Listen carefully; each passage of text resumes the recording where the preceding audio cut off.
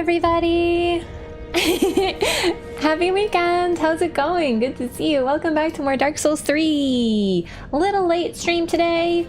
I wasn't feeling well earlier. I put it on Discord, but you know, that's where you should find out if I'm ever late or not streaming. This will be on Discord most likely. I bet Alan Wake would love Dark Souls. Would he? I think he would. You're right, because it's all about loops and endless cycles and being trapped and cursed in darkness. And being of the dark and also of the light. Yeah, I think Alan would love it. I have a good bead on Alan now. I'm an Alan expert. Okay, I guess we'll play Dark Souls 3 today. Yeah, it's a little bit of that. It's a little bit of, I guess it's Dark Souls 3 time. No, I like Dark Souls 3, especially the next bit. It's time for Aldrich, who's one of my favorites. Unfortunately, though, I love leaving Aldrich for last. Aldrich is my favorite, I shouldn't say last, not dead last, but you know, if you're familiar with Dark Souls 3, which I'm sure most people are here, you have to fight a number of bosses and then you get access to more. And I think the trigger is taking out every other throne individual. 1, 2, 3. So 3. And we have 1. And we're on the way to 2. And I know where 3 is. So basically, an event triggers, and I just have a soft spot for having Aldrich be the trigger to the event, basically. Are you feeling better? I am feeling better, yeah. I don't know, I was just having one of those days my stomach was really bothering me. I don't know why, because like, I didn't eat anything. I only ate the food that I made that I've been eating. I don't know, it was just like one of those days. What's after Dark Souls 3? So Dark Souls 3 is probably, it's not going to take too long, but I am hoping to do New Game Plus just because this game, I didn't even do New Game Plus for Dark Souls 2, which is my favorite, but the fact is that Dark Souls 3 has a lot of stuff that's very mutually exclusive. So while Dark Souls 2 has the most content that is exclusive to New Game Plus, there's ways to go into New Game Plus without actually going in, which would be the bonfire aesthetics. So I was able to show off most of the cool stuff without having to actually do New Game Plus, but in 3, there's a couple quest lines that you just have to make choices, like Cirrus. I did not do Cirrus's quest line because I wanted to join the Rosaria's Fingers, and if you join them and like go and do their stuff, well, she doesn't like you. So, for example, we might want to do Cirrus's quest. But basically, Dark Souls 3 is going to take a bit more for that reason. And then I'm thinking Sekiro. Leave Demon Souls for last, which it would be kind of strange, I know, but I think it'll work. Remember seeing the Rain of Arrows attack in the DS3 trailers, being so excited, only to find out it was one of his attacks? Really? Ugh. Also, what's up, Rob? What emote is that? Should I check? That's troubling. Very troubling emote.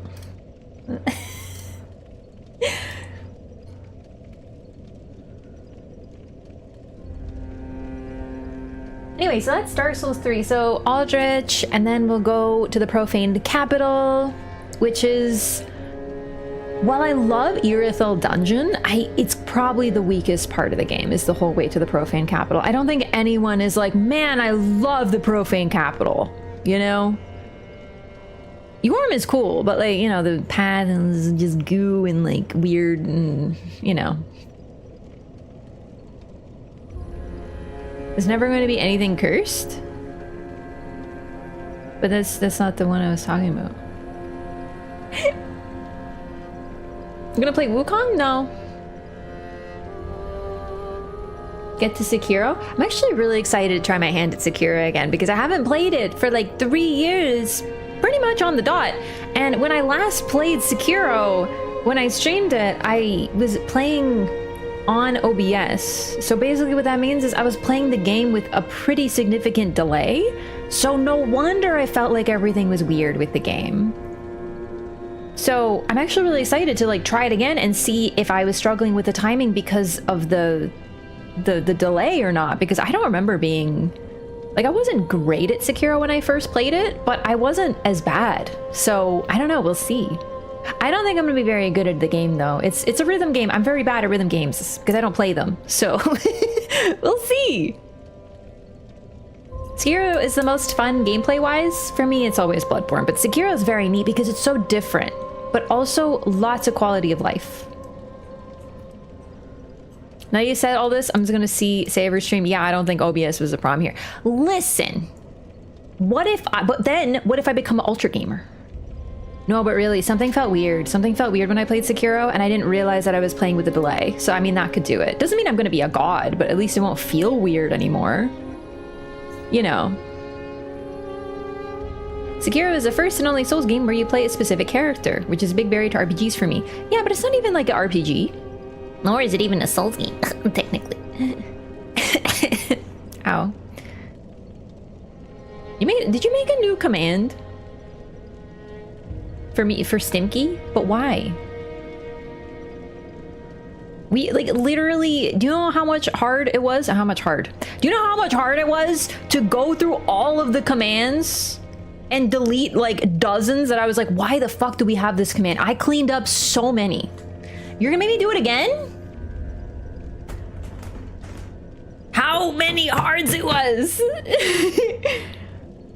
Your parries will be gods here and you'll fall in love, you gotta believe. No, please don't misunderstand. I loved Sekiro. It's just, I felt like it didn't love me, but then again, that's fine. I don't care. We're here for the punishment. Like, we're not here, we don't play Souls games because we're gods. We like being punished by them. I honestly, this is my hot take. This is a very hot take. If you're too good at Souls games, then maybe you should just not be, because you're supposed to suffer a little. If you're just like clapping everything hitless, then what are you even doing? You're supposed to suffer. You know? This is my copium for like not being good at Souls. Yeah, have you considered getting bad?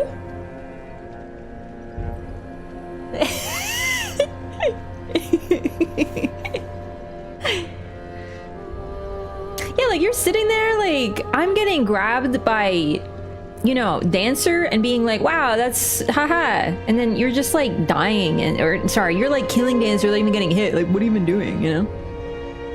People are too good at these games nowadays, and I feel like some of the original intent is fading with it.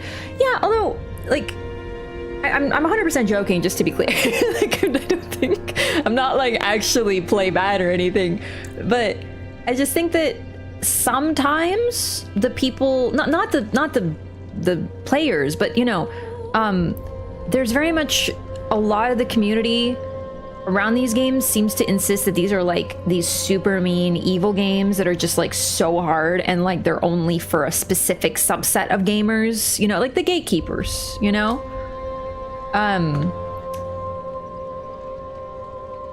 OBS VODs is your second time playing? Yeah, I'd already played Sekiro.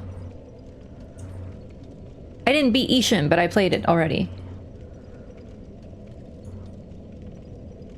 Anyway, I lost my train of thought. I was basically just like, you know how I feel about difficulty. You know, people come in, they're like, what do you think is the hardest game? What's the hardest boss? And it's like, I hate that dialogue because I feel like it just sort of gets into it focuses on the wrong stuff. Yeah, personally, I think FromSoft games are baby games for baby gamers like me. I'm a baby gamer. I'm a little baby gamer. So, don't understand the spirit and the journey? Yeah, but I'm not gonna like tell the folks who are like really good at these games that they're playing them wrong. That's not really what I'm trying to do either, you know? Like, wow, you're so good you can literally play these games like hitless with your, you know, hanging upside down with your hands tied up, like...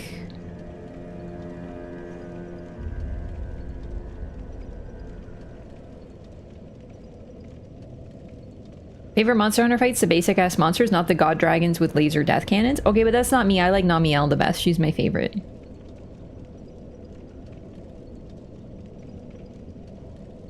Yeah, I'm calling out every single hitless hardcore gamer, obviously. That's definitely my intent right now. I'm actually starting some major beef.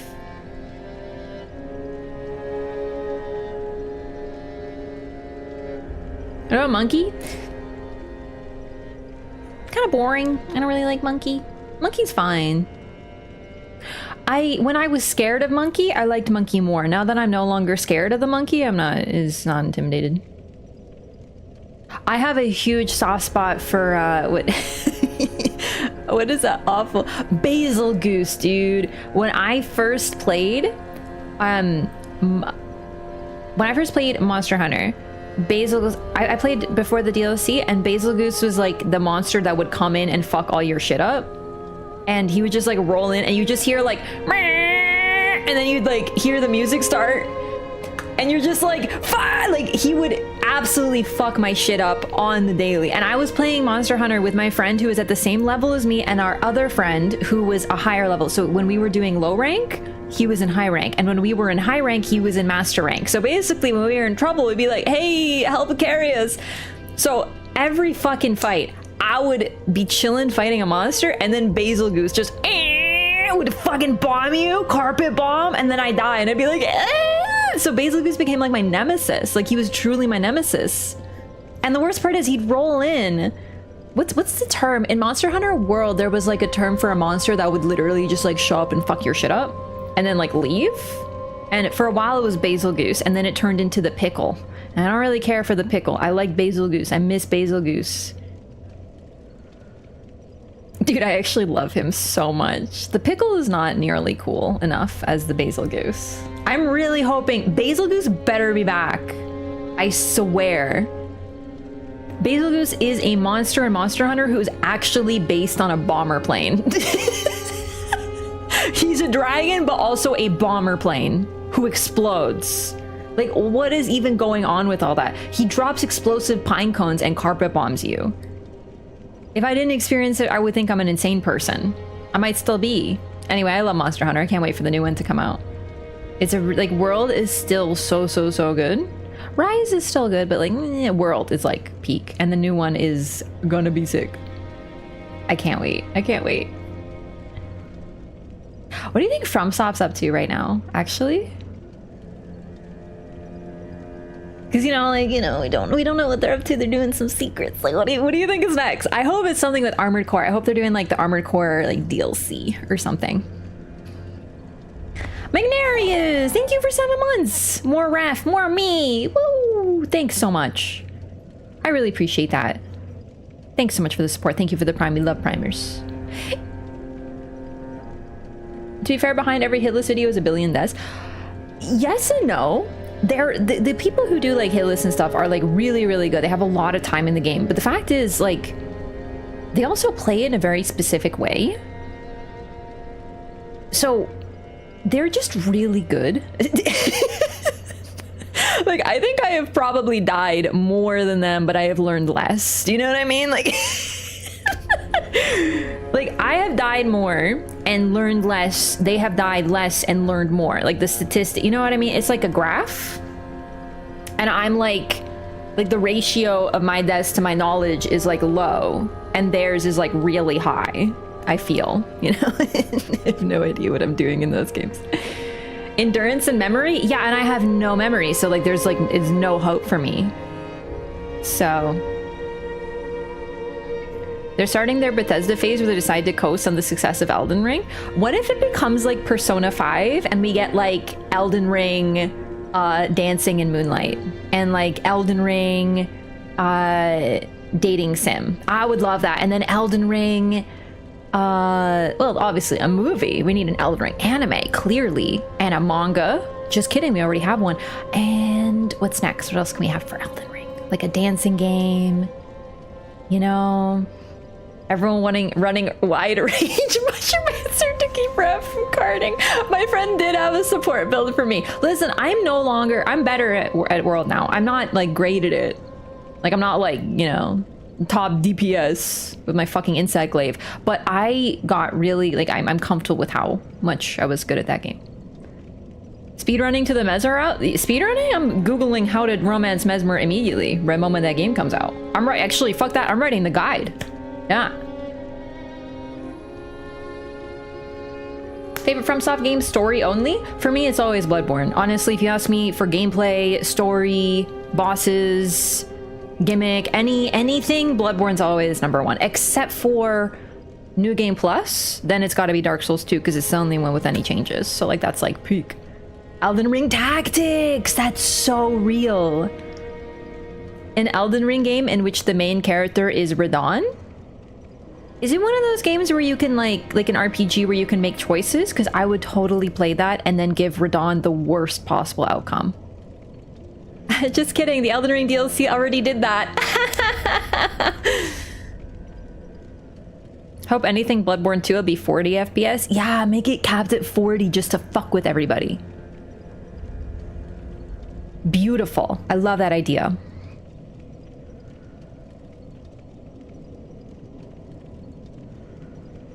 Dynasty Warriors clone, but with Radahn and his army. Why Radahn? Didn't we get enough Radahn? Like, are we not sick of Radahn?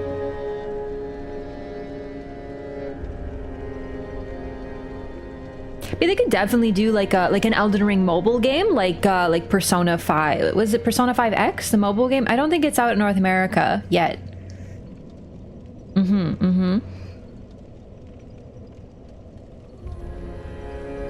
Because he is huge and rides a horse and throws moon-sized rocks. But yeah, like what? Like Radahn is over. Stop trying to make Radahn happen. It's not going to happen. Yeah, that's me. I would simply not play it, is the thing. If there was like a Radahn-based video game, I'd be like, I'm afraid I've already played this. It's called Elden Ring DLC, and I would not play it. I'm good. How about more Godfrey? I could deal with some Godfrey. I'm a Godfrey enjoyer. I just don't like, what else is he gonna do? Like, suplex somebody?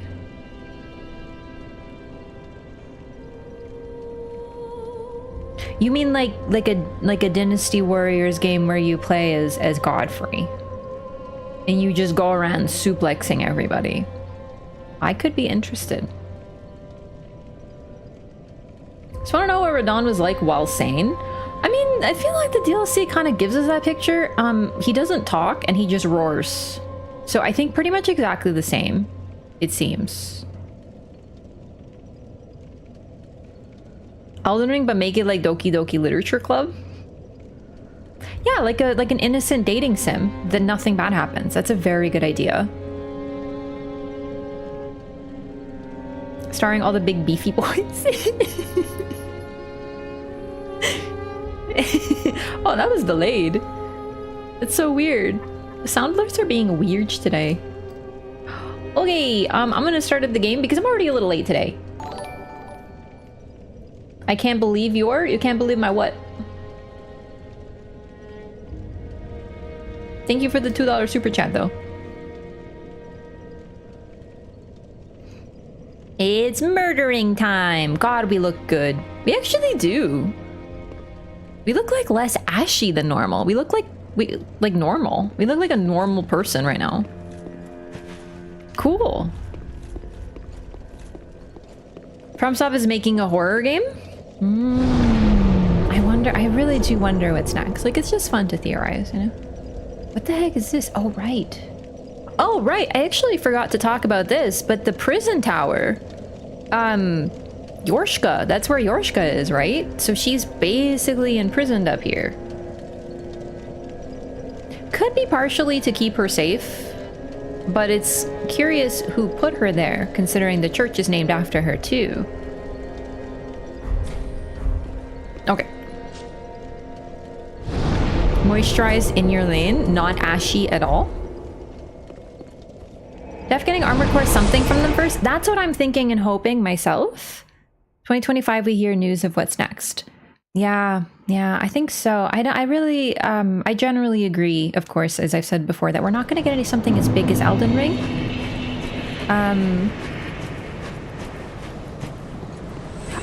Oh my god, yeah, I just want to point this out because it's actually really cool again. So the same as Anor Londo, they have two sets of staircases. For like the little shorties and for taller folks right here, right? Like these steps are bigger. So it's better for folks who are bigger, the non-humans potentially.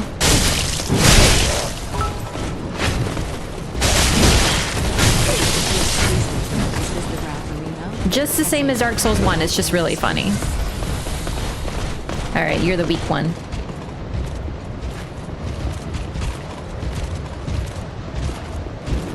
Is this the Raffarino? As in the Raffarino streamer? The streamer previously known as Raffarino? God, I hate shields. Shields are so cringe.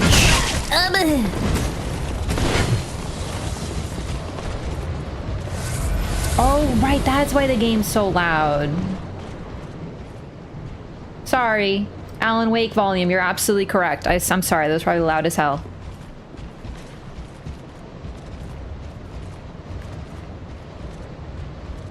Today there was a geek culture event in my city. There was a Ronnie 3D model that was really pretty. This does not surprise me at all. Way too tank.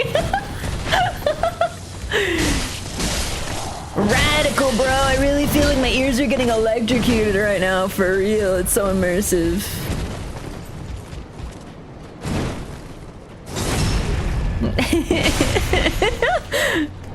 No, it was fine. Yep.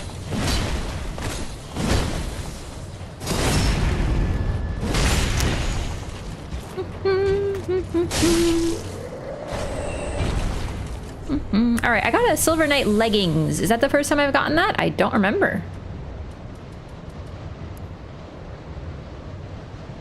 Said that even after the family's passing, the knights continued to watch over their manor and the ruined cathedral.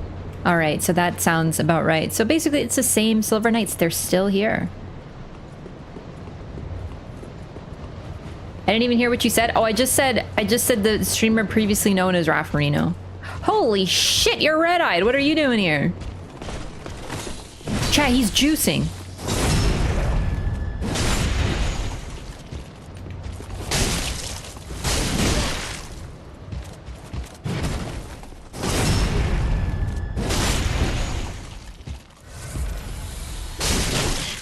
It's just practice for me to speak up, that's all. Like when I was young.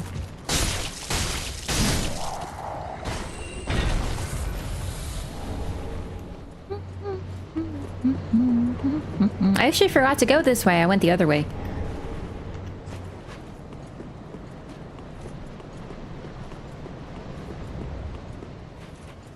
Can I open this? No, no, no. Okay.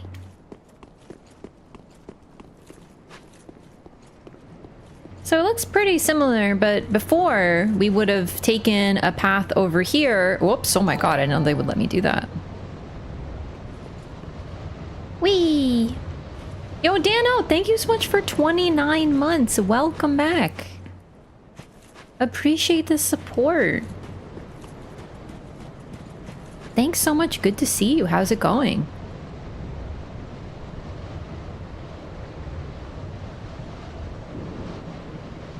Also, like, there was more of a city, but it could be this is all they needed.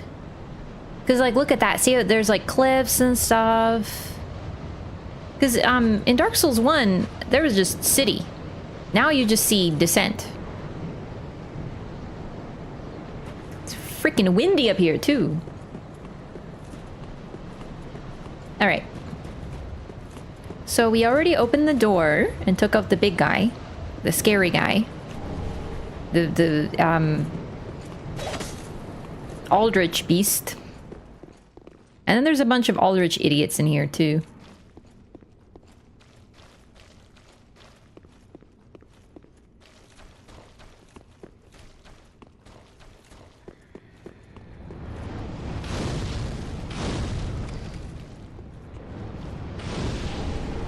Moonlight arrow.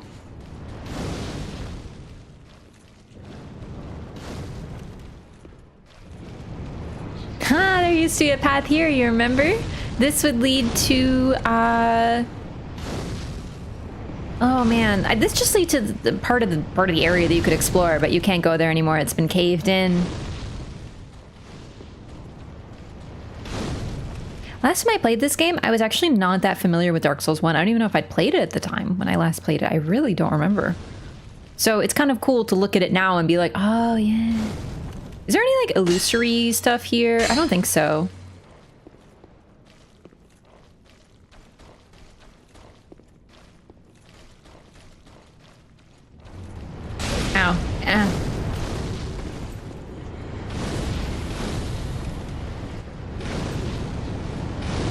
Yeah, a bunch of nerds.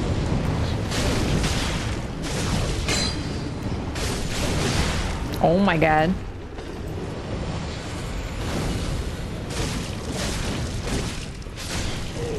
Very similar to, well, Dark Souls likes to do this. These guys were bosses. They're like, I don't know if you would even call the deacons bosses, but all of them together made up a boss. And, now you fight them here. Deacon's skirt. I think that's new. Skirt worn by deacons of the Cathedral of the Deep, worn on the inside of the deep red robe. In time, those dedicated to sealing away the horrors of the deep succumb to their very power. It seems that neither tending to the flame nor the faith could save them. That's really interesting.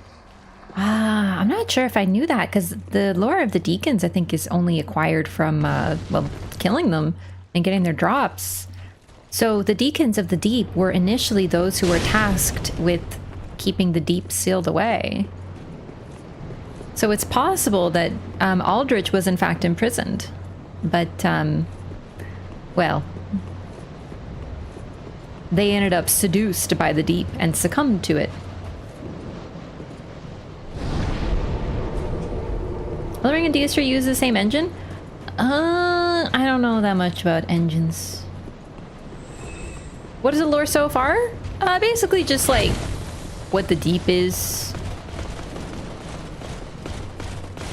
I think we're ready for the boss though. I can't think of any reason I shouldn't fight Aldrich yet, so I guess we will. Ah, the moonlight arrows! I wanted to read those. That's okay. Excuse me? Excuse me. Let's go, dude, I'm so pumped!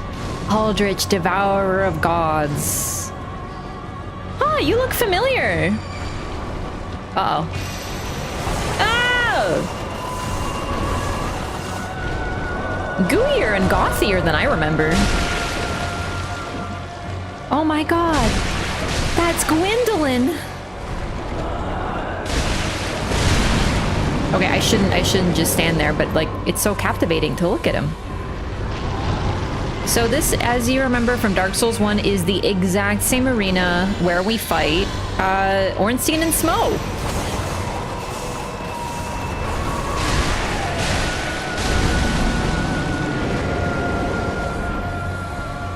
And this is indeed Gwendolyn, or at least what's left of him.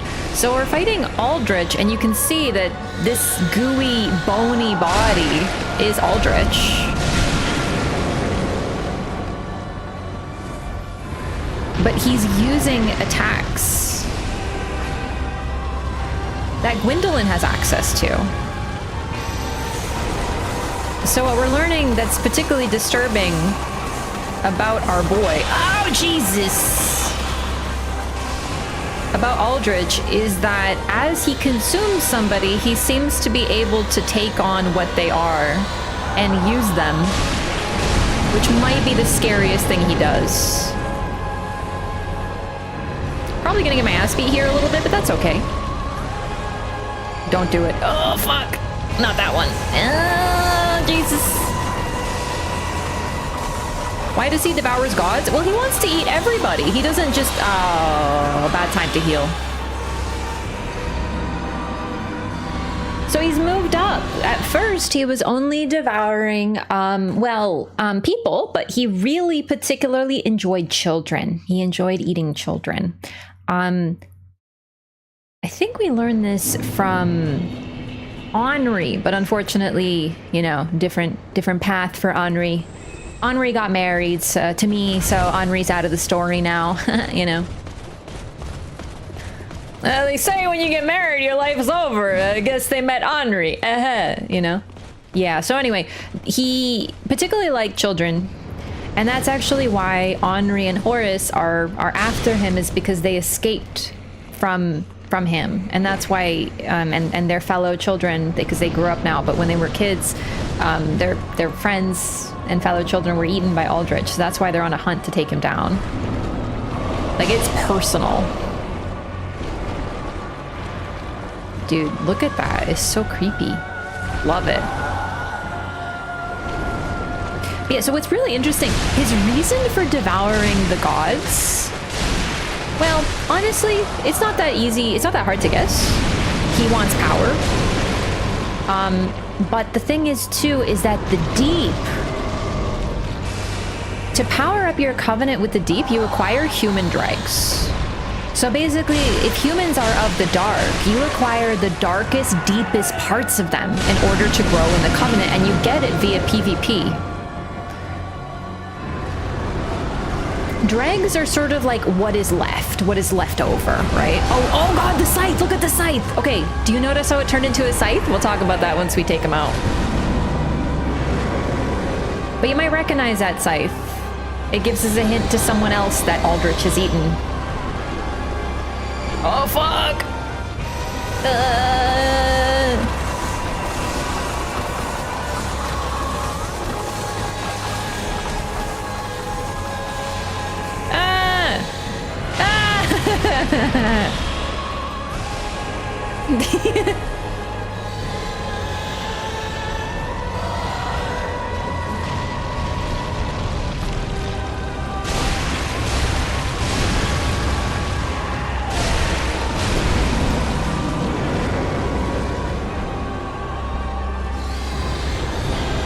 Yeah, so dregs are what's left over.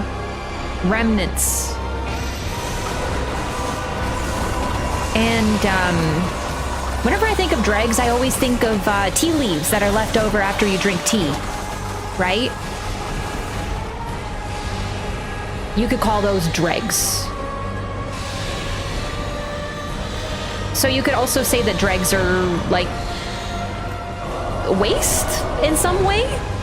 And I wonder if that is part of his reason for now wanting to devour gods.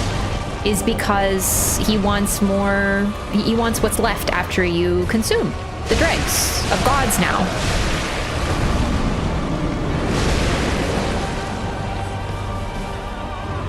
Ooh. Man, I do love this fight.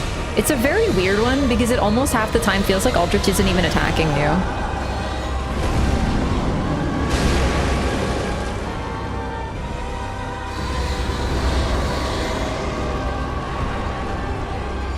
Oh, not the fucking arrows again.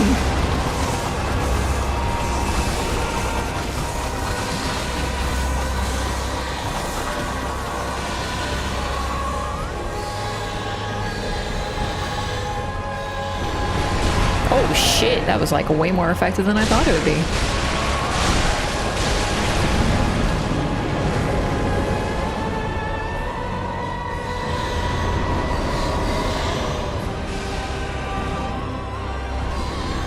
Does Gwendolyn's crown look different?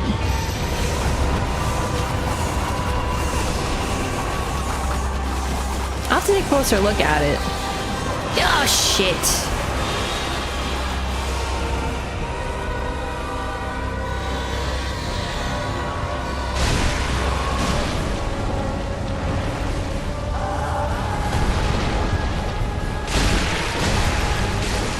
Or I will instead kill you. Can I see? Show me, show me, show me, show me, show me. Show me, show me the... only saw it for a second. Cinders of a Lord and Soul of Aldrich. Does the crown really look different? Honestly, I can't tell. It looked pretty much the same to me.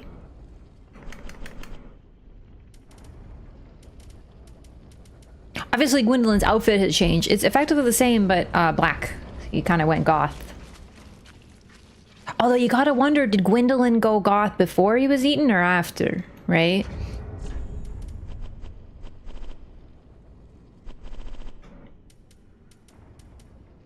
Where are my Lord Cinders? Cinders of the Lord. Left by Ugh, look at that. Oh my god, that's so horrific. It's like a eaten out skull. Ugh. Like half of one. Ugh. Left by Aldrich, devourer of gods. If the lords will not return to their thrones themselves, let them return as cinders. Aldrich became a lord by devouring men, but was disillusioned with his throne, and so took to devouring gods instead. So basically, the eating of the gods occurred after he came back as a Lord of Cinder. It's a new idea that he had. And considering, according to the lore that we learned from Pontiff Sullivan, oh, look how gooey it is in here. Ooh. Pontiff locked Gwendolyn in here. He locked a god in here. And now we know that god was Gwendolyn. It may not have been the first, but he is the reason that Aldrich was eating. So potentially it was Pontiff's idea to be eating, you know, gods. Also, we have the statue of Guinevere and of Gwyn here. And then on, just like in Dark Souls 1, on the right hand side of Gwyn, we have no statue. This is likely where the Nameless King was depicted before he was struck from the annals of history, and every single statue and depiction of him down to his name was completely erased from history, so we have no idea about anything to do with him. What happened to Guinevere? She left before the events of Dark Souls 1. She left when Gwyn did. So she hasn't been in Anor Londo for a very long time. We have some idea what happened, not too much. Some people think that she might be Rosaria. We'll get to that. It's a little bit later. We'll see if we can come up with our own theories. It's not really outright stated. It's more hinted at. Switching from eating men to eating gods is as easy as it sounds. Yeah, the thing is, too, is by the time he became a Lord of Cinder, Aldrich was very powerful. They made him a Lord of Cinder, according to Hawkwood, not for virtue, but for might. Like, they needed someone strong to link the flame, and they had to be him. So, you know, think of the song and dance we went through in Dark Souls 1. You know, oh, follow in the steps of Lord Gwyn, link the flame, save the world chosen undead. Only you can do it. Versus, so you've eaten a lot of people, but we really need you to link the flame. So can you do it? Do you know what I mean? Like, you see how desperate the people were. They picked him because he had the capacity to do it when no one else did. Look at this one too. So this is the soul of the Deacons of the Deep, and this is the soul of Aldrich. These are many surrounding one whole, making up a whole. This is an absolutely massive soul, surrounded with like little bits on the edge. When Aldrich ruminated on the fading of the fire, it inspired visions of a coming age of the deep sea. He knew the path would be arduous, but he had no fear. He would devour the gods himself. So, this is where we get the idea of what the deep is. It's the deep sea. So this is sort of, you know, that's all we really get. It's associated with water versus fire.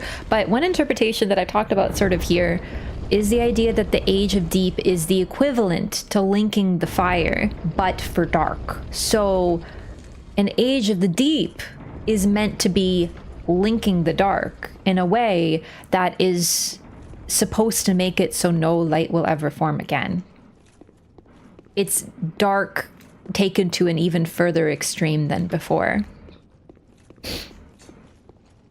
It's Cthulhu? Kinda. I mean, the idea of it being, you know, below the sea, deep in the darkness, yeah, that's definitely present. Which boss in Dark Souls 3 do you not like? I don't really not like... Well, I don't love the one that's just armor. I don't remember why. I don't really care for the Crystal Sage, but it's just like, whatever. I don't mind the Crystal Sage either. I don't think I don't like many bosses. Oh, the fucking Wyvern. I hate the Wyvern. But it's just a gimmick fight. I'm stupid. Where is it? Ring. Here we go. Sun Princess Ring. So this is where you meet Guinevere, but no one's here. Ring associated with Guinevere, Princess of Sunlight and eldest daughter of Gwyn, the First Lord. The ring is vaguely warm like a beam of sunlight and gradually restores HP. Guinevere left her home with a great many other deities and became a wife and mother, raising several heavenly children.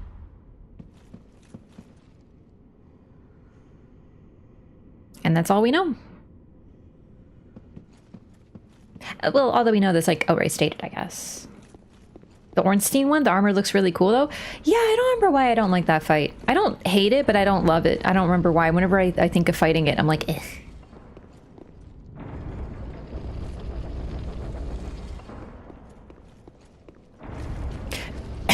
Sorry. I breathed wrong. So that's one thing that we do know about Guinevere. We know she left. We know, according to Dark Souls 1, she married the fire god Flan, and she had children. This is confirmed in this game, specifically. We don't know what happened to her other than that. This is like armor bosses, which is why I like DS2 so much. I like dudes in armor. I don't like fucking armor that swings at you.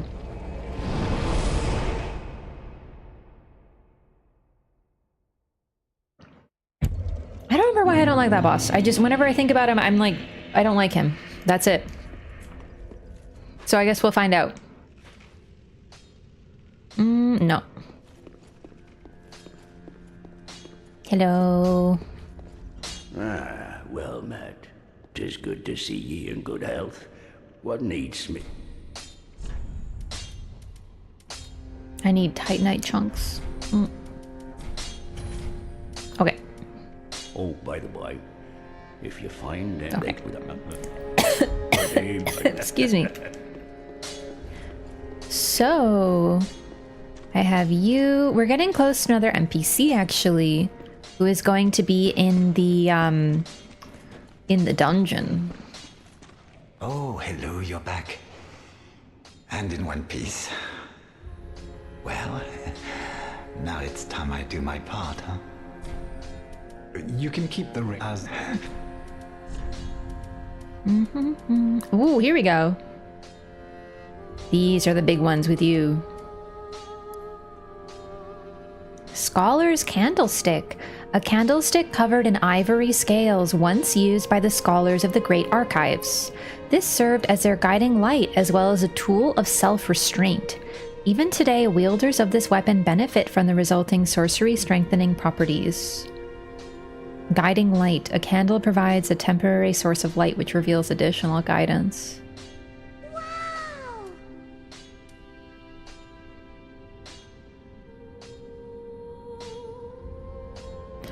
Lothric Knight Sword. So we have new items I haven't read yet with him. A well-crafted straight sword designed for thrusting attacks wielded by the venerable Knights of Lothric. The Knights of Lothric with their drakes once crushed anything that threatened their shores. Of course, that was a long, long time ago. So just like Drang Lake, apparently, with the Dragon Rider Knights and Vendrick, the Knights of Lothric use drakes in order to fight. Pretty interesting how they're so similar. Sorcery boosting item requires faith to be used. Yeah, it's an interesting one. I like Melania. She's neither a dude nor an armor. Well, to be fair, I also really, really enjoy the Dex ladies, but that's a separate category. Every single FromSoft game, most of them, have a super fucking cool Dex lady, and they're in like a separate category. Dudes in armor are my favorite, like Sir Alon, Fume Knight, Gwyn, Artorias. Those are like some of my favorite bosses listed right there. But then of course we have the Dex ladies. So Melania, Maria, Frida, Emma from Sekiro. Dark Souls 1 doesn't quite have one that fits fully, but Priscilla, you could argue, is sort of the Dex lady. Dark Souls 1 in general, though, doesn't tend to have some, like, it doesn't follow the rules, I guess, because it hasn't quite cemented them yet. So the idea that there's always, like, a soft-spoken level-up lady with a secret. Yeah, we didn't have that in Dark Souls 1. But even Demon Souls had it. So, yeah. Yo, S, welcome back. Thank you so much for 3 months. Thickfree is best when he's half naked. See, that I highly disagree with. I prefer Godfrey as a dude in armor. I think Godfrey phase 1, as simple as he is just like peak. And then he takes his clothes off. And normally I wouldn't be so disappointed, but what can you say? Everyone has different tastes. You know, I'm not trying to shame. If you like Godfrey with his clothes off, I'm so with you. I'm there for you, you know? I love it. Rolana. Yeah, absolutely Rolana. Rolana, though, I think fits in the Dex Lady category.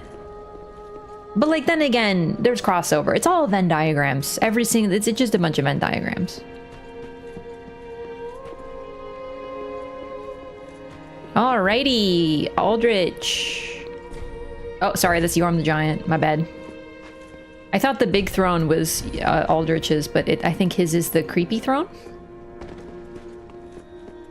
Yupperino, Saint Aldrich of the Deep. Yeah, that's the thing. I forgot his title is Saint Aldrich. That's so fucked up. Does Mesmer count as a dex lady or a dude in armor? He counts as my husband. Does that answer your question? That's actually another category that I have, husbands. So Fumnai is a husband, you know. Aha, thou returned, and a fine day it is. So, happened upon any twisted souls? In fact, I have. Okay. Soul of Aldrich, here we go. Life Hunt Scythe. It's a miracle. Does this sound familiar to any of you experienced Loreathon gamers? Because if I'm not mistaken, Life Hunt Scythe is what is used by Priscilla. She's the wielder of Life Hunt. And remember I pointed out the scythe that Aldrich used in the fight? Same scythe. Steals HP of foes using an illusory scythe. Aldrich dreamt as he slowly devoured the god of the dark moon. In this dream, he perceived the form of a young, pale girl in hiding. So, while he consumes, he's sort of having like a nap while he's, you know, consuming somebody while it happens slowly. So he also seems to consume parts of them in turn, including their memory. When he sees the young, pale girl in hiding, it could be referring to Priscilla, but the fact that he possesses the Life Hunt Scythe suggests that he already ate Priscilla, because that's why he's able to use it. But it could be referring to Yorshka as well. The fact is, Yorshka and Priscilla are very similar. They're most likely siblings. We now actually get an idea of more of the family tree. Priscilla's status was not really known in Dark Souls 1, but based on Yorshka, Gwendolyn, young pale girl in hiding, both of them having dragon traits, and Yorshka specifically referring to Gwendolyn as her brother, Guinevere as her sister, and Gwyn as her father, they're siblings. They're all siblings, which means Priscilla was a sister to Yorshka. Yorshka is yet another one of Gwyn's children that we didn't know about until this game. And they're linked in this way too, because the idea of a young pale girl in hiding could refer to Priscilla. She too was hiding in the painted world. It was her home and her prison, but also potentially a place she was hiding. Basically, what this is also saying, though, is most likely if Gwendolyn had been fully consumed, if we hadn't taken out Aldrich, once he finished eating Gwendolyn, would have gone after Yorshka, too. So we save her from this fate by taking him out as well. Alana deserved better lore and a cutscene.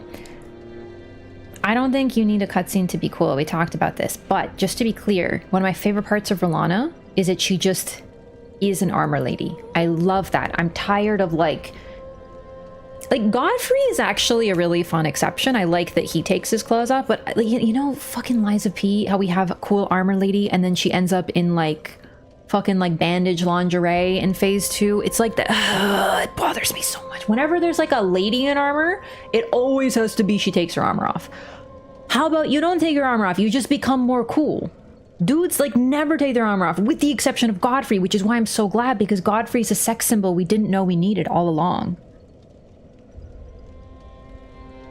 She does what? She does exactly what I just said. There's a boss who's like a fully armored individual, and then in phase 2, she takes her armor off, and it's literally like lingerie bandages. Luxasia lore kind of stinks too. It's incredibly cliche lore. I have no problem with the idea of they loved someone, so they did stuff for them, but the problem is, too often, it's just used as a shortcut in order to, like, it's always women. It's always like, she's a female character who's in love with a boy, so that's her lore. She's just in love, that's it. It's totally fine to make a character's motivation love, but the fact is that whenever it's a female character, it tends to be the cliche, typical romantic love, where there's so many more different ways to develop this. For example, Emma. Emma loves her people, and she loves her country, so she fights you because she's scared of what you're going to become. Melania is in love with her, not in love, but she loves her brother, her twin brother, and is very loyal to him, so she fights you to protect him, even though he's long gone and isn't coming back. There's different ways of depicting love, but the whole one line of dialogue, she was in love with boy, that's her lore, it's so fatiguing. It made me really disappointed in that section of that game, to be honest. It could have been so much more interesting. They could have developed it a lot more. Take off armor, I sleep. Put on more armor, based. Yeah.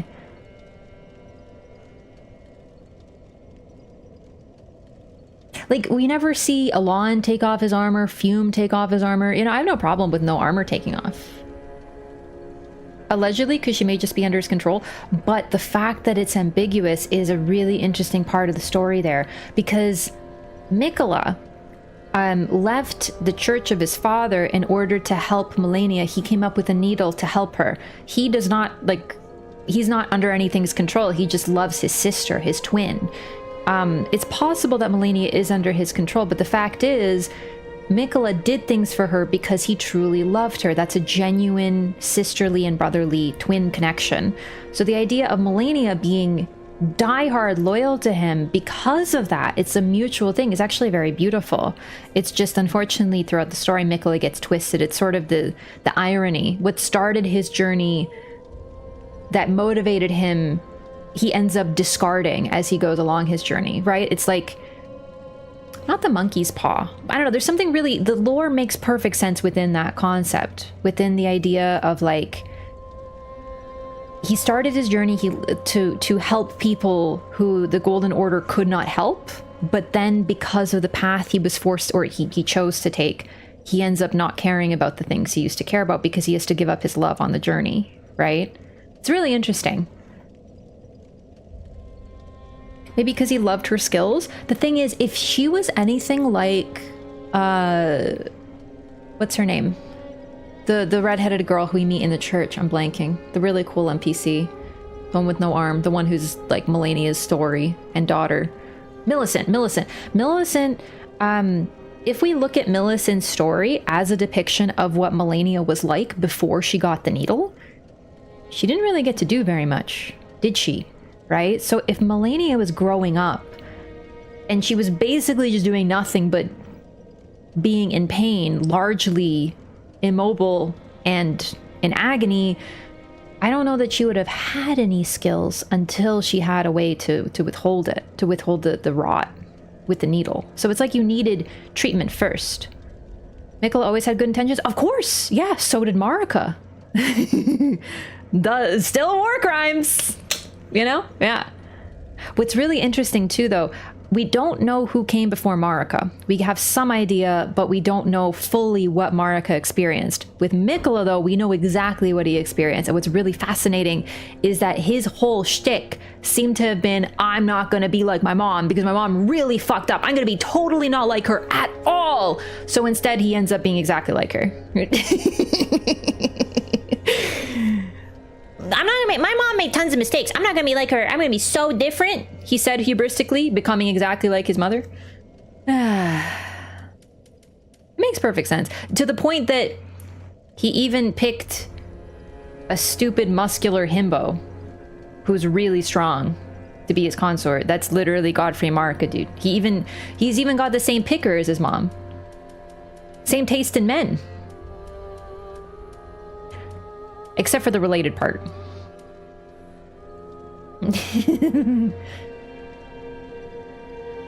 More narcissism than charity? I don't even know if I go that far, Ollie. I don't think so.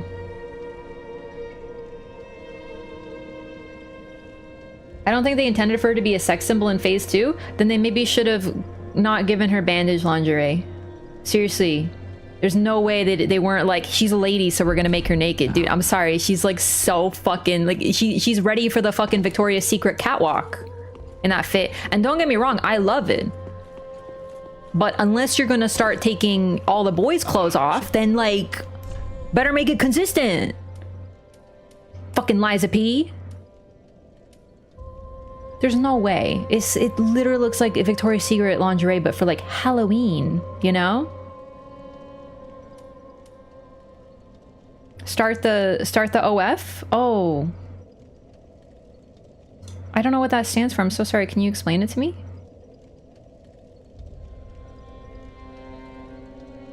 Oh, too slow.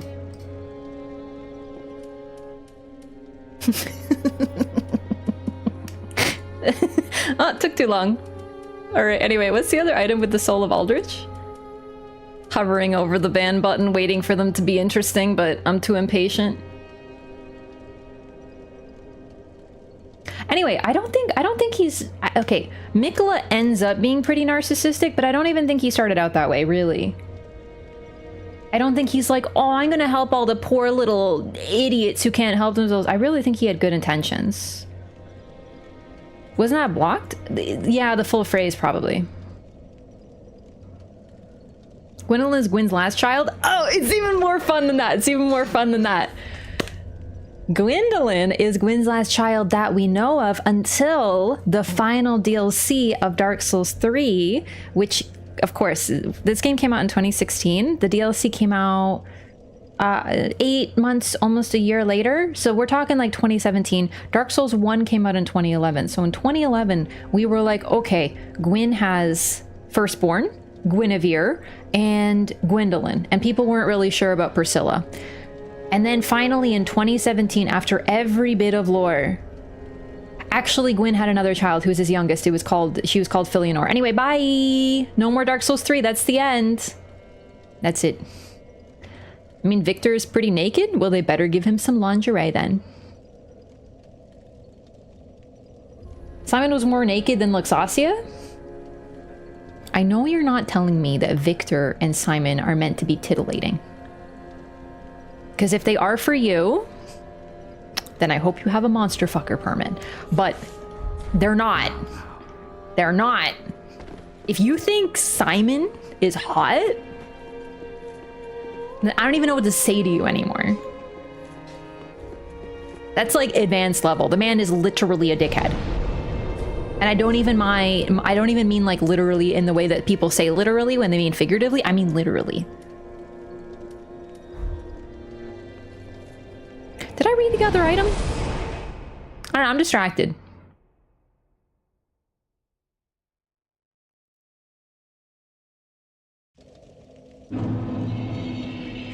Maybe that's the appeal?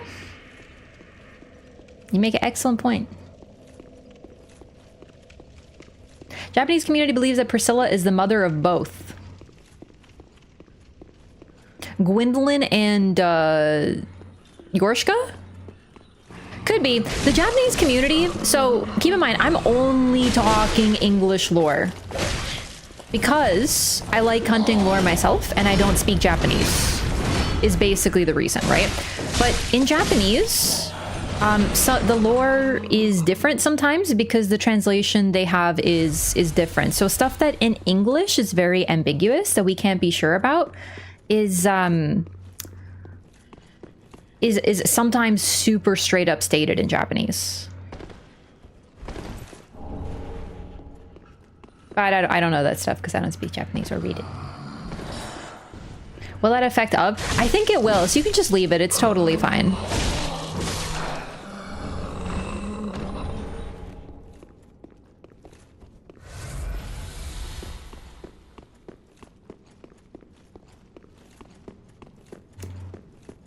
Because it might change with capitalization. It's okay though. Oh shit, I forgot you're over here.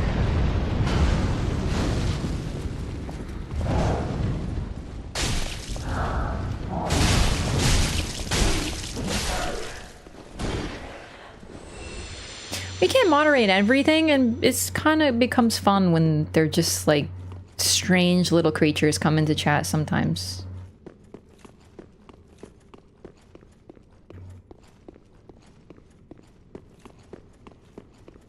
Likely to be cultural references that we don't understand, for sure. But apparently, to those who speak both English and Japanese, there is some lore, or like I guess read in this case. There are some things that are straight up just like, yeah, okay, yeah, please. Yeah, just not capital. We're testing. It blocks it. Yeah, please remove it. Please remove it from the ban list. Hey, Alva. You remember him from Dark Souls 2? It's the same guy.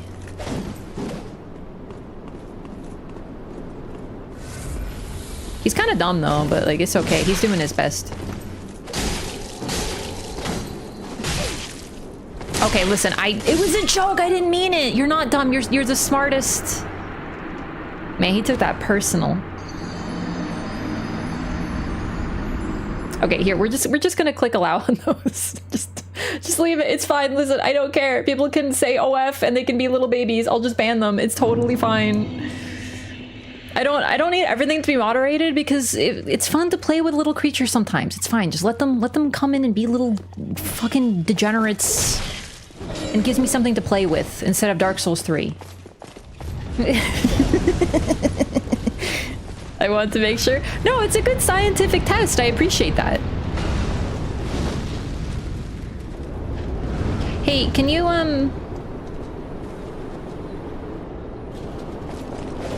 so you guys are like, this is where your leash ends? Even if they're not that interesting, it does tickle me. Like, honestly.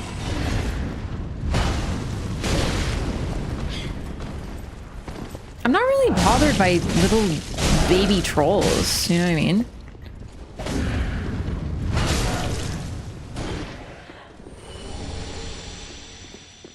Yeah, stop being effective. Let me play. Like, literally, you're trying to make you're making things too, like, you know. Oh, I have to be fucking embered. That's why I'm not getting invaded. I forgot.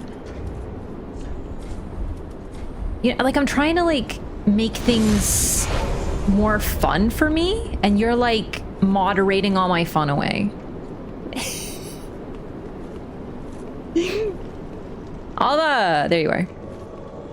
So Alva, if you remember, is the one who was trying to cure a saint. Holy shit, that's cool. Of an illness, and he kind of got into like a 1v1 situation and had this whole rivalry with an evil witch named Zuli. But then it turns out that they were doing an enemies to lovers arc, and instead they fell in love. And they ended up helping each other. So the fact that he's the seeker of the spurn kind of gives us a hint as to what he's up to.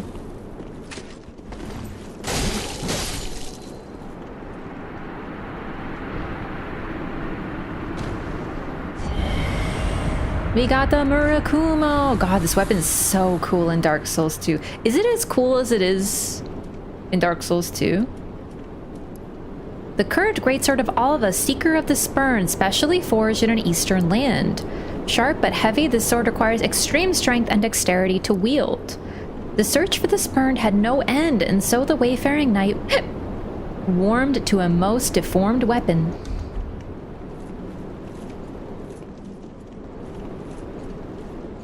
Like, Lyco's trying to be like, we will have no crime people ever. And I'm just like, but what if they're funny? You know, like, you're right, but like, you know, like, what if I want to play with them?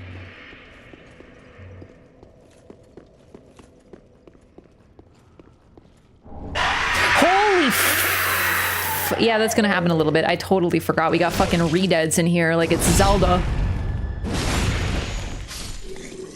Any equivalent to Bloodhound Fang in DS3 in terms of an absolutely bust-renoed weapon that can carry you through every single fight in the entire game? I don't think so. Is there a Bloodhound Fang in this game?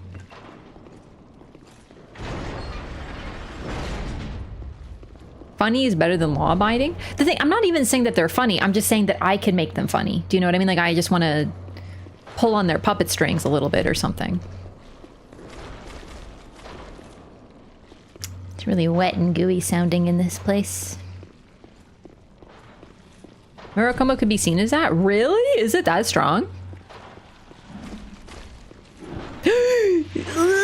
Pukey ladies.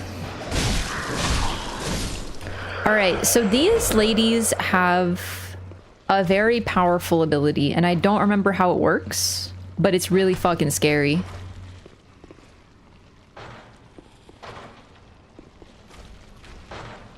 This guy's gonna try to shove me if I walk out, right? Yeah, exactly like that. Welcome to Irithyll Dungeon. This place is a lot like the Tower of Latria from Demon's Souls. In fact, arguably, it's the closest they've ever been to sort of remaking that area.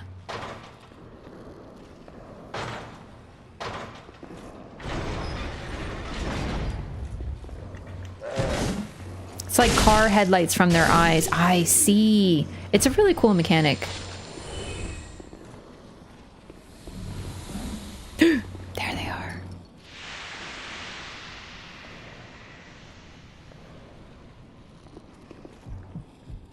There it is. Look. Look what she's doing. She's shrinking me. She's making my health bar small when she looks at me. Oh, Jesus. Oh! I got branded. Yeah, it happens exactly like that. Those dongles. Oh my god, I love this place. It's so scary. They make you so small. They look at you and you just shrivel. Oh my god, it's happening. Oh my god. Oh my god. Look how little we can become. Wait for it. Wait for it. Wait for it. Even more. And now we're like literally 1 HP and we die to everything.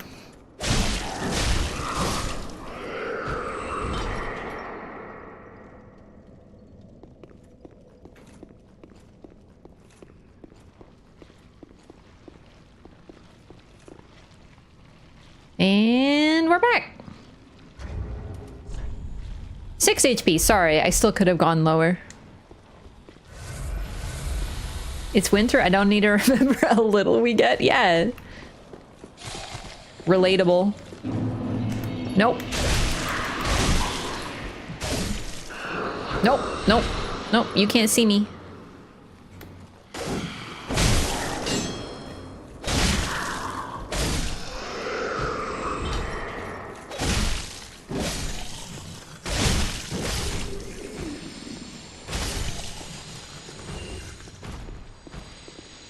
See, this place is a little scary.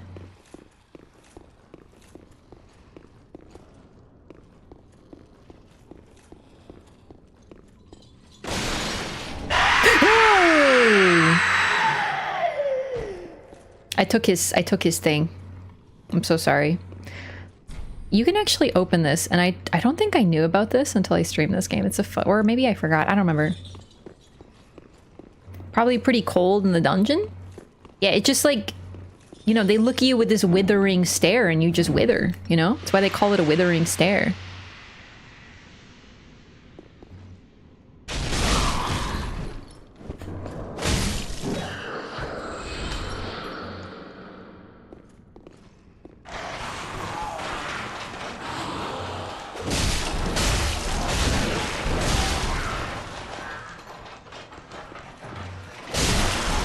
So, Irithyll Dungeon is pretty horrible.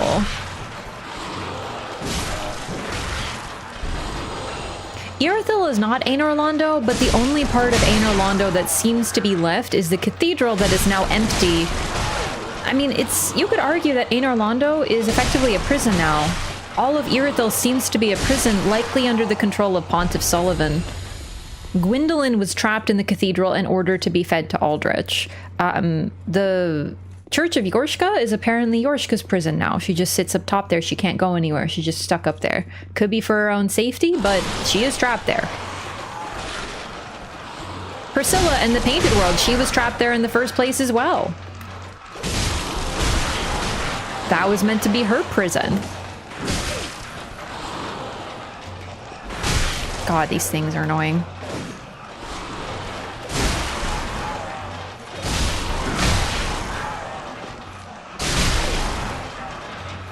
They got such long legs.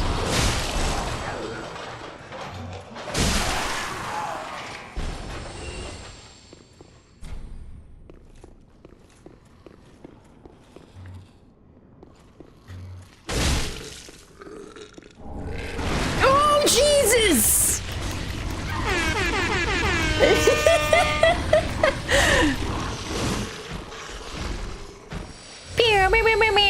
Got grabbed. Perfect. Pontiff was born in a prison. So actually, that's a good thing. That's a good concept. We don't know if the other painted world was a prison, but we don't even know if that's what it was initially meant to be, the painted world of Ariandel. But Gwyn did use it as one. But we don't know that it was initially meant as one. So slight difference there. Not again!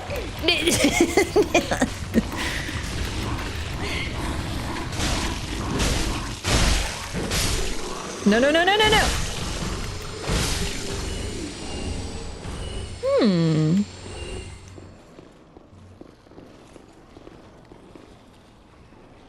God, it's so gooey in here.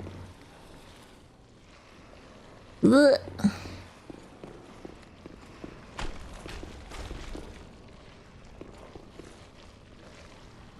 I think we'll just keep you in there. Just kidding, we'll let you out.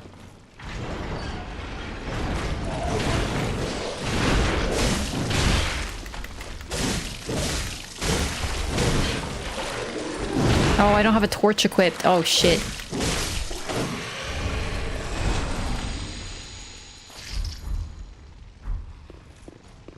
Oh, great magic shield. Nice.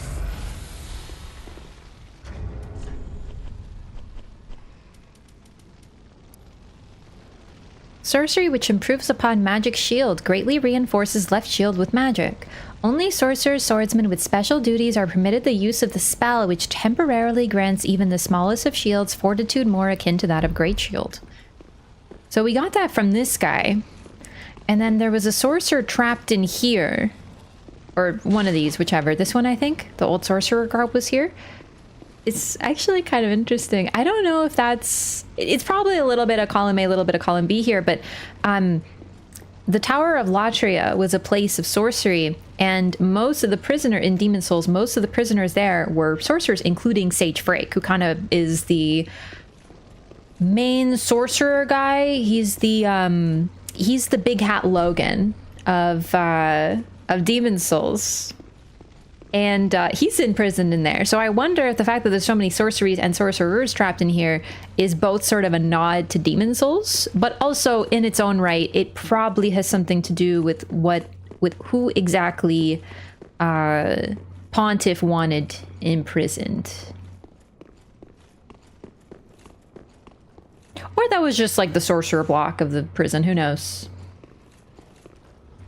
We've been the dancer? No, we can't get... Well, okay, we can get to the dancer. But in terms of following the story, we're not at the dancer yet. You have to defeat all of the Lords of Cinder in order to organically access dancer. Eh? I don't even know what the fuck is making these sounds. It's been so long. Oh, it's probably one of those creepy things. Hello.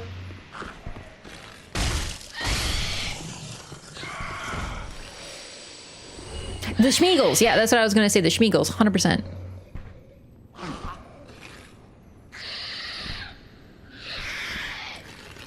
Hey, can you come here?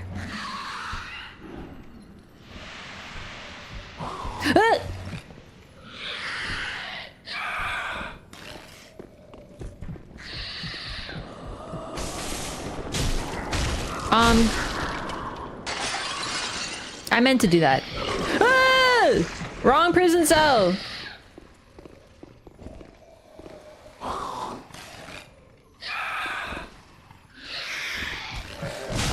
Oh my god, look at the reach that the eyes have. She's glaring at me from across the room. Fuck! I get it. Yes, I get it. You branded me. Yeah, okay, I get it. Deserved? Whose side are you on? You want to put me in prison just for being cute?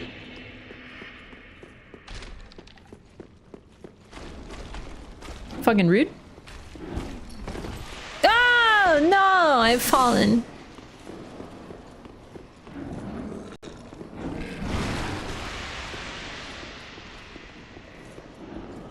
Oh, God!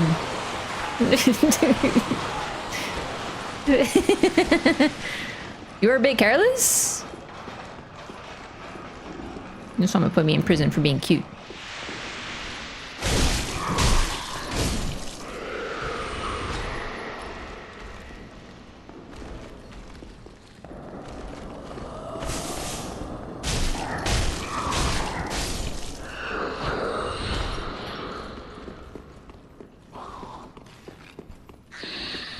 Man, this place really is an assault on the senses, isn't it? Like, my ears hate this zone.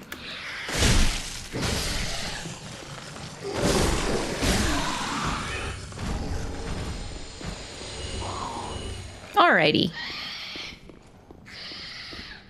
Here we go. Through here. And they did like a little bit of like a Shawshank situation over here.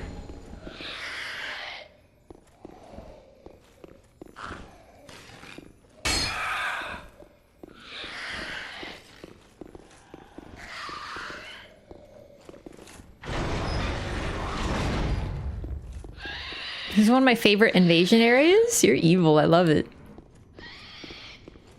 And boom, shortcut. All right, where's that little creature? I think it's down here. It's my first time playing this game.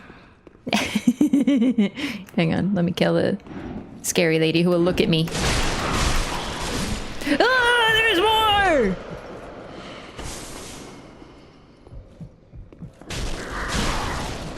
I missed. Oh no. No, no, no, no, no, no, no, no, no, no, no, no, no, no, no, no, don't look at me.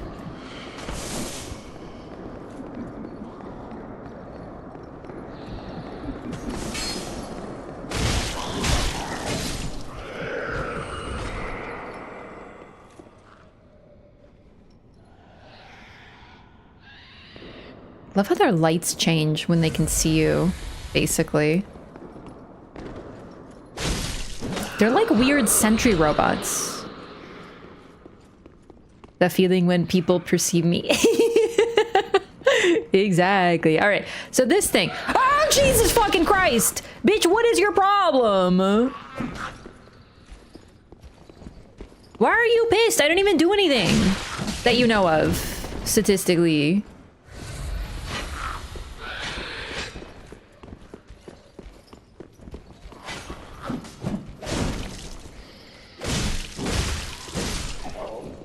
Did I already pass one? Hang on, I think I may have walked past one without even noticing. Because, what happens is... you can see one and it won't hurt you, it won't aggro to you. I must have just walked right fucking past it. This one! Wow, okay, you can see how fucking camo he was, I didn't even notice. Alrighty, so... the first time I played this game, I saw this guy, and I about, like, fucking... peed. He was so scary, and I was like, and I ran, and I noticed he didn't attack me, so I was like, oh, and I took a photo of it. I Snapchatted my friend, and I was like, what the fuck is this thing? And he was playing, but he's ahead of me, right? So he replied, don't worry, that one won't hurt you. And I was like, oh, thank God, because I was like so scared that it was gonna like chase me, right? And I was like, okay, thanks. And then he says, I think that you missed the part when I said that one. And I was like, it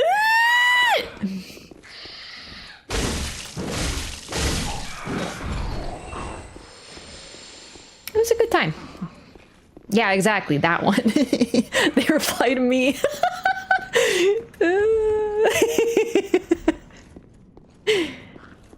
Anyway, he's not friendly anymore.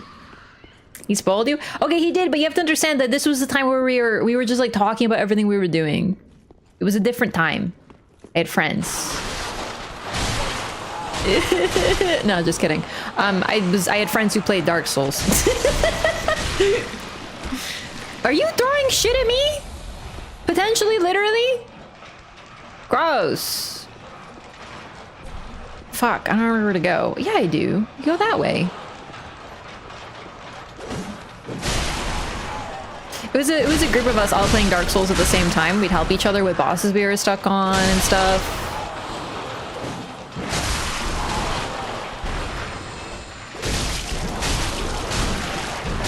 It's very, very collaborative.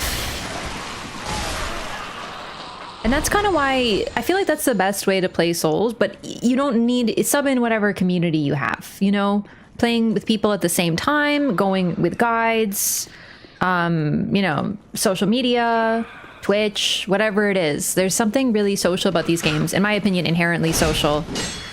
In fact, I don't even really think that's my opinion. I think it's just like the way the games are designed. Even if you're not playing co-op with somebody, there's still plenty of ways to make it social. I feel like it's like baked into the design from the very get-go. All right, so talking about these weird Schmeagol looking ass enemies, you might notice they kind of also seem to have little baby wings on their backs, distended bodies. They are likely trying to become dragons. Basically because they look like Osiris. Well, we'll get into that. All right, hang on. This isn't where I need to go. I wanted to go... Oh, right there. Look at that. The very bottom of the prison.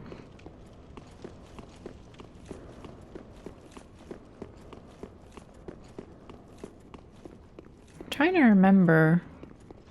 This might be... Open from this side. Is this an Illustria wall thing? Oh, I don't remember this. I don't remember Lotria very well. By Lotria, I mean not Lotria at all.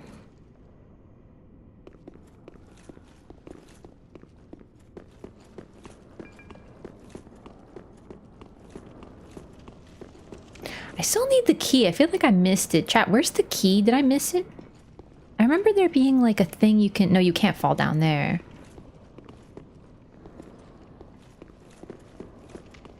We'll have to come back anyway, like we're not done with this area, but I just feel like I've forgotten what I am supposed to do here.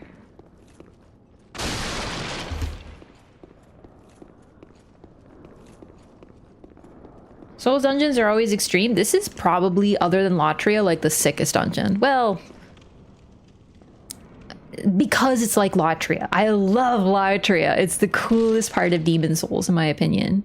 So the fact that this place is so much like it makes me love it. Want to say down bottom, not one hundo? Yeah, I feel like you have to go a little lower to get the key. That, you open the key there, which I don't remember where you get, honestly. I think it's like down there or something. Wow, look at that.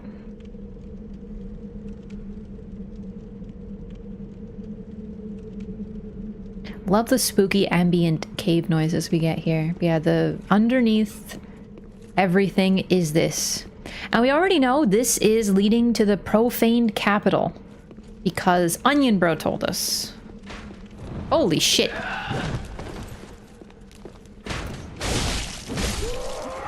Oh my god, that scared me actually. There's more.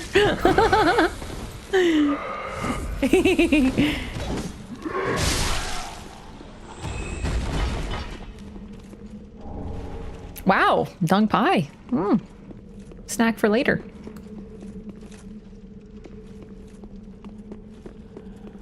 Things betwixt? Sorry, what about things betwixt? This? This place fucking wishes it was things betwixt. It kind of does look like it though with the gap there. I can see it. But things betwixt is cooler. Mimic.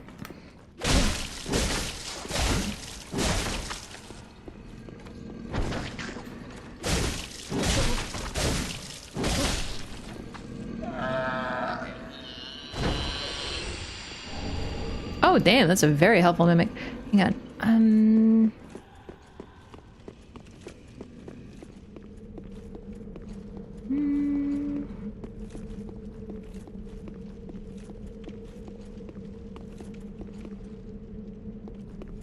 No, I think that's it.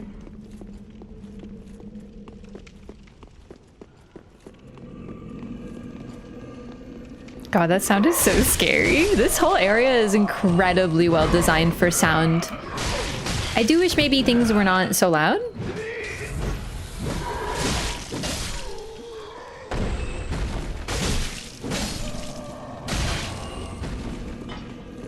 This place kind of reminds me of, in a weird way, Dark Souls 1 catacombs into the Tomb of the Giants, because the whole idea of the catacombs, at first you're like, okay, yeah, they buried the dead here, no problem.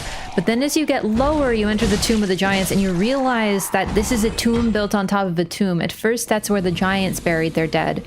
And then atop that, humans started burying their dead. This is kind of the same idea they're going with, that we have a prison that was built over top of a pre-existing prison, or this is all one prison. But the fact that it changes so much when we get like from here to there, right? They were built at different times. While it's all guarded by the same people now, it was basically a prison built on top of a prison, built on top of a city. It's pretty neat.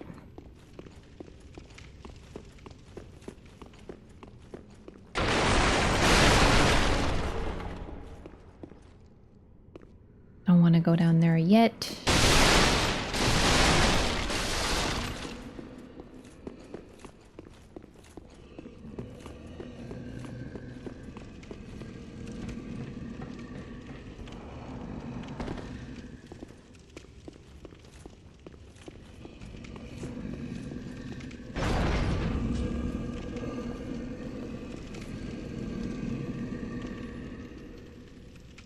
Gooey remains and a sleeping giant.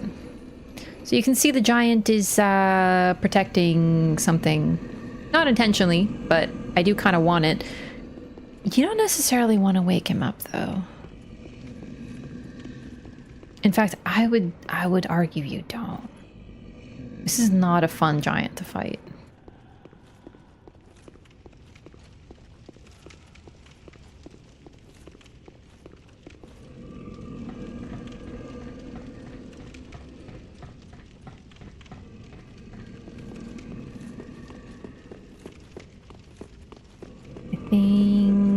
Here.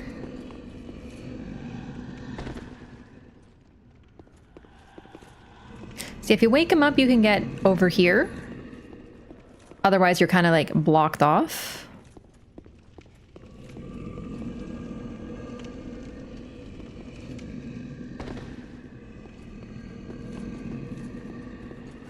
What's this guy's deal?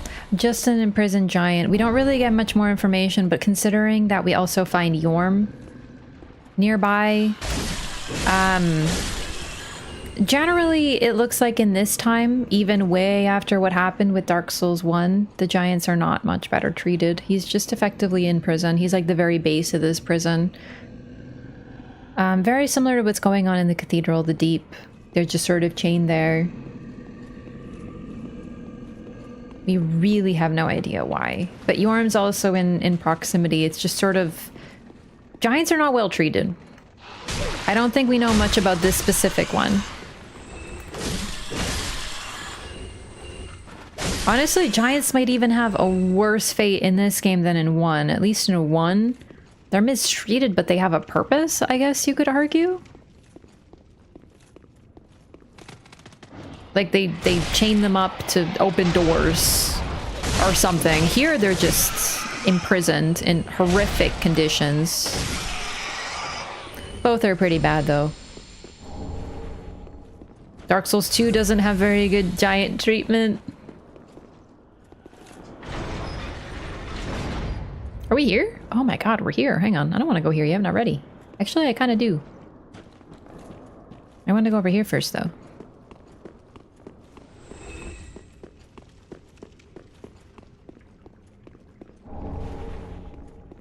If I remember correctly, lots of rats and mimics. I'm remembering no worse than rats, basilisks. A real mimic.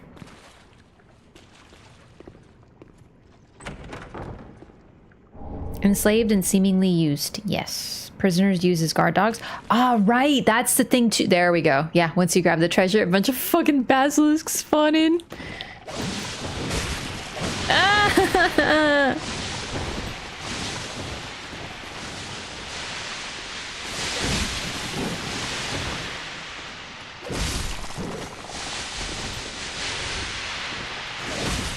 Yeah, they are used as guard dogs. You're absolutely right. That's the whole purpose of them in the Cathedral of the Deep. They closed off every door, and the only way that you can enter the cathedral is through the back where the giant stands.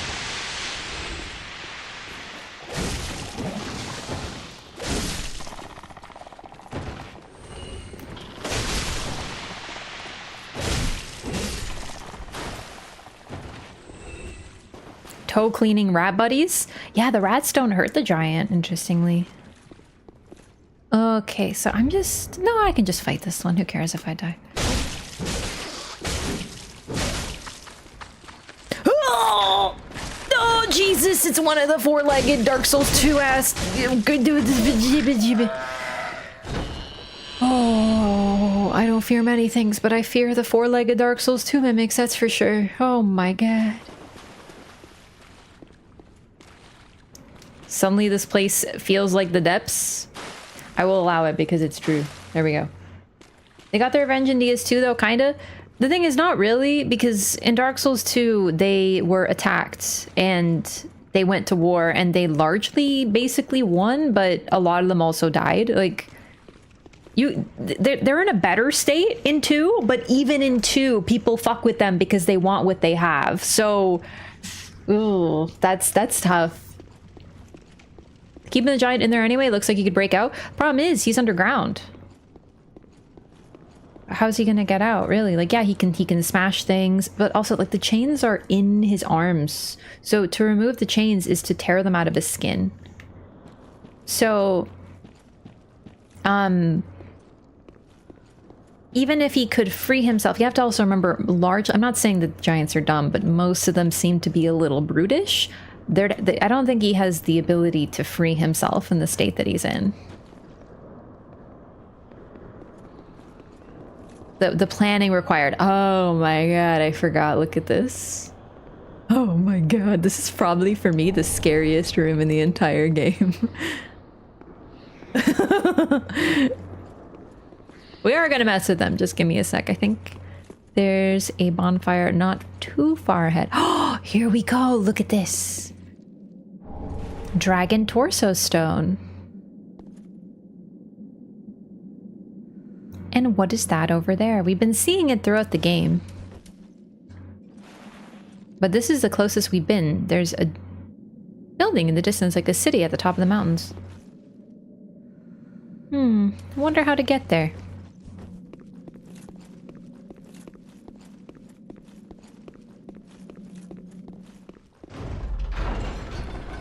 This room is where I disguise as a crate and sit among the ladies during invasions? Oh, that's so evil. I love that.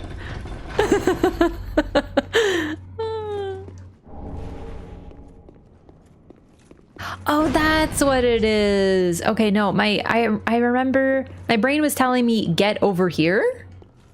But you get over here, yeah, you open the shortcut. So this leads to the start of Irithyll Dungeon. I don't have too many souls, but I have a good number. So I'm gonna go spend them. And then we're gonna take on that bottom area.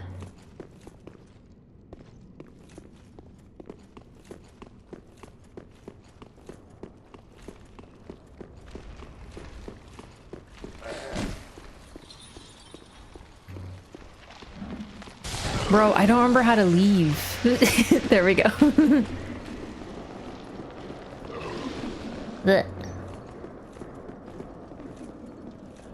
This may be the longest stretch in this game without a bonfire.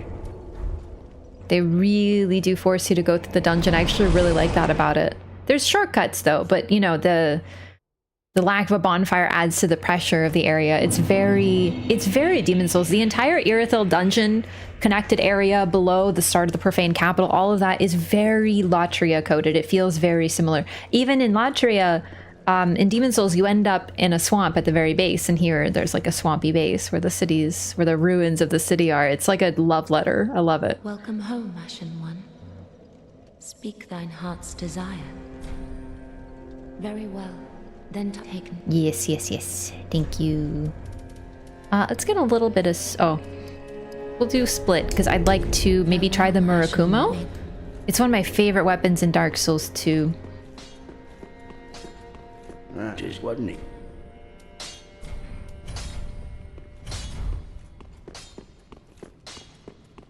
more Estis.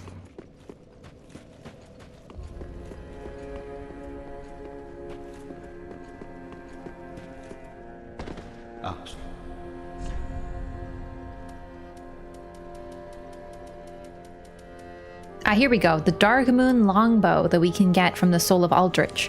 Longbow of Dark Moon Gwendolyn, who is gradually devoured by Aldrich. This golden bow is imbued with powerful magic and is most impressive with moonlight arrows. Dark Moon Arrow. Infuse a readied arrow with Dark Moon Essence, granting it magic damage and the ability to pierce shields. now.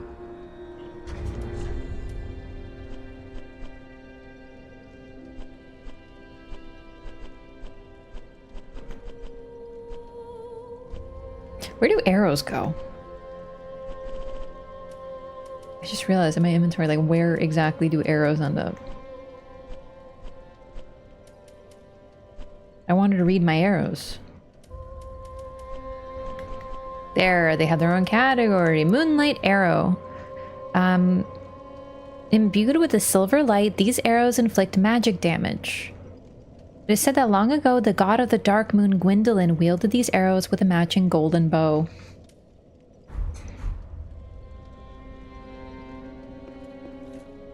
Discerning Tarnish, hello, welcome.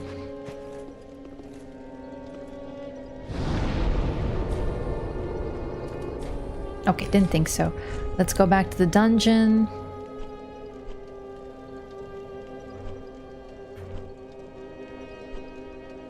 I love the symbol is actually just going through the areas, a cemetery of ash. Oh, you know what? Let's stop by here real quick. There's a crystal lizard at the start of the tutorial area. I want to go take it out real quick. Might as well before I forget. Not that important. I think it just drops like upgrade materials, but it could do something else.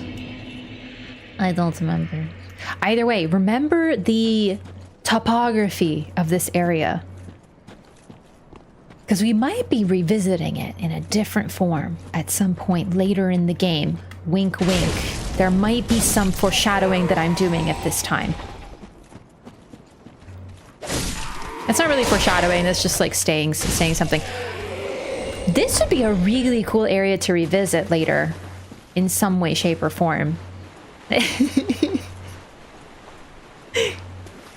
Maybe. I don't. If I were Miyazaki, I would do something like that.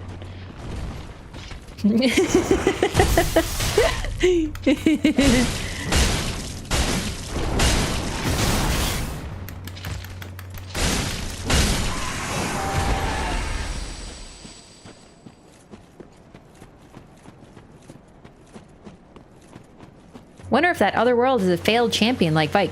Yeah, I really wonder if Dark Souls 3, like the other games, has something of a failed champion. Or something, you know, someone who followed our path but failed. You know, like Vike. I wonder. One scale, please. I'm foreshadowing.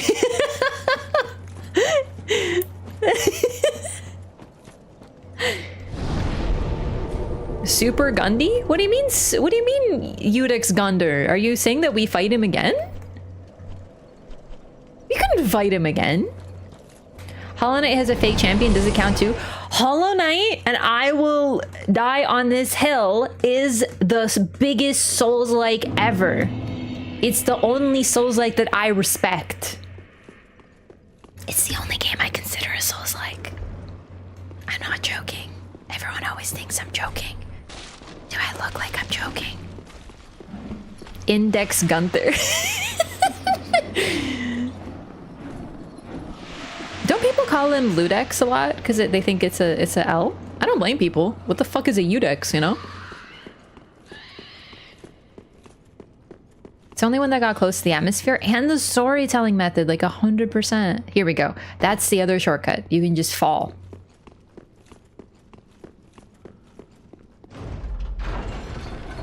Why is it a Souls-like? Because it's like a Souls. It does exactly what it says on the tin. Do you think I can catch the elevator without dying? Okay, I can. It's not that high.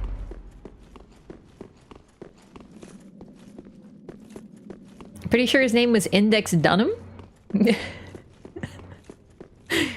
You're going home in armored coffins. You think Enix Dunham thought about that? He's like, yo, this line's gonna go so hard. When I see those bad corpos, I'm gonna fucking tell them that they're going home in armored coffins and they're gonna fucking cry. And then we hear him and we're like, ugh, armored coffins, like making fun of his dumbass.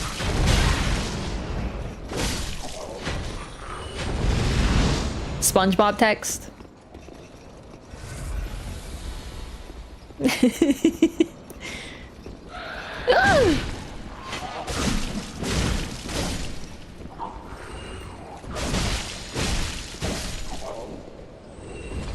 Yeah, lore of these guys is that they found the ring, the one ring, and over time it like warped their bodies and made them ageless. So that's what happened, just like Schmeagol. Profaned coal. Coal used for weapon infusion. Remnants of the fire that burned down the Profane Capital, preserved in an icy skull. Give to the blacksmith in the shrine to allow the use of gems for dark, blood, and hollow infusion.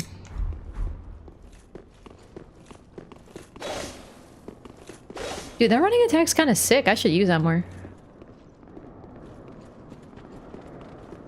Fall damage in this game after playing Elden Ring is so weird. It's so true, yeah.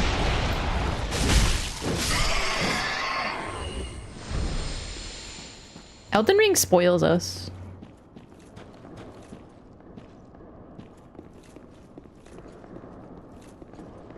Oh my god, she's scurry. Oh, she's scurry. Oh no, she's scurrying. Oh, she's scurrying though.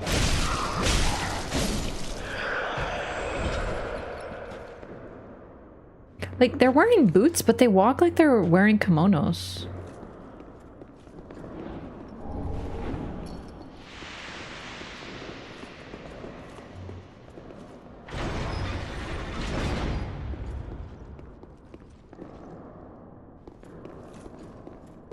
Pretty hard for me to accept a 2D platformer to be a Souls-like, but it's not a 2D platformer. It's a Metroidvania. But it's also a Souls-like though. See, this is where I have fun, because then we can go in like circles. So like you'd be like, then how can it be a Souls-like if it's a Metroidvania? Because it's also a Souls-like. But then how can it be also Metroidvania, but it's a 2D platform? Like, you know, I'll just like go in circles with you. Dark Souls is pretty 2D too. Yeah, it's totally 2D actually. It's a good point.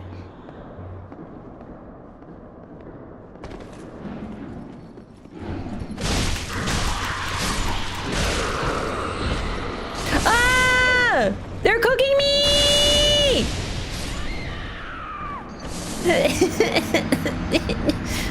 Chat, it happened.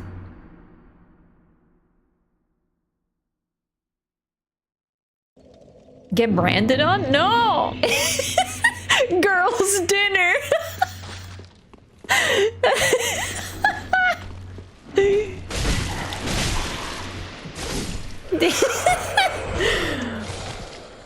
Not near Automata? That's 2B. Oh, true. Real. Where is the lie?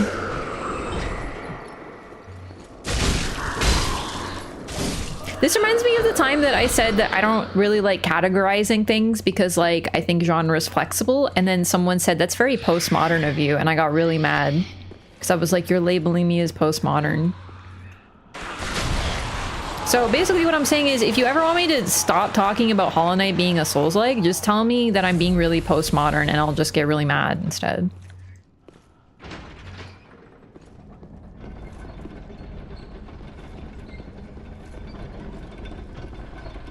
To be honest, I actually used it on people before. I've just been like, wow, it's very postmodern of you. Raff flambéed? No. No, please. I don't want to be flambéed. You're so right for calling it a Souls-like. That's right. Thank you for agreeing. And if we don't want you to stop talking about, I'm only joking. I'm going to keep talking about it even if people try to stop me. I'm just like trying to give you some like secret like hacks. Nothing inherently wrong with being postmodern. It was more just like, I was like, I don't like to be categorized, and someone categorized me. I was like, how fucking dare you? It was really funny. Like, nowadays I can respect it. Even in the moment, I was like, okay, I guess. But now I'm like, that was diabolical. Who said that I'm a band? No! They're branding me! Look at them! They're branding me! They're so scary. They're just... They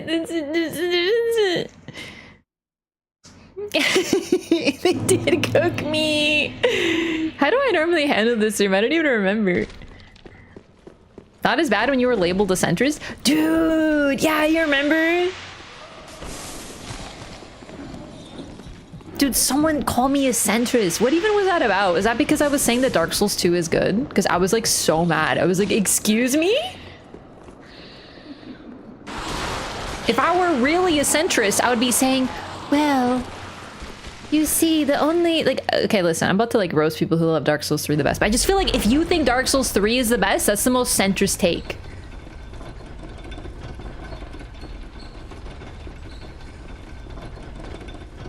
Doesn't like labeled literally being branded.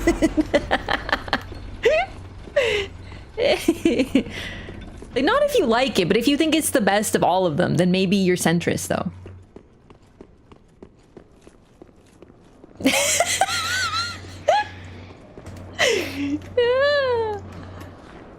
Silk Song isn't real? Don't worry, Elden Ring wasn't real until it was either. It's actually okay.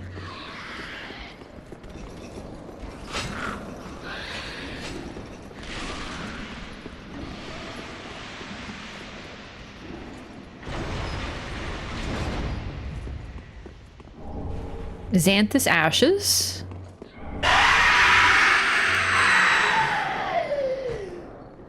My bad. Damn.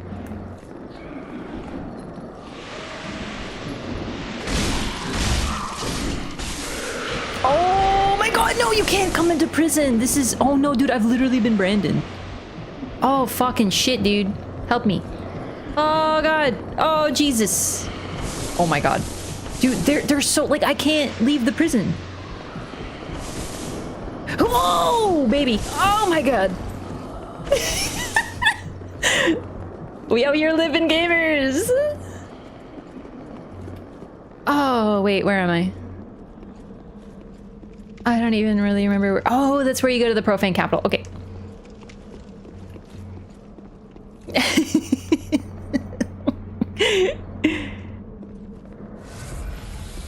All right, let's wait until we... All right, let's go, let's go. Gaming? I'm not done here. We have to game a little... Uh-oh. No, no, no, no, no, no, no. I need you... I think this one in particular very much needs to die.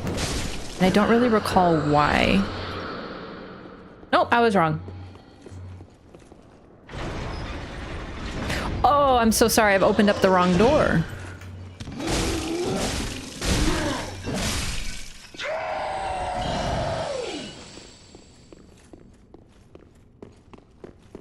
Prison escape.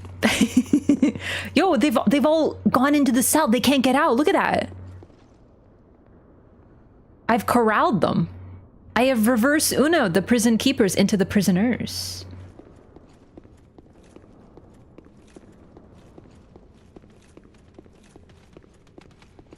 Tells the most complete narrative. I actually kind of like really disagree with that. I think it just... I don't think any part of it is complete, but I know that sounds like a roast, but I actually mean it. I actually really like that about it because I like that it opens up a bunch of doors and then absolutely fucking refuses to answer any questions afterward. Like, where was Phil? Well, okay, we know where Anor was, but you know what I mean? Like, they just do all this like random shit where they're like, hey, then there was like the Deep, by the way. And then Anor was also there. Turns out that Gwyn had another kid. And it's like, what, can you expand upon this a little bit, Miyazaki? And Miyazaki's like, no, I shall not. Are we fighting in Clash Front, the yellow team? We just started, so like, honestly, I don't know. Just like pick anybody. We should make it even, and then when we find out who's the strongest, then we body them.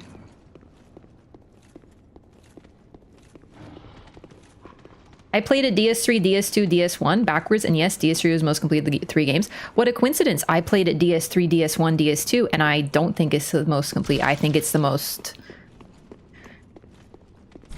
well, basic of the 3 games. But it's okay. There's nothing wrong with being basic. There's nothing wrong with liking pizza and beer, you know? Anyway, where is the key, chat? Because I actually don't remember where the key is, and I feel like I've missed it at this point in the game. You played Bloodborne first? Yeah, but like, I played Dark Souls 2 last, and it's still my favorite. Yes, I played Bloodborne first, but like, I'm more based. Because I'm a Dark Souls 2 lover. I can't be stopped.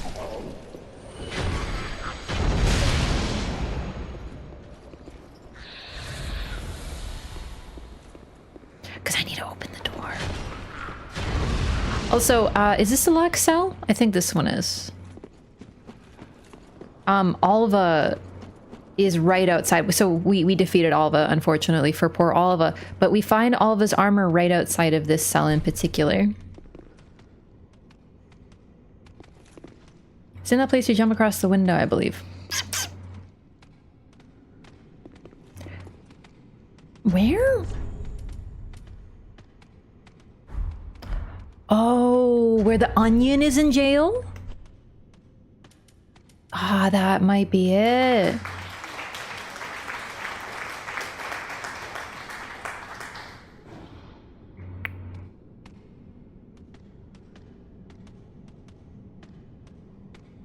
Or past the Profane Capital bonfire? I think so.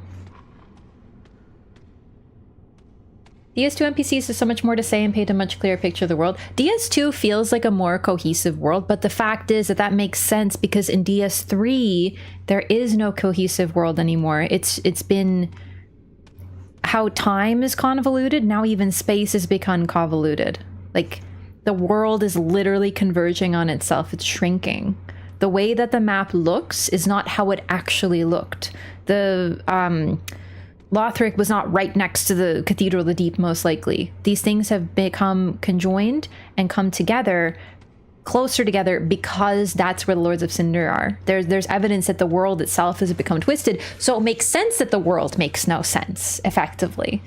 It's funny that Dark Souls 2 is the one that gets the shit for having a world that doesn't make sense, but this one is supposed to not make sense from the very get-go. Constantly was like, hey, remember this one thing in DS1? Also, Dark Souls 3 is only able to do what it does because it builds directly off of Dark Souls 1 in a very, very direct way. Like, even we pick up the Sun Princess ring. Talking's hard. And it goes... Wait. Guinevere left her home. She left with other deities. She became a wife and mother. She had several heavenly children. Like, what? If we did not have Dark Souls 1, you'd be like... Okay, Guinevere, daughter of Gwyn, who is that? Huh? We wouldn't have this background to build upon. So they kind of use what they already did to build more upon it, but it's also stuff that's like... we do get questions from this, but it's like, yeah, she had kids and that's it.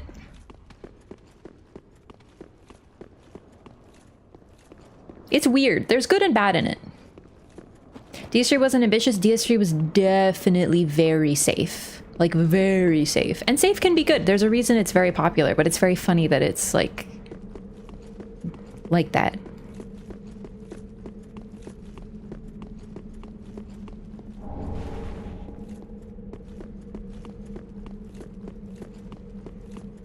Why are you confused by that one, Master MBS? You know I'm a big Bloodborne gamer. I can guarantee that quote came from me playing Bloodborne.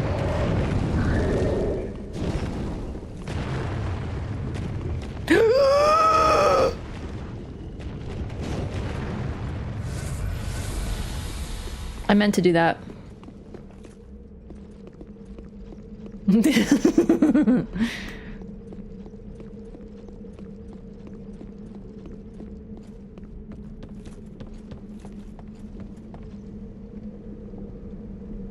And this is what they get. This is what they give us. Remember him from Dark Souls 2? Laddersmith Gilligan. Might be like, huh, who put all these convenient ladders here? Why, who else could it be but Laddersmith Gilligan? And this is what they do to him? This is how they do my boy Gilligan.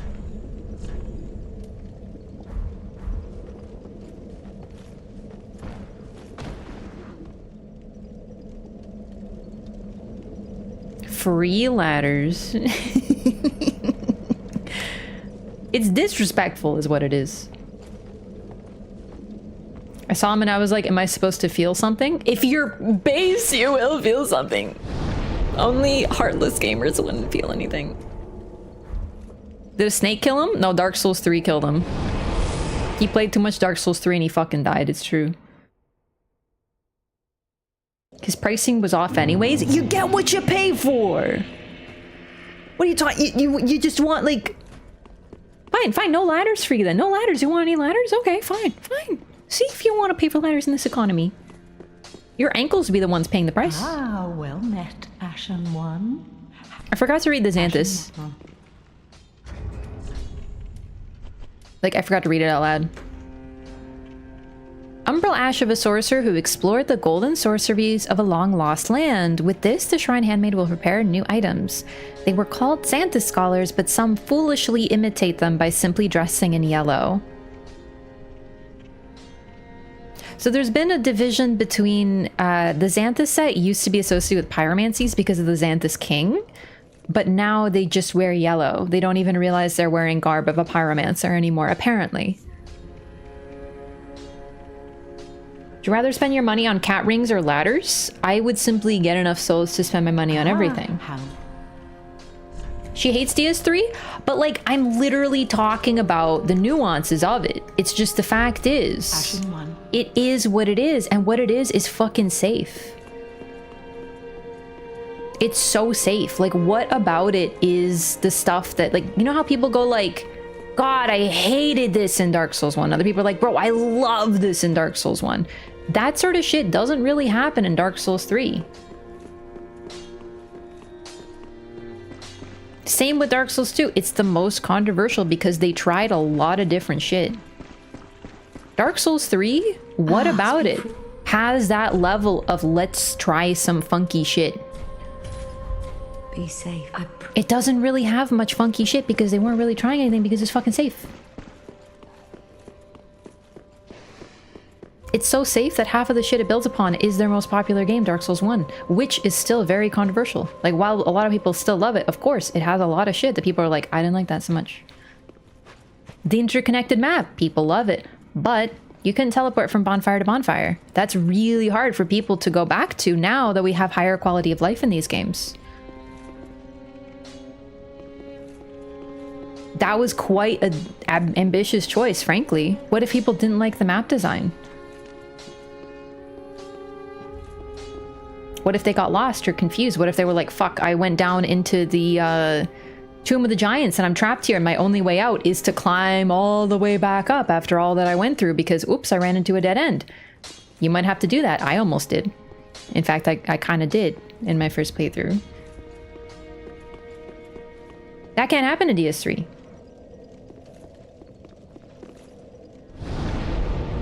If you see safe as an insult,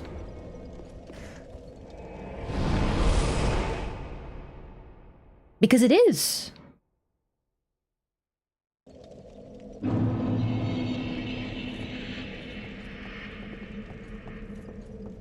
Anyway, I need to... okay, we can take this ladder. This way first.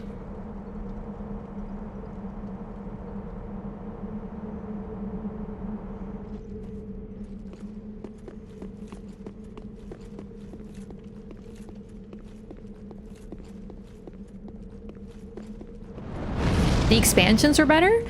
I think Ring City is pretty great. Ashes of Ariandel. Ow. I don't know. That's a weird DLC. I think a lot of people agree it's not the best. I still like it, but it's definitely like Frida's phenomenal, but everything else about it is kind of. Also, I mean, some people don't even like Ring City, but like generally. I think it's probably, of all the FromSoft DLCs, Ashes of Ariandel is probably my worst favorite, but that doesn't mean it isn't good, because it still has Frida. I love the design of it. I love the lore. We get a pontiff and whatnot. But on a tier list, you gotta put something at the bottom, right? That's just how it works.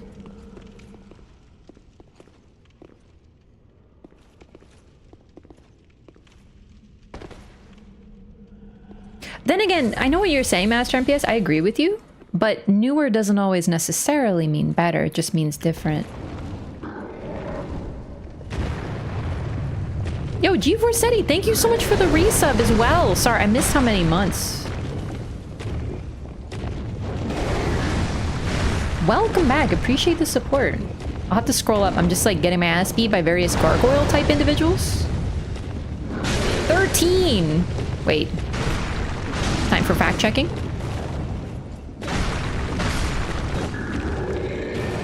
It was 13, so about 5 years? That sounds about right to me. Thanks so much for 13 months. Welcome back.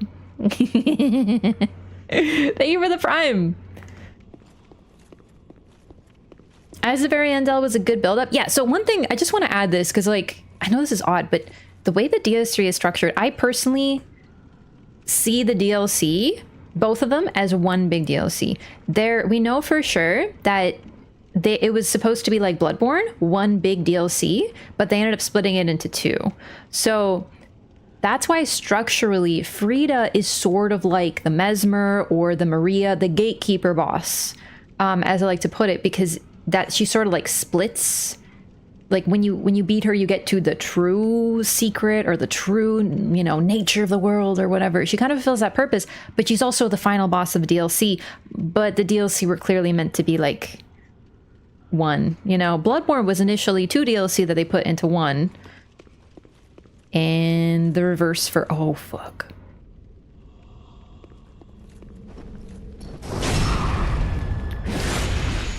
You can actually access Ring City without Ashes of Ariandel, but it's at the very end of the game. You get a teleport to access it right before fighting Soul of Cinder.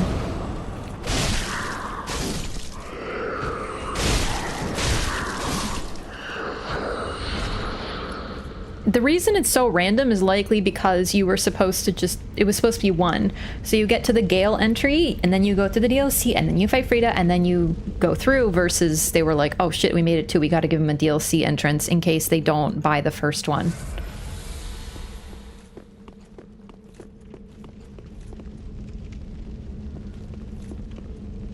Interesting depiction, let's take a look.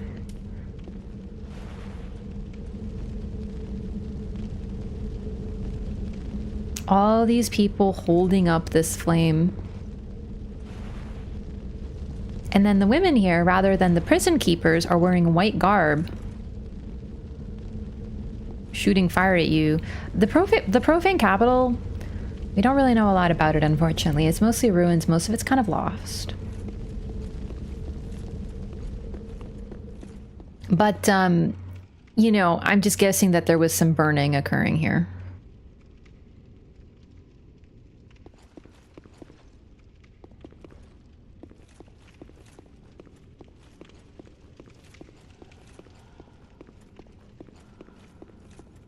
Frying noodles in that wok? Uh-oh.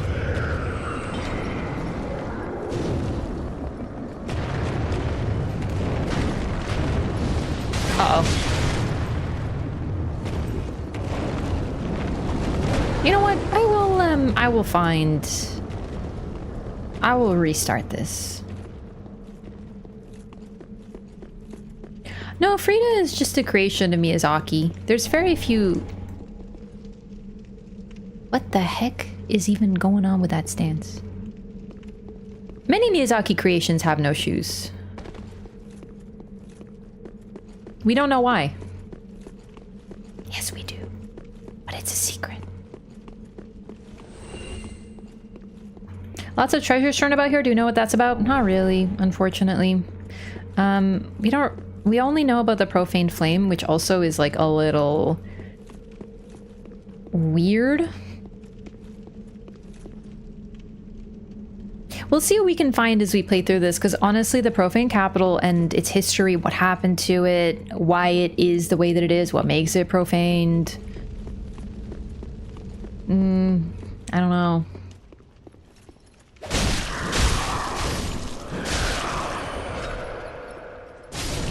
Could imply they were prosperous. The thing is, looking at this, bodies mixed with the treasure as if like they're tossed away, pushed to the side, it doesn't suggest to me prosperous. It suggests to me greedy, gaudy, like they fell because this is what they clung to. We definitely are supposed to be like, wow, that's a lot of gold and silver. But the fact that it's just kind of tossed to the side largely, along with these burnt bodies.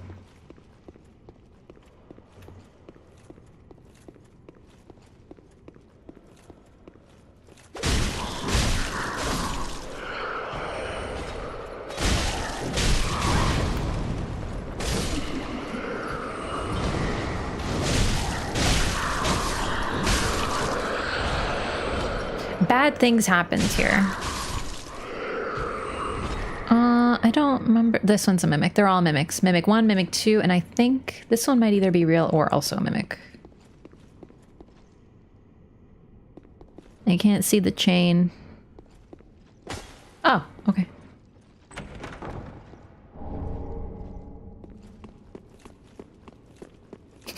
Watch your profanity. Yeah, exactly.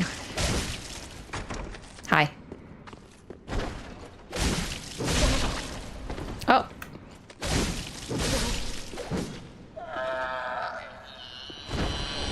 Rusted gold coin. I actually missed this one. Drop something. Handmaid's dagger. That's actually what I was hoping for. A drop from one of these ladies. Dagger used by handmaids of the Profane Capital. It is said that these women took pleasure in wounding others. Each successful attack replenishes a slight amount of FP. Interesting. So attacking recovers your mind effectively. And they liked hurting people.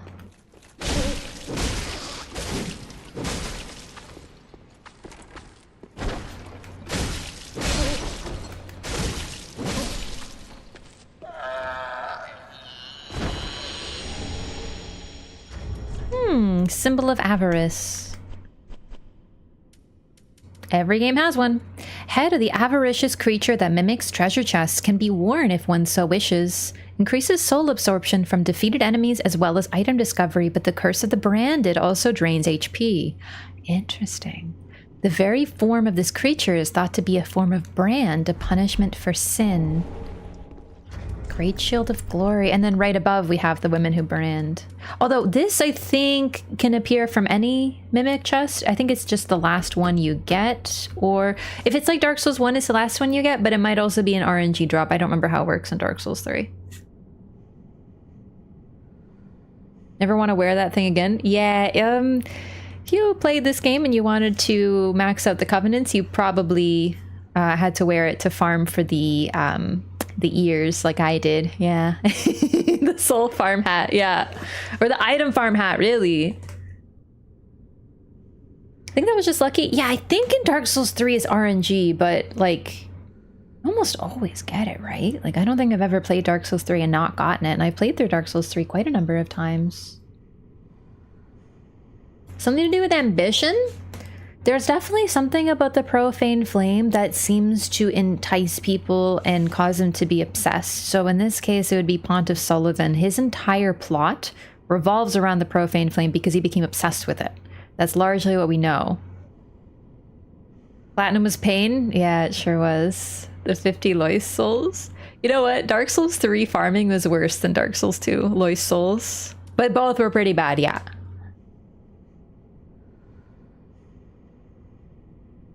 Pontiff, a supposed sorcerer from the Painted World who sought this flame, slowly became corrupted. There's some idea that the flame itself is what corrupted him because he saw and he became obsessed with it. There's something about this flame that seems to obsess people. Because in this world, I'm not saying this is true, but a lot of people, especially the religions of this world, they worship the flame and the light and the gods through the flame and the light. and they admonish the dark and things associated with that, but that's not necessarily, that doesn't mean that light, good, dark, bad. That's just sort of what they believe, clerics specifically, right? So what we have here that's pretty interesting is a flame that seems to corrupt people. Then we also have the chaos flame, which, while is a flame, is also considered bad, but the profane flame is its own thing, from what we can tell, because we've already made, we know where the chaos flame is, we know what happened to it. But in this one, the profane flame seems to have this sort of tantalizing, hypnotic effect on people. They become obsessed with it. Well, something about Pontiff specifically. Yeah, so he was a really talented sorcerer who came from the Painted World. That was where he was born. Great Shield of Glory. A great shield adorned with flowing patterns, a celebration of an ancient glory. Boasts the highest stability of such shields, but with reduced stamina regeneration speed. Perhaps it is glory that begets indolence. I don't remember if this might be a Dark Souls 2 item, but I really don't remember because it's a shield, so I don't remember shields really good. Like, good, dark, bad? Is that all you got from the message? Because I would track. What are you, some kind of cleric or something?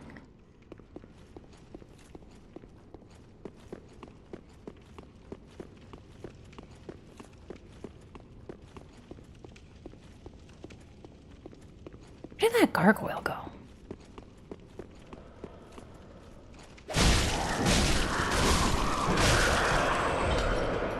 Did I kill it? Because now I don't think I did.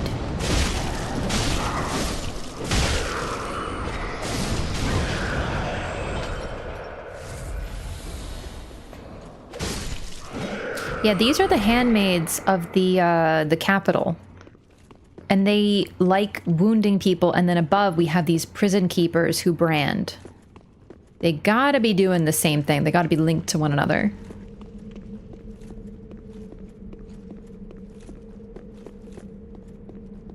My most recent BG3 character is a cleric. I know, because I looked right at you and I just knew. You look like someone I would kick into a pit. Must be a cleric.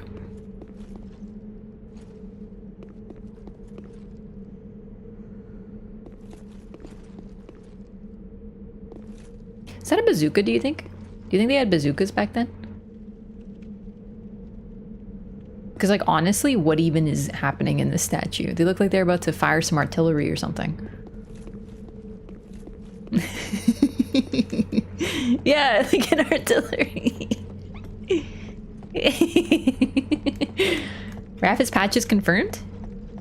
Yeah.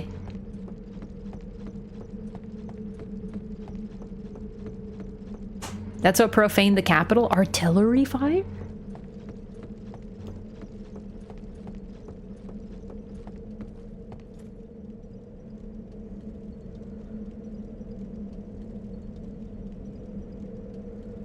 I do wish we got more of the Profane Capital. It's a really underutilized area.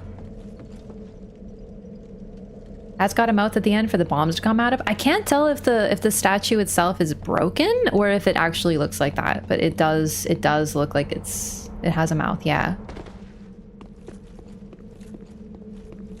You can get the Mimic Head in DS3 as random drop. It's a guaranteed drop from last Mimic, but it's a bit bugged. If you do not get the symbol after killing every Mimic, you can keep reloading the world. It will eventually appear as an item drop in one of the locations. That's really interesting. I didn't know about that. Okay. I know it differs a little bit in each game. That explains it. So I've never not gotten it. But yeah, if it's bugged, that explains it.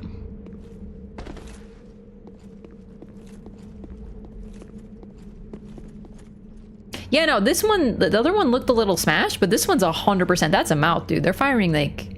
Is that a bear?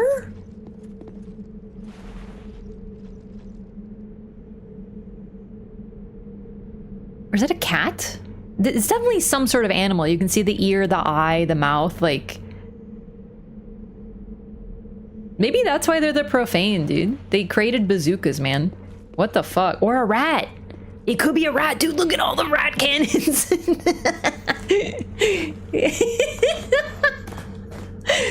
Early Chinese history had some firework-like artillery. It sure did. Yeah. The, oh my god, I know this from... isn't it in Civ? Civ 6? Rat Cannon would be a dope band name. Rat Cannon loved that band. Did you guys coordinate or was that unintended? Mulan? Yeah, but like Mulan was like, it was based on real. But then again, so is Mulan? Questionably? Hey, dumbass. Dumbass rock loser.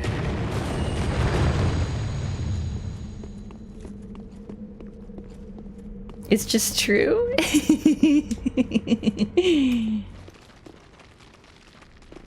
She's trolling? What am I trolling?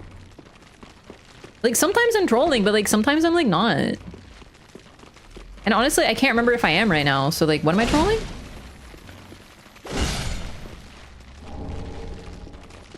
I've been pretty real lore today so far.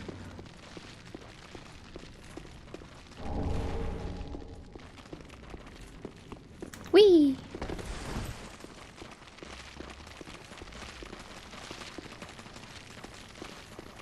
Don't fall into any pits, little crystal lizard.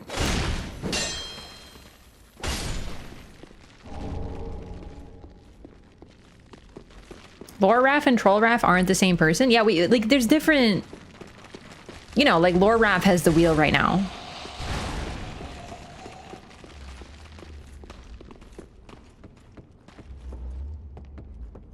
Ugh, scary, gross. Is Mulan an actual historical figure? Is she just a legend? I thought it was like she was a real historical figure, but I honestly don't know.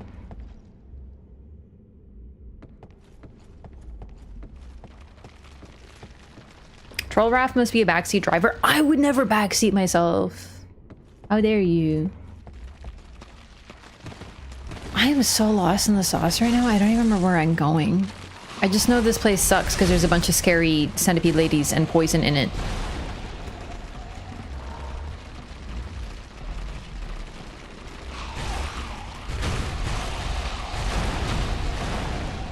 I am getting close to the cell that I'm looking for, though.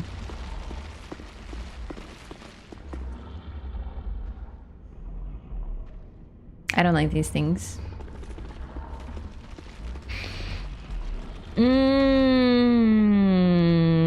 Let's do it. Go, go, go. Might be like, oh no, you're just disturbing some sort of... Oh my lord! Ooh, one of the scariest fucking things in this entire fucking video game. Nope, you can't come out here.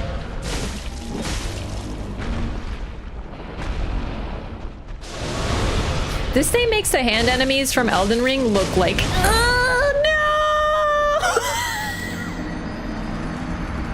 no! No, I got bitch slapped, dude.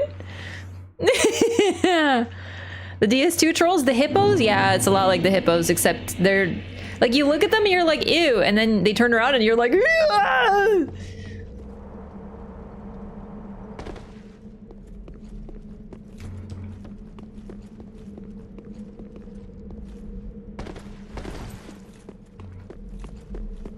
Truly a thank you Dark Souls moment? Yeah. Could someone clip that for me actually? That was really funny.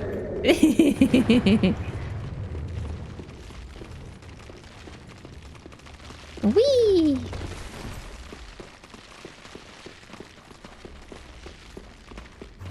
I mean, I was calling him like really ugly, so, you know, maybe I deserved it. You know, maybe we shouldn't be so like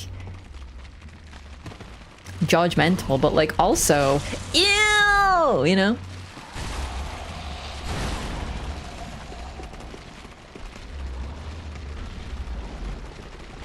Like the finger enemies are bad in Elden Ring, but these things are so fucking horrifying.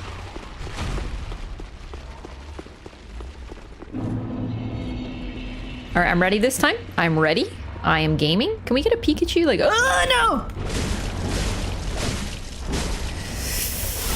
Yeah, there's like eyeballs in the stomach. There's like, oh, the butt, not the butt. Okay.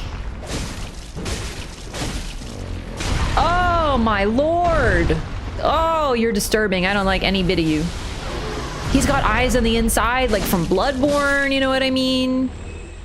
Then he's got like leaky bits in his hand face. Ooh, Court Sorcerer. That looks kind of sick, actually.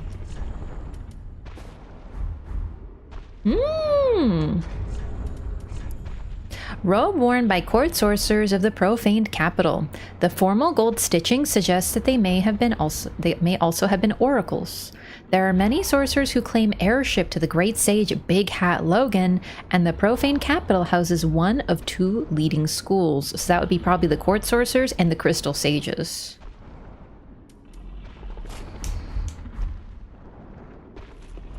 Is DS3 the hidden Bloodborne sequel? Always has been. Is this where Eleonora is? Or wait, it's not called Eleonora in this game. It's got like another lady name.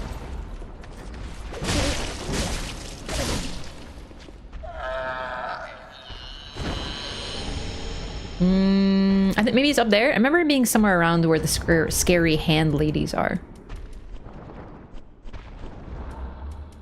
Gertrude? Is there a Gertrude? I thought it was like not Gertrude.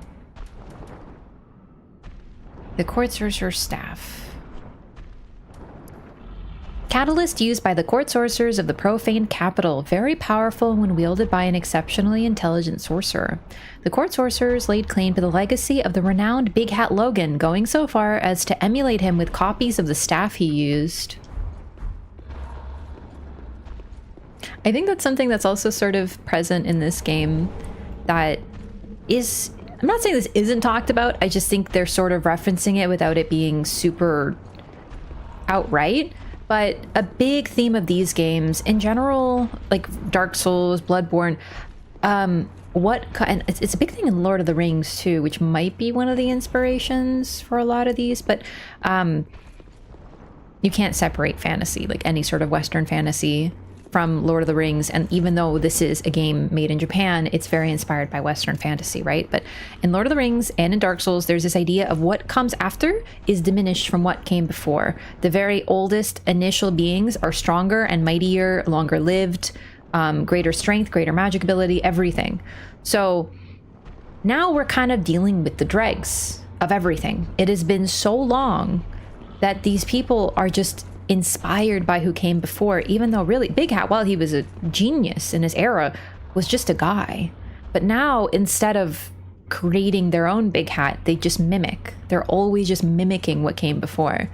And it's present in all the games, because, you know, like Gwyn and the Furtive Pygmy and Manus are these mighty primeval beings who are much stronger than anything else. But in this game, we're basically just mimicking like a guy who wore a big hat. There's two nations who are like, bro, we love Big Hat so much, we're the real Big Hat squad. No, we're the real Big Hat squad. And it's like, what the fuck? Like, he was just some dumb nerd who hated people and didn't like talking to people. Really? Aragorn was indeed 85 during the War of the Ring. Because he is a Numenorian. He's descended from the Numenorians, who descended from the guy who decided to go mortal. He was Elrond's brother. Elrond the Half-Elven.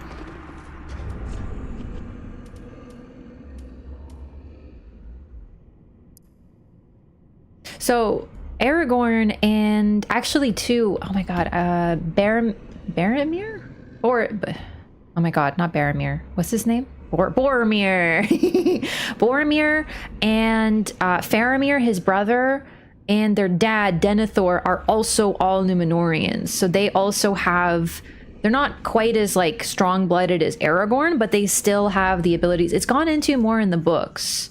But Denethor and Faramir especially is very strong with the Numenorian blood. They have the ability to sort of see things. They're seers and things like that. Boromir, yeah, I forgot his name, dude. Fave Lord of the Rings character? Probably Legolas. I just love how he's just like a guy. This is a new game plus. No, this is fresh playthrough. Secret scroll of the Profane Capital court sorcerers containing sorceries of Logan. The court sorcerers use this scroll to claim heirship to Logan's legacy, though how that claim stands up to closer scrutiny is another story. Oh, and I should add, this is also present in Dark Souls 2. Dark Souls 2 also has this, we look to who came before. In Dark Souls 2, we hear about many gods, but none of them are names that are familiar to us because the gods of Dark Souls 1 have been forgotten. None of those names mean anything anymore. No one knows who Gwyn was, any of this stuff. So we have like Carla and, well, we never hear Valka. We never hear any of the names that we're familiar with. And I talked about this when we played Dark Souls 2, but a lot of the gods we hear about are likely just people who became deified because of their deeds and their deeds becoming legend.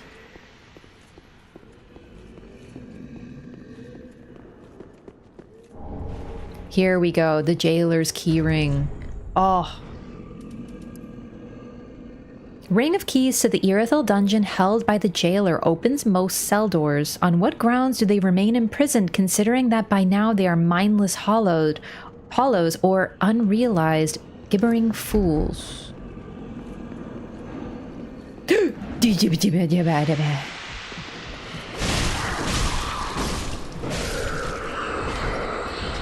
Oh, they made me so small, I didn't even notice.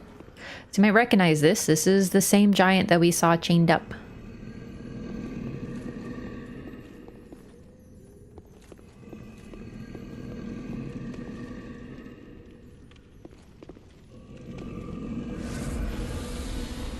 So here's the keyring, but we're not done because we have to get to the master cell.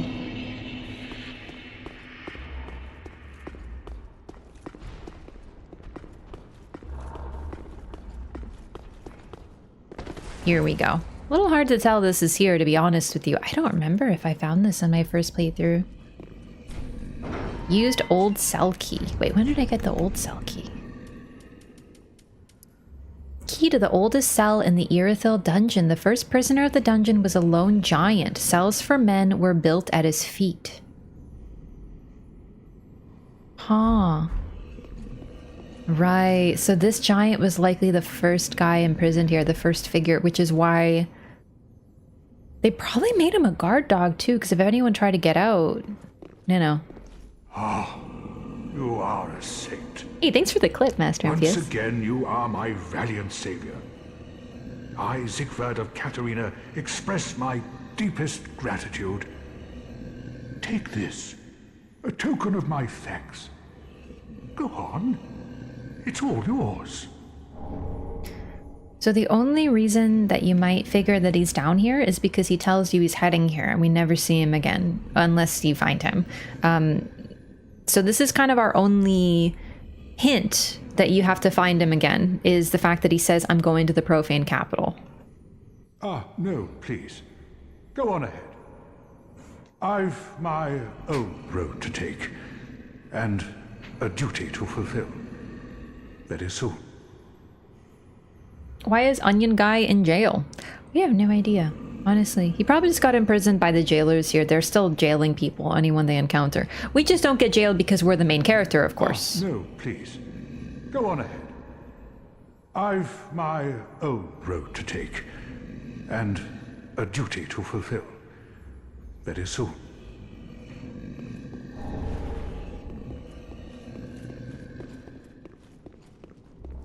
He'll think his way out? Yeah. Kept making people cry? Oh yeah, we're definitely gonna cry because of his quest line, but because it's sad. Oh shit. Are you joshing me? I freaking slipped.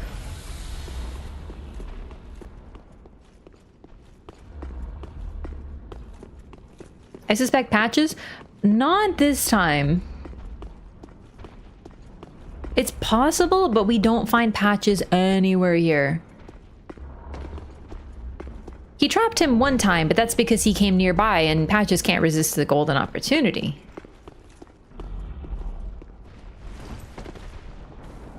Wrath of the Gods. What a weird location.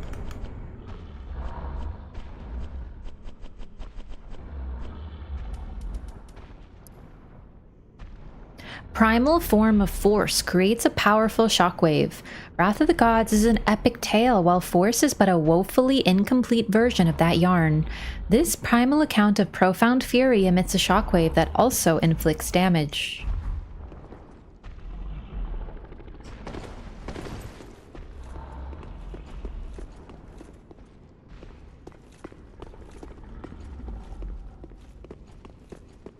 Yeah, it's possible. The jailers, whatever's left of them, they don't seem to want you to progress. They're definitely stopping us. They might be in their way protecting Yhorm. Who, well, Link the Flame. In fact, now that I think about it, that might be why the profaned flame is profaned, is because the one who linked it is a giant whose souls are different than others. Okay, so this is where I was.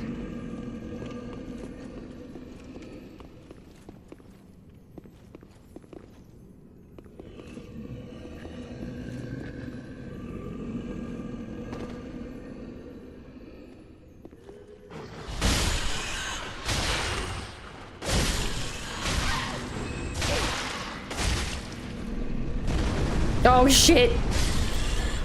No, no, no, no, no, no, no, no, no, no, no! Oh, Jesus.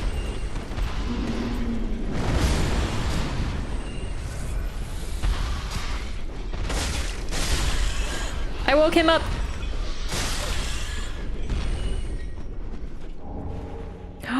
Profane flame. Maybe we can learn a little bit about this flame then.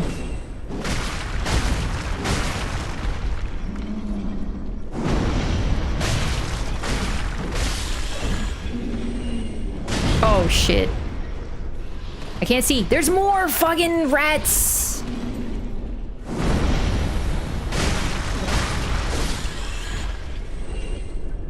More rats.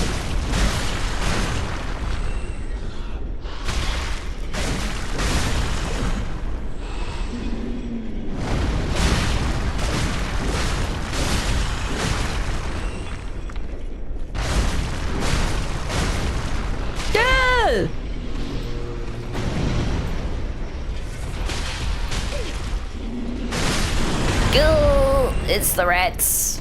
Now I remember why this is such an annoying giant to fight, is because of the rats. I think they just spawn endlessly. I don't remember what their deal is.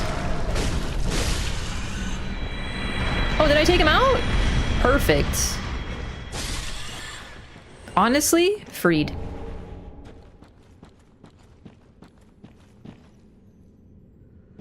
It's like a veritable mini-boss fight. Got in there somehow and those chains are broken? I mean, it's true, but they built the cell around him. That's what happened. That's now we have confirmation. So they made a prison specifically for him, and then they just kept on building more and more around it. They built the entire prison around him.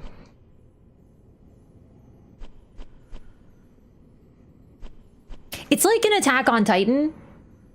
The weakest place for a giant is underground, because what can you do? Can't get out.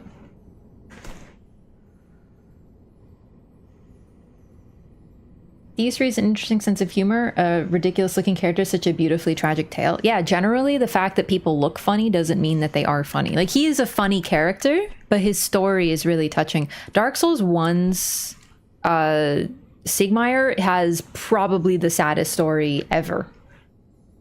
This one's still very touching, but there's something about his own daughter having to take him out after he goes hollow that is so heartrending. I have this like headcanon that in Dark Souls 1, Onion Bro became undead and left when she was quite young. And so she only knows about him because of memories of childhood. And then as she grows up, she goes to Loreathon, not as a hollow, but to find her father. And when she finally does, he's hollow and she has to kill him. It's pretty awful. Like, I think that she was a kid. So she like grew up with largely without her father. And then the first time she's reunited with him, she has to, you know, kill what's left of him. There's something about that family tale that I personally find very striking. This one is really sad as well. But the idea of you know, Dark Souls 1 story is just heartbreaking. Okay, what did I pick up here? The Profane Flame.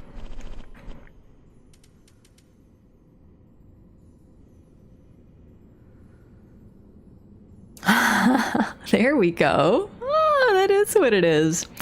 Pyromancy deriving from the Profane Flame. Engulfs foes at range and burns them to ashes. The Profane Capital was consumed by fire after Yhorm the Giant became a Lord of Cinder. The fire, born of the sky, is said to have incinerated naught but human flesh. It's like the vengeance of giants taking form, basically. So giants were not well regarded in basically any human society throughout all of the Dark Souls games. And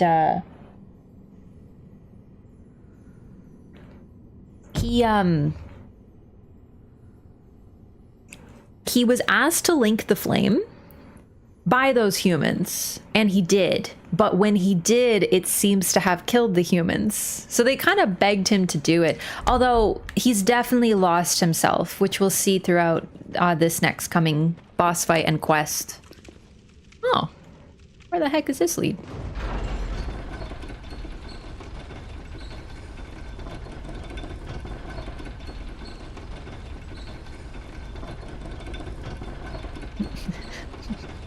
Sieg Major of Katarina.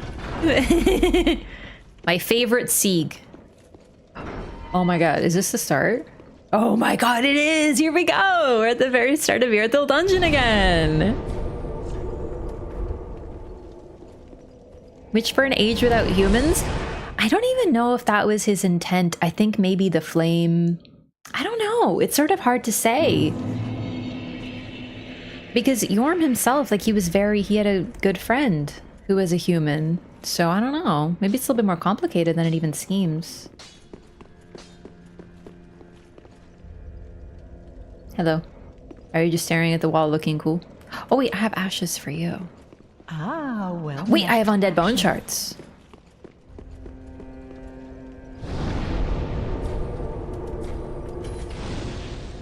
Aye.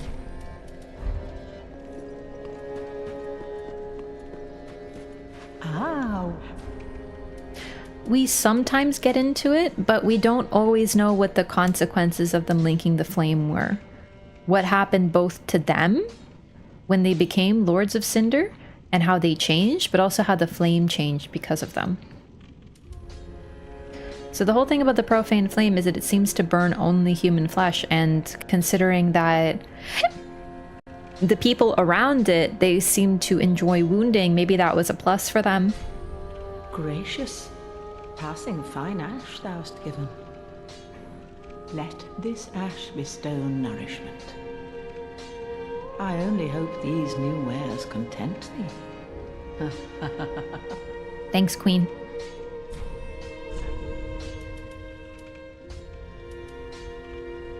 Big hat, big hat.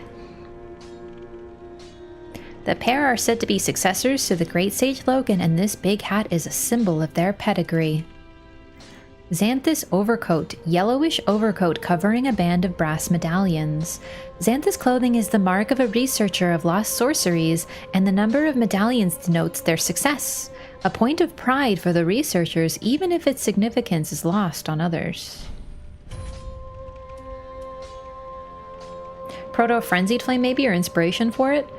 Maybe, maybe.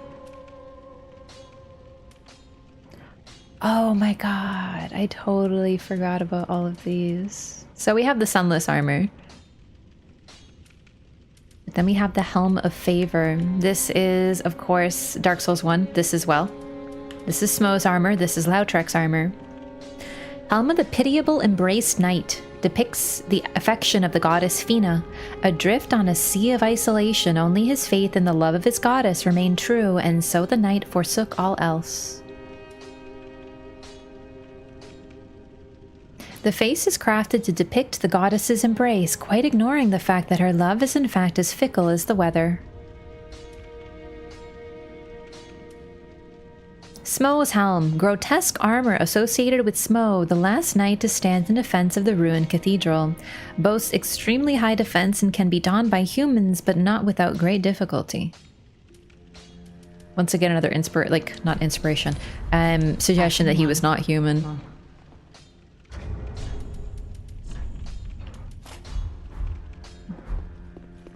What up, gamers?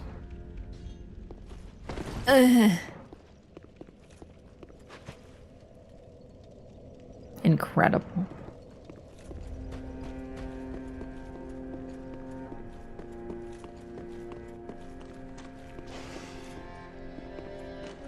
Oh damn, Carla! I gotta go free Carla. Or fuck, is she called Carla in this game? I don't remember.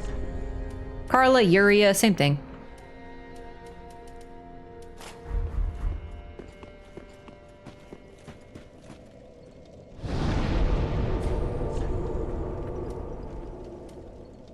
So, Smo liked eating people's bones, like he would crush them up into his bread like a weirdo. But he might not have been a human, so it might not have been cannibalism. But he also might have been a human and might have been cannibalism as well. Oops. I wanted to use my souls just in case.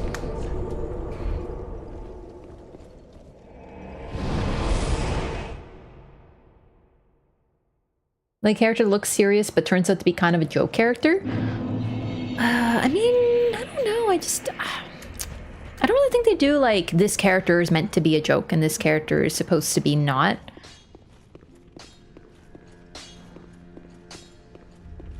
Like, I know we have, like, funny characters, but the fact is, okay, so the idea of a living jar, okay, that's a little wacky, for sure. The first time you see one, especially Alexander, you'd be like, he's a Jarman, right? But the Katarina armor, though it looks silly, is a real historical armor, and the rounded shape would be really good for parrying blows. Like, Dark Souls loves using armor inspired by history. So yeah, to us it looks funny, but it was actually used for the exact reason that they say it was. Welcome, speak. So it's not like, you know, Very well. Then take the Sieg family, we're looking at them, we're like, haha, they're jokes. Farewell, Ashen One.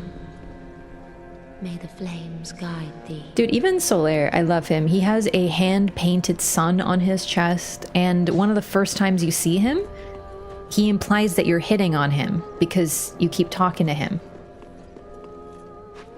Man or woman, by the way. He doesn't care. He's getting hit on. It's true. That's what he thinks. And he might be right, is the thing. He could very well have a point. Ashen One. He's just like this happy guy. Club-wielding dude from Berserk. There's always some visual inspiration, for sure, but like, I think Souls is distinct enough as well. Jars are full of viscera. Yeah, exactly. The first time you see a jar, you're like, hee, a jar, and then you fight one and it fucking explodes. I still remember the first time I fought a jar and it fucking exploded into goo, and I was like, ah! It's horrifying. Truly horrifying. And then we find out the whole concept of what the jars were used for, and honestly, the fact that the jars likely inspired Marika to do what she did in the first place, because that was inflicted upon everyone she knew and loved, and potentially her as well, depending on your interpretation. Yeah, dude, the jars are so unreal. And the fact that there are still jars in the Erdtree capital, like in general in the lands between, but they're different, suggests that Marika hated the tradition so much that she kept it going by turning it into something else so that no one would ever want to use shamans for that purpose again. Like, she wanted that tradition so dead that she co-opted it. It's like how Christmas used to be a pagan holiday, but nowadays it's not at all, because they were like, no, it's sanctified now. It's the same idea. By killing something, you don't forbid it. Or to kill something, you don't forbid it. You transform it until it's something completely different than what it used to be. It's so freaking neat. God, Marika is so peak. Anyway, what was I doing? Freeing Carla.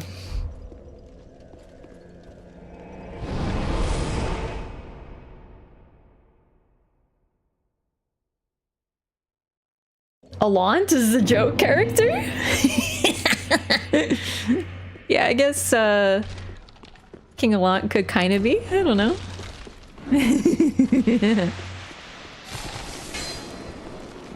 Oh, I can open this now? Yeah, I don't remember. Wait. Admittedly, that door isn't that important. Whoops. Oh, I'm so sorry. Oh, no, no, no, no. Don't ram me, please.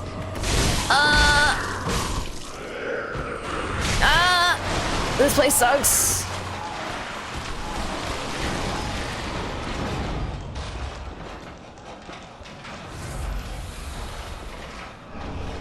Prisoner Chief's ashes.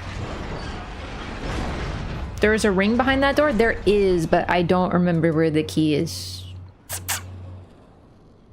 Oh. I haven't given these to the guy, huh? Alright.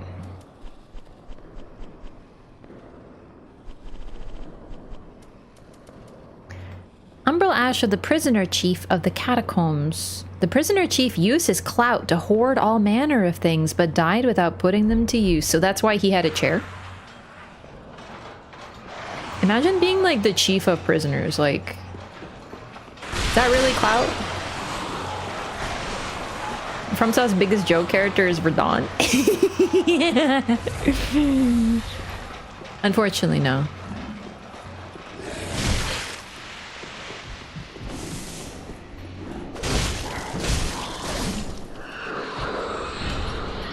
Ooh, jailer trousers.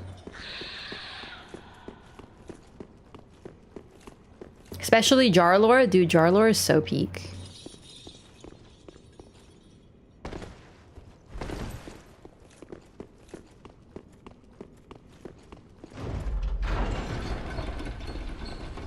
Somewhere on the floor you were on. See, that's the thing. My brain was telling me there's a key somewhere there, but I can't remember where it is. And honestly, unless the ring's like really important, I'm just gonna say I'm just leaving it.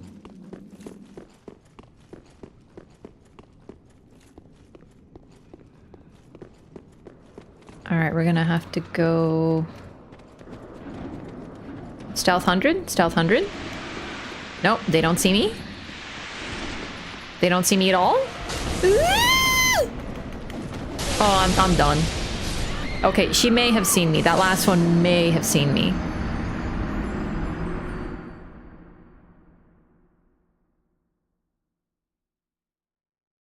Like what Turtle Pope says? What does Turtle Pope say? Like that all things can be conjoined? I don't think that's what Turtle Pope meant. Do you? Oh my god, what if Turtle Pope? Here's the biggest twist ever. What if Turtle Pope is the one who is turning people into jars in the first place? Like, what if he is the jar mastermind?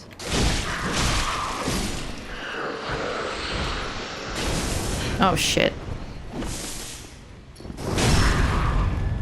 That's what he said, all things can be conjoined, because he was making jars, bro. No, no, no, I'm kidding. He's a sweet boy. He would never do that. Unless...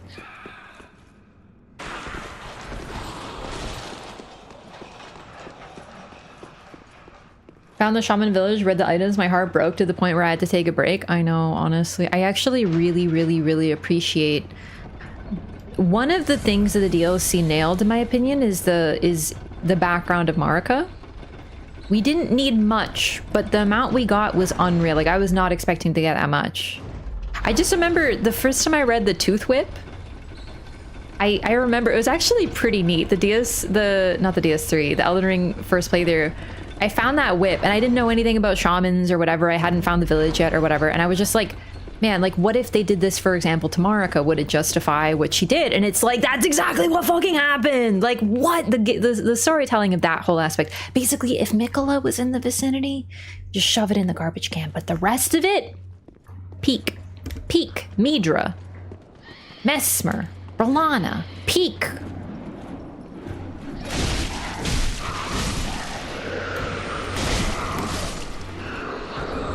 We got the soldering iron! Let's go! We can do some soldering, dude. Oh, fuck. No, don't cook me!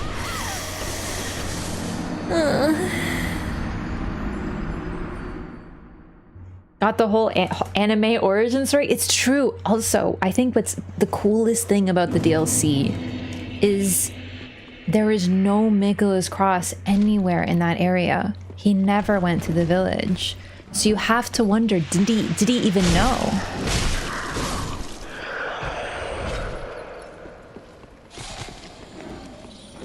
Would it have changed anything if he did?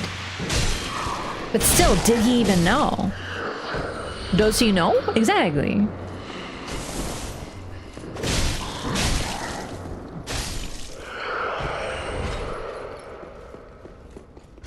My boy Moog beat the allegations? Was not expecting that, but it's true. Branding iron used by the jailers prowling Irithyll Dungeon. Press its searing tip against foes to inflict fire damage and temporarily block Estus healing.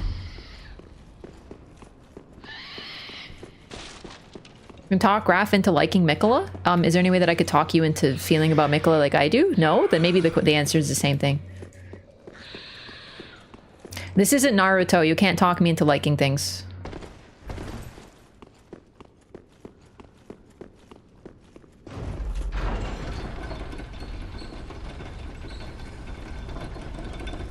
Meanwhile, Mikola caught in 4K. Actually, though, to be honest with you, I'm of the opinion that Mikola didn't really... Like, I think Mikola did a lot wrong, don't get me wrong. But I think that Radahn wanted exactly what happened. I think that people are... I don't know if people really thought about Radahn's motivation, but the fact is, even in the base game, his main motivation seems to have been he really wanted to be like his dad, and he really wanted to be like Godfrey. Those were the two people he looked up to the most, and he got exactly what he wanted. He became the consort to a god, and would have been effectively an Elven Lord, or equivalent to one.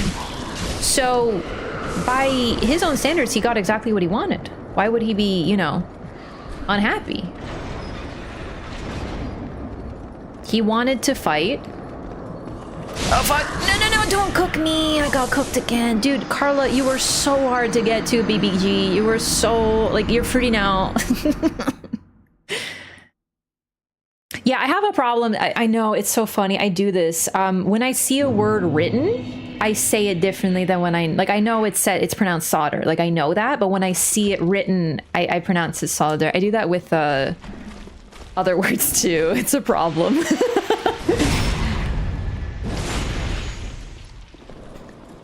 Like the word, like Sean, like not the name Sean, but like the sun shone down on them. When I see it written, I always go the sun shone. But that's not, it's Sean, but I always say Sean. It's like my fatal flaw. Getting what you used to want doesn't necessarily mean happiness, but the thing is, yes, but I really personally don't like the interpretation that poor baby Radahn was like tricked or something. And Mikola's some evil mastermind who tricked everybody with his super succubus psychological blonde powers. It's like, no, dude, I actually think they both agreed on it. I think they both made a deal. They both knew exactly what was at stake, and they both wanted it. That's all I think.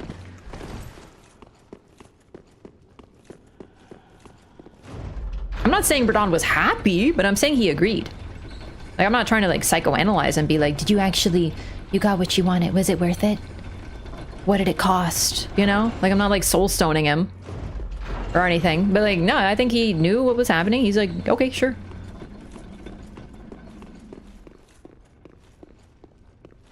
Okay, we might have to actually clear out the ladies. Or we can maybe, pardon me, dragon prisoners. I'm not here. No, you. There's a fucking mimic over here? What the shit? Oh, balls. This is maybe like the worst mimic location of all time.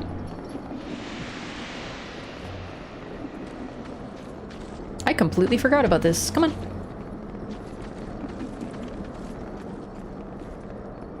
No, I want the mimic, not you. Like, no offense, but like, can you fuck off?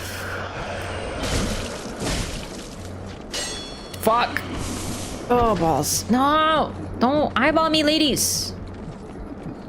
They're looking at me! Oh my fucking god!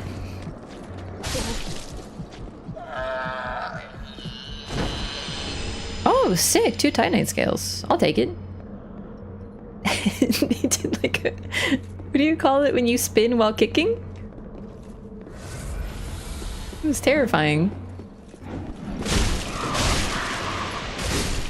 No!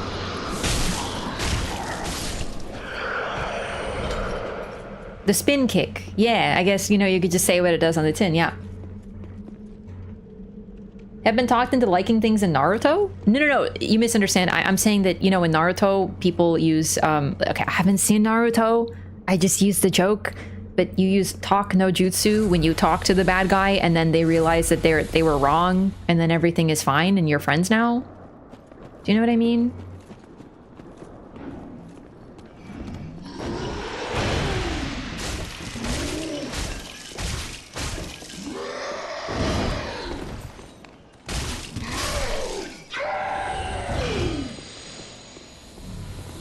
So I'm saying that if it was Naruto, you could just be like, actually, Raph, Niccolo is a good guy. And then I would be like, wow, you are so correct because you are the main character.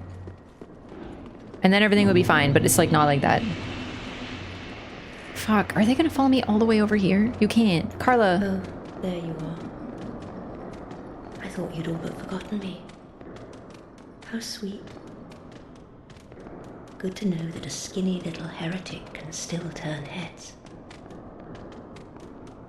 Hmm? Oh, you're not one of them, are you? Accept my apologies for mistaking you for one of those leeches. So, what business have you here? This is a land of monstrosities, and I am no exception. You're here to save me, but I'm guilty. A wretched child of the abyss. Interesting. Is that something you can forgive? Save her nonetheless. Oh, really? You are no ordinary woman. Very well. Besides, I've grown tired of imprisonment. I am Carla, and I accept your proposal.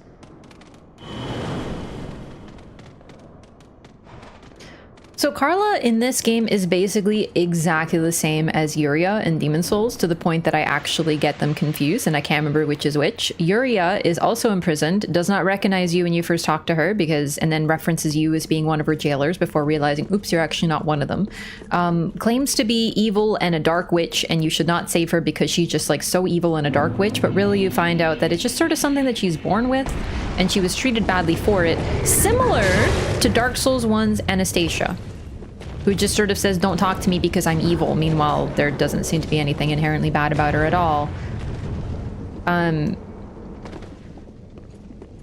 Yeah. Are they the same voice too? If I'm not mistaken, is that the same voice actress as Fosefka and Quaylana from Dark Souls 1 and Bloodborne? I think it is, yeah. They love that voice actress for playing, like, potentially dark, mysterious magic women. Anyway, okay, listen, I know I keep getting dragged into Elden Ring, but, like, it's honestly fine. It's been a while with Elden Ring, right? So, like, it's not like when we're talking about it, you know. Anyway, someone asked, why would the Halig Tree Knights be warring with the Redmanes? So, or really, the real question always comes down to people say, why would Melania fight Radahn? And people think that it's because, and keep in mind, like, you can believe whatever you want. There's validity to this theory, but I just don't think it's as cut and dry as people think. I've seen people watch a cutscene that I watched also, and they go, this cutscene proves beyond a shadow of a doubt that Miquella was just doing it himself and Radahn had no idea. And I watched the same cutscene and I'm like, I actually got the complete opposite of that. But the point is, with the same information, we can come to different conclusions because they like to keep it open-ended. So my whole point is that the reason that I believe that Radahn, that Melania fought Radahn, and the Halig Tree Knights in general fought, Radahn needed to die in order to get him over the barrier that blocked away the Land of Shadow. The reason I believe Marika put up this barrier, it's pretty much gotta be her, because, you know, the one thing she wanted in the end was for any of her children not to follow in her footsteps. So she blocked off the land of shadow that no demigod is able to get in, which is why Miquella had to go to such extremes to even get over there in the first place. Radahn also needed to die because his soul could come over, but not him in his current form. Mohg was also needed, likely due to the horn scent and the inherent connection to the Land of Shadow. Something to do with that, which is why Mohg was involved. Miquella needed to do what he did, and Radahn needed to die. But Radahn is Radahn. He's this like mighty warlord who loves fighting more than anything. He wants to prove himself. He's not the type of guy who's just going to for fun. He needs an epic battle. So before he made a deal, and part of the deal with Miquella was, you need to kill me. So Malenia had to go, because Malenia is the mightiest, along with Radahn. And before he fought her, he also made sure that he would die. Radahn asked his closest confidant, the guy whose name I can't remember, the one with the crazy colored armor who runs the festival. He asked his closest friend, make sure I die cool as fuck, which is why we have the festival. Jaren, thank you. He asked Jaren, make sure I die cool as fuck, which is why we have the festival. Not only to make sure Radahn dies, but to make it cool as fuck. The man was planning for his demise. Now you could argue, yeah, of course he was. He was going to war. He would have to risk death in order to be at war. But I just find it interesting that with the information in the DLC, we can recontextualize that. He wasn't just ready to die just in case. He was actually preparing to die. Like he knew it needed to happen, but he wasn't going to let it just be like, you know? Aha, thou returned, and a fine day. It wouldn't fit his character. He needs to die, but he's not going to have it not be cool. Upon any twisted souls? Ah, most illustrious Lord. New dialogue. Or should I say, Lord Slayer? Fine kindling for the thrones, is it not? Each soul truly worthy of lordship, and all slain by thy hand to bind them to their thrones, even in death. Oh, I have no qualms, for as we are to our thrones, thou art to thy duty. In fact, methinks thou'st helped these poor lords along their rightful path. Now, do not be away over long. No, I don't think Radahn was like, okay, obviously Malenia has to kill me, because she didn't. In the end, it was a draw, right? Until Malenia bloomed and sort of broke that draw. But he just needed to die. So he's like, all right, Miquella, I agree. I will be your lord, but if I need to die in order to get across this magical barrier, then you need to be the one to kill me, and you need to make it cool as fuck. So Miquella's, okay, sure. So he sent his army and his greatest warriors, which happened to be Malenia.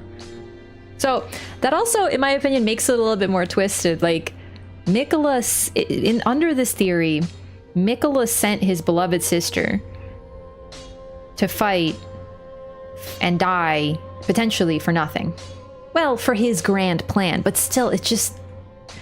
Miquella has always been pretty clever and Machiavellian, though. For me, that fits the behavior and wants of Radahn very well, from what we know, and it fits Miquella's behavior and what he wants very well as well. Because in base game, Miquella was this wonderkind absolute super genius. The DLC made him seem kind of stupid. I don't think he was stupid, though. Ah, there you are. As I said, I am Carla, and am grateful to you. Now, what shall we do? The only thing that might interest you is my sorcery. Although my dark arts are a detestable sort. That wouldn't interest you, would it? Ask to learn dark sorceries. You're a wicked one, aren't you? Very well. Humans are of the dark, and you are no different. Some may avert their eyes, but the truth remains the truth. Be careful, though. Few humans are privy to this knowledge. Let it be a secret, kept between you and I. This basically summarizes all of Dark Souls 2 in a very obvious, straight-up way. So it still boggles my unfortunate mind that people are like, wow, dark bad. Like, Carla straight up tells you, oh, the dark sure is evil. And then when you ask to learn dark sorcery, she's like, yeah, everyone has dark within them. It's just part of humanity. Anyway, let's not tell people. They're not ready for this type of deep lore.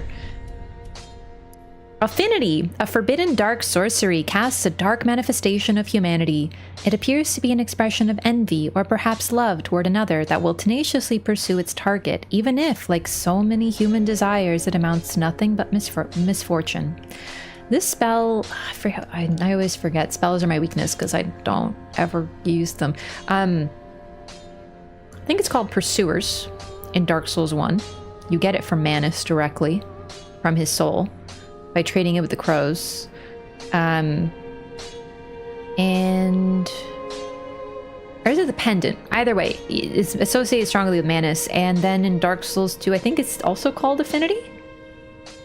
People are not ready for this lore in game and IRL. Yeah, we know, like, us players, we know that humans are of the dark, but even within the world, people don't know and don't want to know that this is the truth. So they just take everything to do with the dark and say that it's evil and dark. And she's really interesting because she calls herself a child of the abyss, and considering everything that happens in Dark Souls 2, it's possible that this is what is left of the Dark Queens, like diminished as they are. Maybe she means literally, or she just could mean figuratively. It's kind of hard to say with Carla.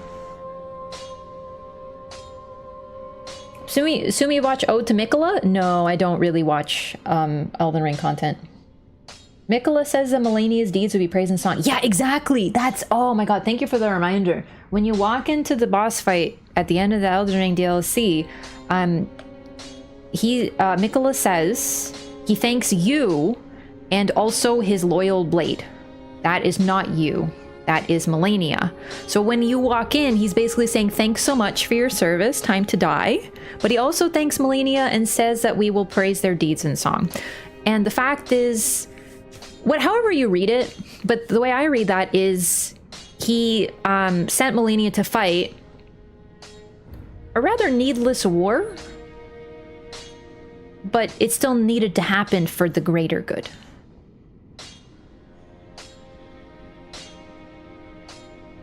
Life of the spell is also described as an expression of either envy or love. Yeah. And what's really cool about it, these are little humanity sprites that will chase somebody. And you know, envy can make you chase, love can make you chase. We don't know if it's a negative or a positive emotion, but it doesn't matter because it looks the same from the outside. Pour one out for my champ and my blade. My husband has arrived. Yeah, exactly. Some really cool Elden Ring channels now, though. Yeah, I'm one of them. I don't really care to watch Souls content because, like, I see enough of it. You know?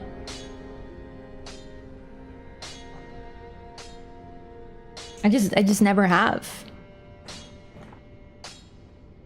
I'd rather just play. The games that I actually like to play, I don't like to watch content for them. I watch content for the games that I don't want to play. Like horror games. You know? That's all.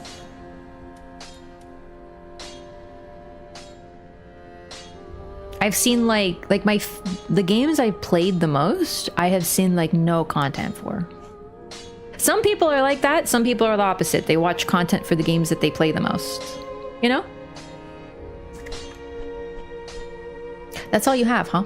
Dark Edge, a forbidden dark sorcery, strikes with blade formed of humanity's darkness. Passed from mother to daughter, this blade was intended for both protection and as a means of taking one's own life. The young girl never swung it more than once. Holy shit, that's fucked up. I forgot about this lore. So you watch content for Subnautica? I actually did watch a streamer like years ago play a bit of Subnautica because I was curious about it. This is even before I started streaming. And I couldn't even watch that game because I can't handle the water. Oh, you know what? One exception. I did go on a speedrunner kick once, and I watched a bunch of playthrough, like, games done quick runs of, like, every game that was on their channel. This was also years ago. So I watched Bloodborne. I watched Distortion 2 do Bloodborne on GDQ, and I watched like a bunch of like Super Mario Sunshine speedruns because I love Super Mario Sunshine. So that's the exception, but like, you know, you watch them once.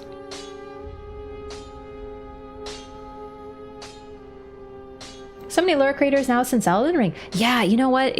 Elden Ring has definitely spread the audience. Like there's way more people into these games, which is really neat. But like I feel like I am more like I'm really excited to go back to like the older games, even more so now. All right, so we're gonna give her the Quelana Pyromancy Tome because if you remember, we couldn't give that one to Pyromancer dude. Oh, a pyromancy tome, have we? Quelana, Witch of Isolith. Well, this is a fascinating pyromancy. Very well. If this is your wish. I have not tried the Murakumo yet. I will unravel the thing the best I can. I think I'll try leveling it up to see if I Besides, actually use it. It will be nice to play master for once.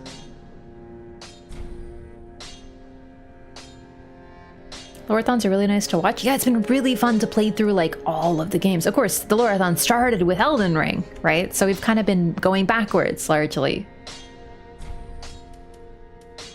Grave Warden Pyromancy Tome. Yeah, I'll give this to her. Another pyromancy tome, have we? And one that resonates with the dark. Yes. Well suited to me. I may be a heretical sorcerer, but you bring me nothing but pyromancies. Fiendish little lass, you. Carla's really funny. So you might notice we can give her everything. We can give her sorcery scrolls. Actually, now that I'm thinking about it, Do stay. I don't know if we can. Do I have any? I do. I can't give this to her. That's so interesting. So we can give her the divine tomes, the Braille tomes as well for miracles. We're not going to do that though. We want to give them to Irina. We're not going to learn them from her because they're dark miracles, but we do want to give them to her. I'm just waiting. What I'm going to do, just in case so I don't buy the wrong one, she has one more miracle tome. It's in Lothric Castle somewhere. So I'm going to give that one to her first, learn all of her miracles, and then give her the dark ones, but not learn them. I just don't want to click the wrong one. And because it's more cool to do it in order.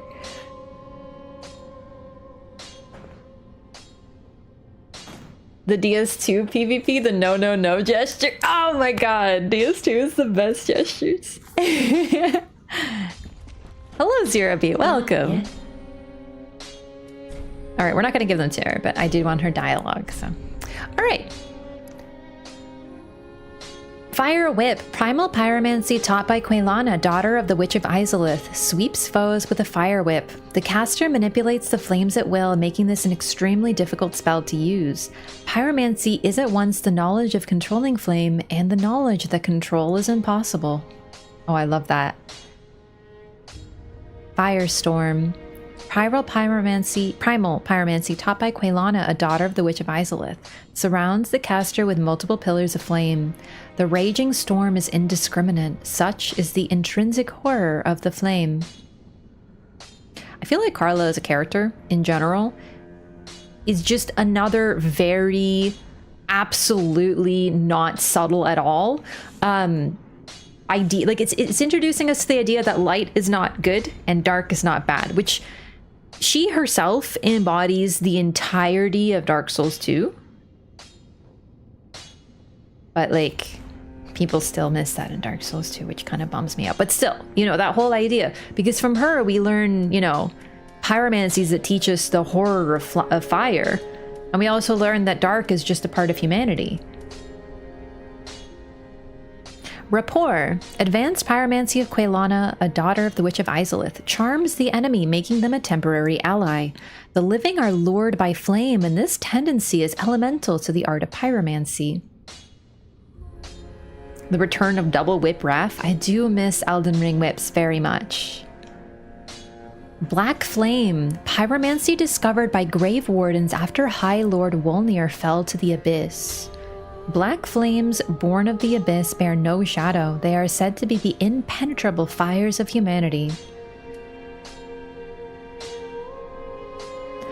Pyromancy discovered by grave wardens after High Lord Wolnir fell to the abyss. The black flame inflicts dark damage, striking targets with weighty force. Do stay safe. Elden Ring whips better than DS2 whips? DS2 whips are fun, but I do love the movement of Elden Ring whips. Like, they're just so fun. The occult equal divine and dark reunites both. Basically, kind of. The occult is in like the occult of Dark Souls 1.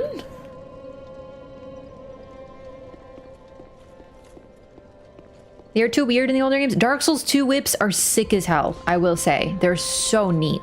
3? 1? Is there even whips? And Bloodborne, the threaded cane totally counts as a whip. At least to me. Alright, are we done here? Yeah, let's go fight our final Lord of Cinder. Well, almost. I think I've done everything. Carla. Onion.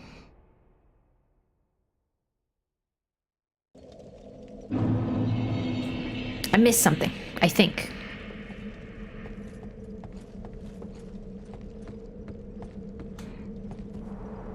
Feels so fluid like an Elden to me. For sure, they definitely are different. I think I love Dark Souls 2 whips because they have this, they just feel very good. Gonna summon Onion? I am gonna summon Onion. In fact, is it even a summon or does Onion just come in? I don't remember now. Elden Ring whips destroyed players in PvP. Yeah, they got buffed, but hang on, I'm about to gatekeep. I use whips before anyone else did. Okay, I'm the original whip user. This isn't necessarily true, by the way, but I just have to ego now. I'm egoing now. I'm egoing at this time.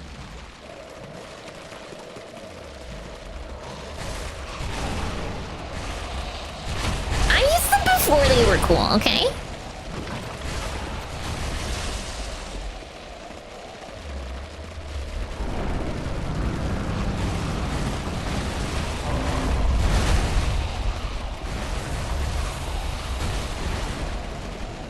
In and out. No, it's not in and out. You need to kill them. Oh, I remember. Oh no, this place sucks.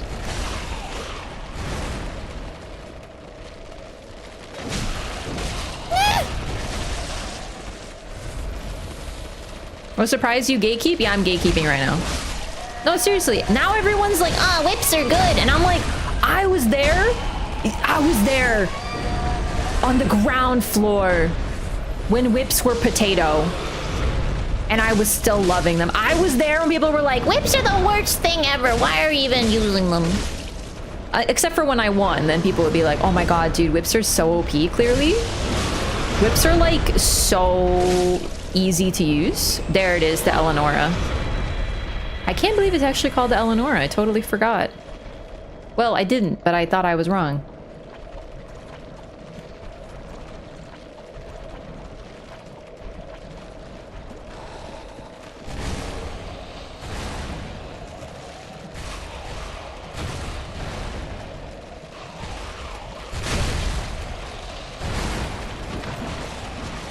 Holding a cappuccino cup and nibbling on a baguette. Don't forget the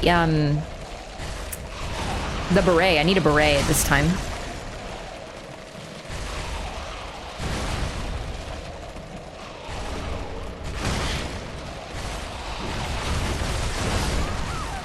All right, we actually made it out. That's fine. That's all. I just wanted to pick up the items.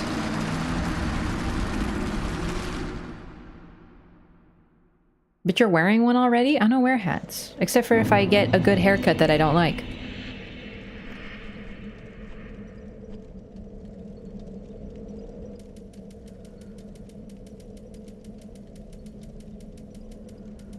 Eleonora, a strange weapon found among malformed inhabitants of the Profane Capital. The Profane Flame was triggered by the curse of these women, relatives of a certain oracle, but despite their culpability, they went on living without any cares. I actually have no fucking idea what this means. I feel like I should, but I have no idea what that means. Bad haircuts are good? No, I got a haircut that I didn't like, but it was very nice. It was a perfect haircut. I just didn't like it, so I wore a hat for a month.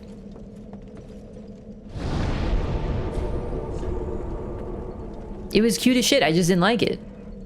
I'm allowed to not like it.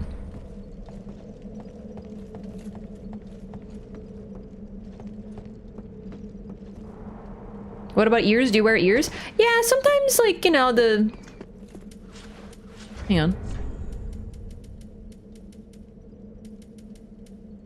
Sometimes, you know, I like to wear, you know, like a necklace made of proof of a Concord's keps. You know what I mean? Yeah, all the naughty ears of all those sinners, don't you?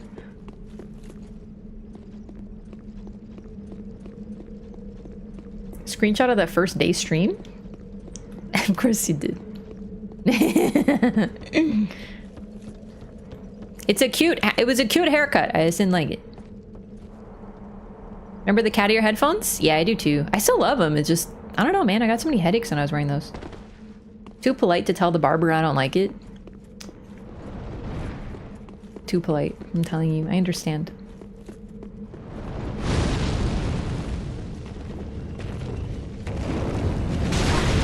Ow. All right, the onion. I don't remember how to get the onion in here. I think it's pretty... I think you just have to free him. Like, my brain is saying you just free the onion and he comes in. But I don't remember. So I'm gonna Ember just in case. Is pinching our ears? Nah, I feel like it was just giving me headaches, which is weird. But I get fewer headaches now that I don't use them. Alrighty, so in here is our final Lord of Cinder. For now. Can you...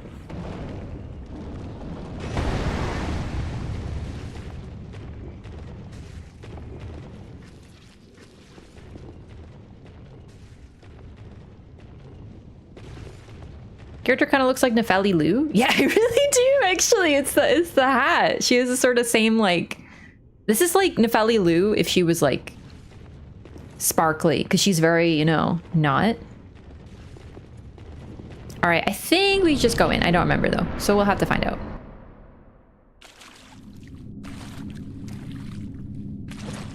Here we go. Yep.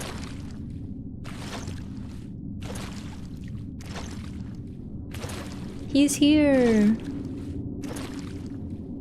Yhorm, old friend.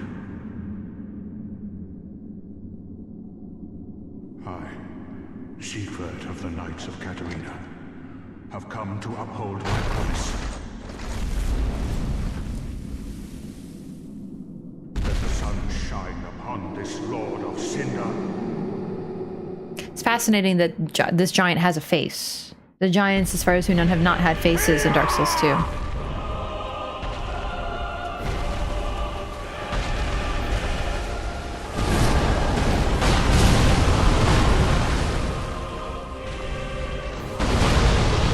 Storm Ruler. Only a storm can fell a great wood.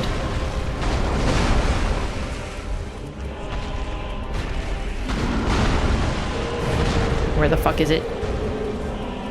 I think it's a great sword. Hang on. There it is. Okay. Gimmick fight, baby!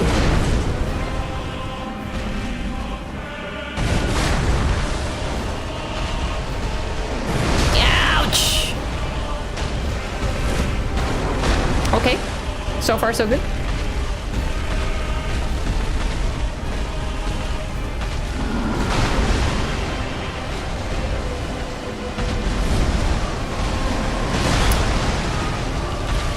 Yhorm!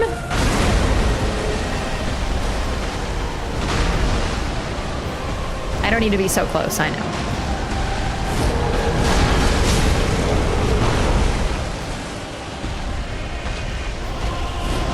No, you don't understand. I'm gaming.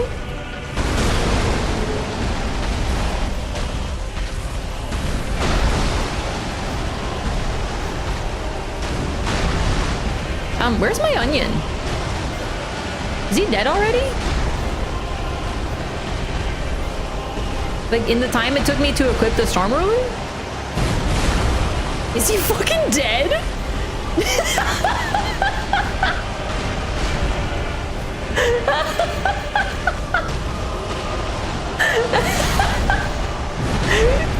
Alright, let's try this again, dude. I want the onion in here, man. I need him. Yhorm, old friend, I am here to fulfill my promise. Rah! Immediately dead. Oh my god. He won't come again? Wait, is he just done? Like, Onion, you can't tell me you skill issued that hard, my brother in Christ. Is he actually just dead? Yet more evidence that Dark Souls 3 has some serious fundamental problems.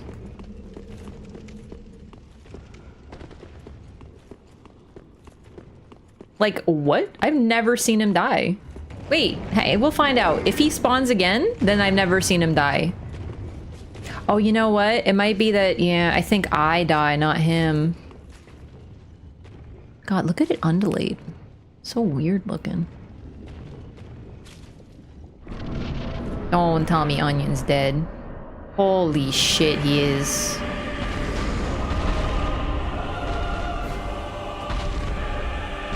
This one wasn't even my fault. Like, I went to pick it up and that's it? Onion. I should be disappointed, but like... I think the Onion quests are just cursed in the Loreathons, because the Onion quest also got fucked up in 1. But to be fair, it's really tough in 1.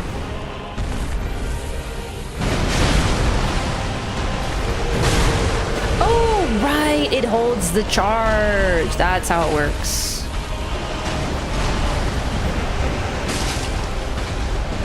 To a point, anyway. Okay.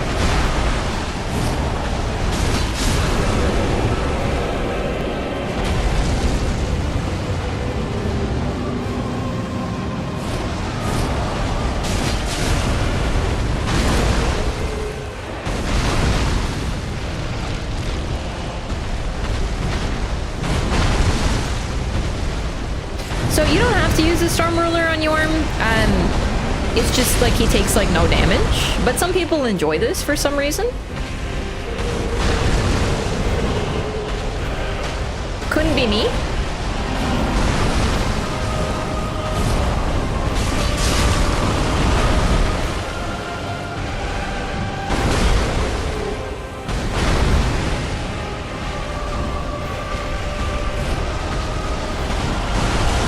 The Storm Ruler is also a reference to Demon Souls, in which the gimmick fight is also you take it down by using the Storm Ruler.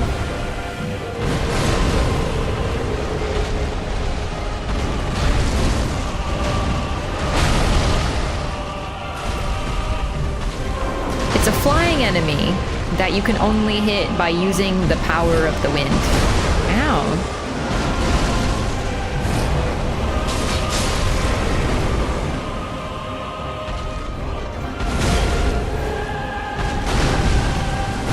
Seen that video where he gets smaller and faster after each attack? Literally, I'm not exaggerating. You could ask me if I've seen probably some of the most watched Souls videos, and I would probably say no. Except for Happy Souls, which I think I've seen. Oh, I missed.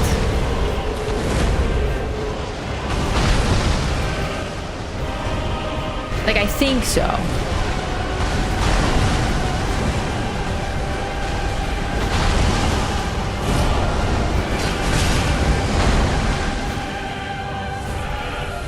Good boss was the best? I would say Riker.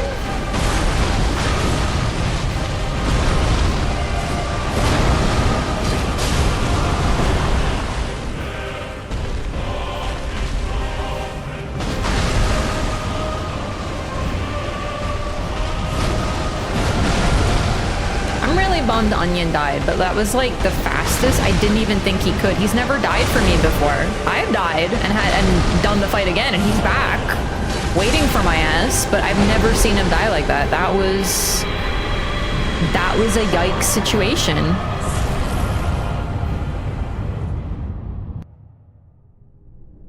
Oh shit, it's happening. Unkindled one. I forgot. Fire fades and awaits its one last reward.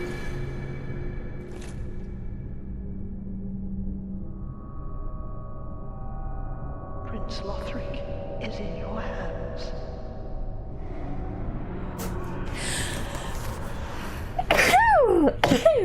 Please save his soul.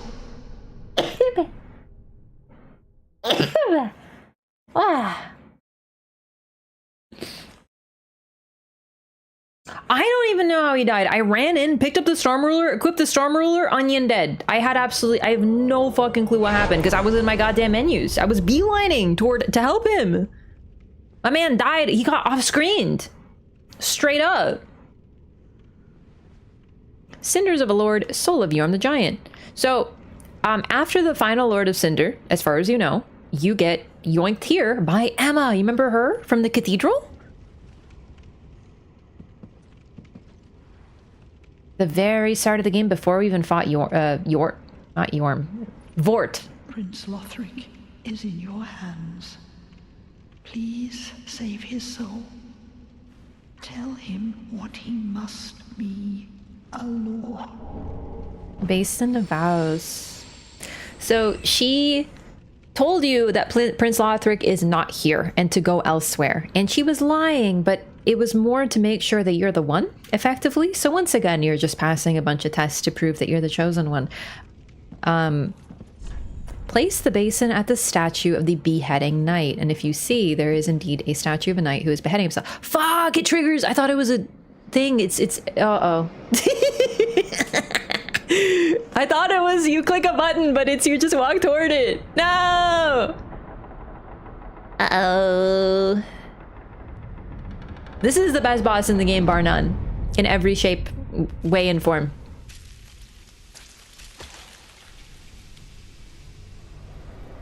Rich tradition of strange goo birthing things. This is just like One Reborn. And a little bit like Renala.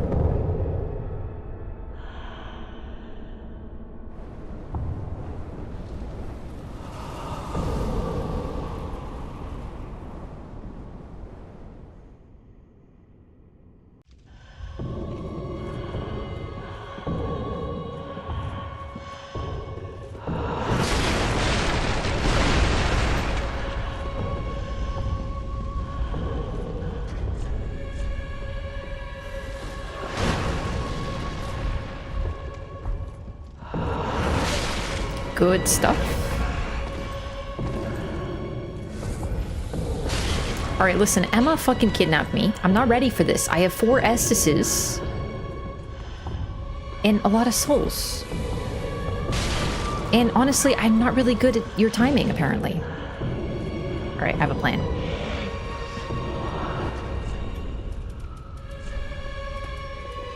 Where's my bones? Where are my fucking homeward bones? Okay.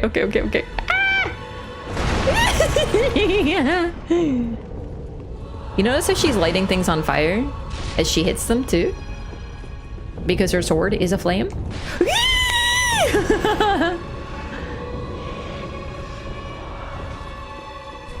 Similar armor to R'hllana?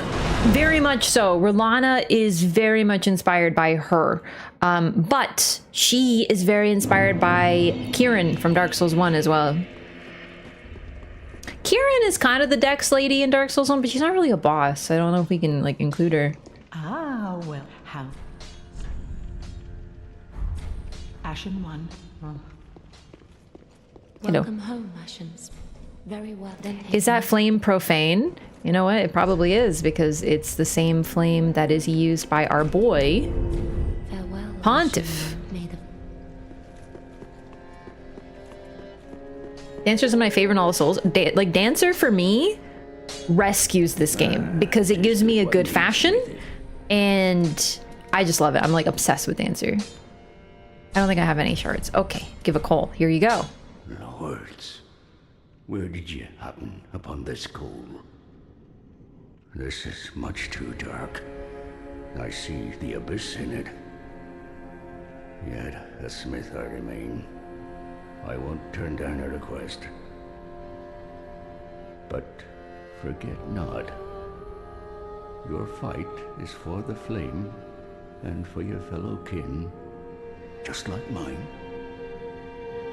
A cursed fate this may be, but hope remains, does it not? He's a big ol' flame lover. Storm Ruler, greatsword with a broken blade, also known as the Giant Slayer for the residual strength of storm that brings giants to their knees. Yhorm the Giant once held 2 of these, but gave one to the humans who doubted him, and left the other to a dear friend before facing his fate as a Lord of Cinder. So yeah, he used to use these weapons, and when he wanted to become a Lord of Cinder, he gave one to humans so that they could kill him, and he gave one to his close friend, who we now know was Siegward. Which is where we get the second one. I don't want to. We already read the onion armor because we bought it back from Patches for him.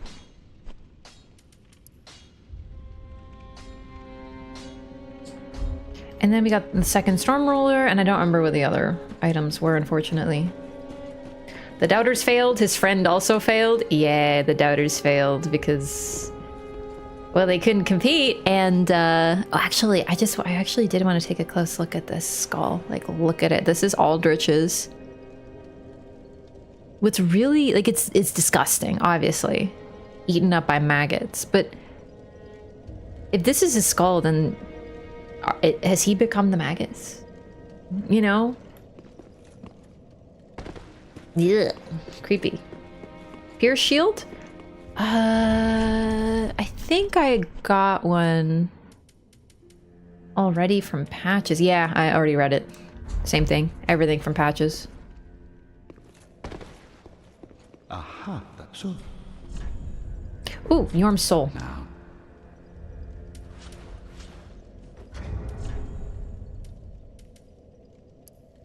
Soul of Yhorm the Giant. Yhorm is a descendant of an ancient conqueror, but was asked by the very people once subjugated to lead them, serving as both a weighty blade and a stone-hard shield.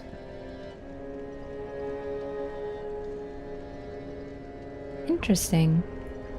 Could be a descendant of the Giant, the Giant King in Dark Souls 2. The thing is, it's probably a different era, really. Could be, but I don't even know if I want to make that connection. Because the Giants didn't conquer Drangleic, they just fought back after they were attacked.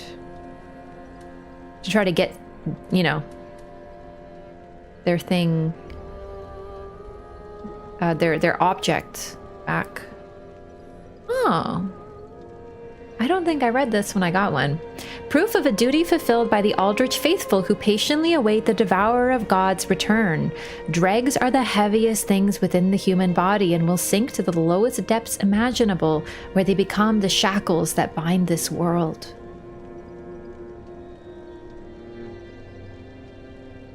Reminds me of a vermin from Bloodborne in some ways. It's annoying there's no way to remove Storm Ruler from your inventory storage. Oh, I didn't know that. I don't normally store things.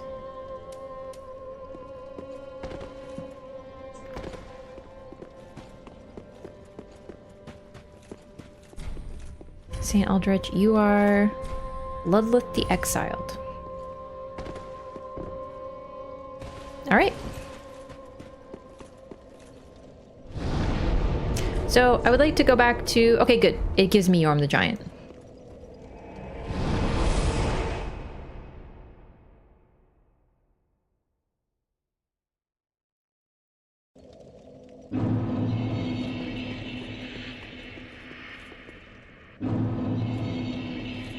didn't have that many, but I wanted them back. All right, so it gives you the bonfire, even though it kind of forces you out. Let's go back to fight Dancer legitimately this time.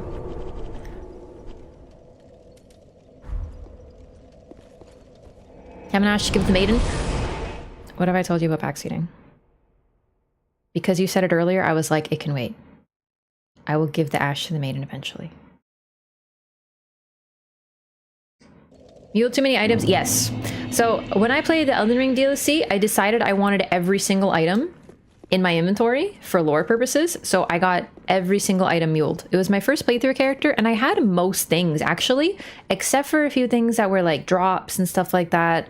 But I had almost everything, but I wanted everything. So I got everything. I put everything in storage and I got muled every item in the game. Did you know that there's a limit to how much you can hold in your inventory? Even if you don't have many duplicates? Because I found that out. I picked up items in the Elden Ring DLC and it put them straight to my storage.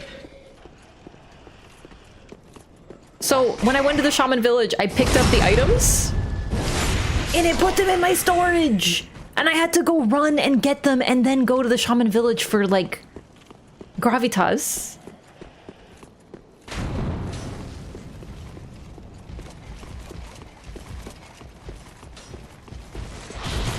Did I ever take out this guy?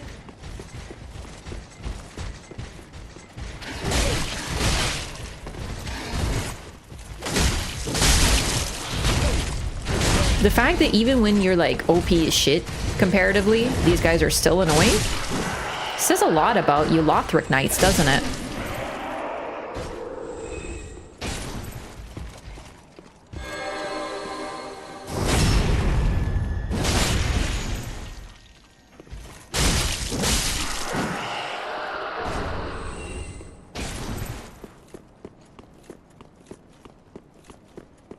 A lot of duplicates, I remember. Okay, admittedly, I did have a lot of duplicates, but that's because the person who muled me had 5 of everything. And then I put a bunch of them away, and I had no duplicates. I had fewer duplicates, and I still got things sent away. That's ridiculous. I cannot be blamed for such things.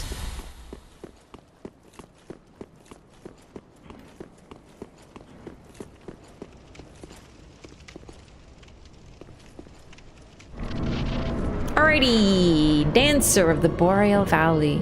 Peak boss fight, incredible sound design.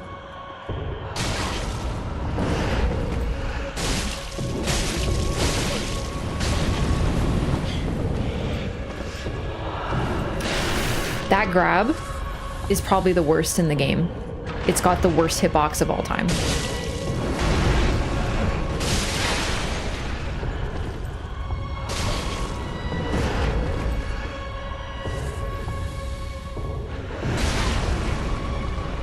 Okay.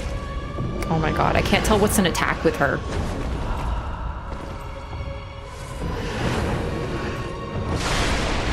Dancer, chill.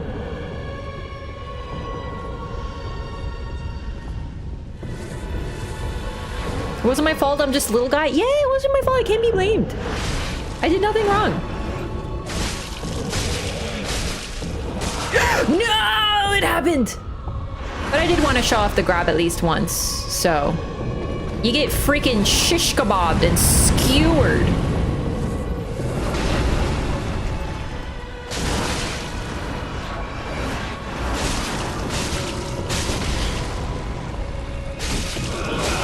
Here we go. I got another fucking sword. Here we go.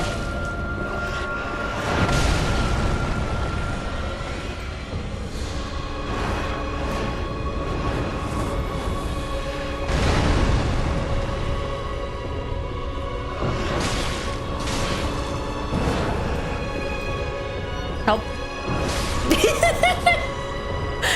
I, for one, think that went pretty well. She's so cool. She has kind of a weird rhythm. Yeah, her fight is very odd because it doesn't... The music almost seems intentionally to throw you off. Her attacks are at the, like, off the rhythm of the music.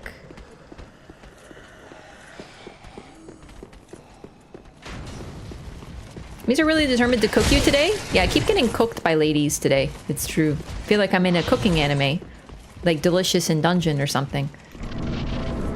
Could you have fought her earlier? You can fight her before you fight Vor. Yeah. If you kill Emma, Dancer will trigger. So you could say that Dancer is protecting... Oh, shit. Dancer is protecting the princess. Okay, spamming grabs. I see. Dancer. I love everything about her. The way she sort of moves like a predator. She reminds me of like a stalking cat. The way her footsteps echo, creating this like distorted rhythm. Her ghostly breathing.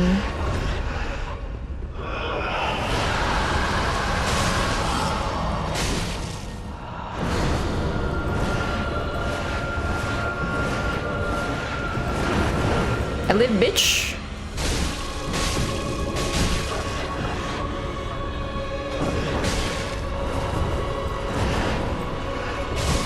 So, like the other Valley Outrider Knights, she has been turned into this by Pontiff Sullivan. She's like the other Outrider Knights. Icy, distorted body. But you can imagine what she was like. Because she retains the grace she had. Also, when I show off the armor,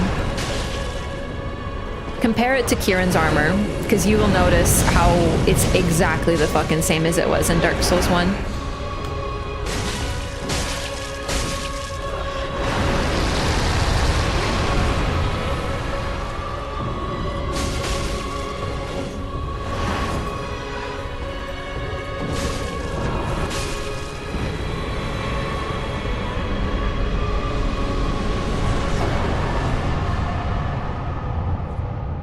I really do love this fight.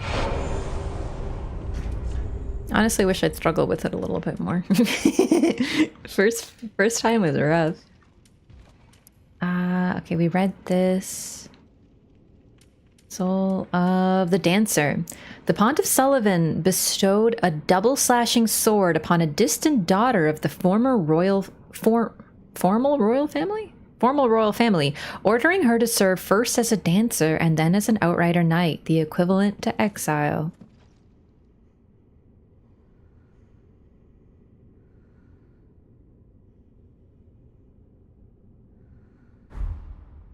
A little fucked up.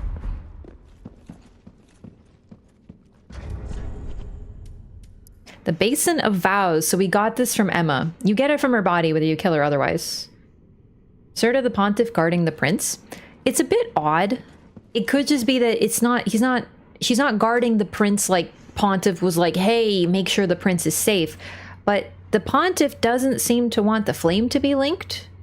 So he's just having you not progress toward the princess.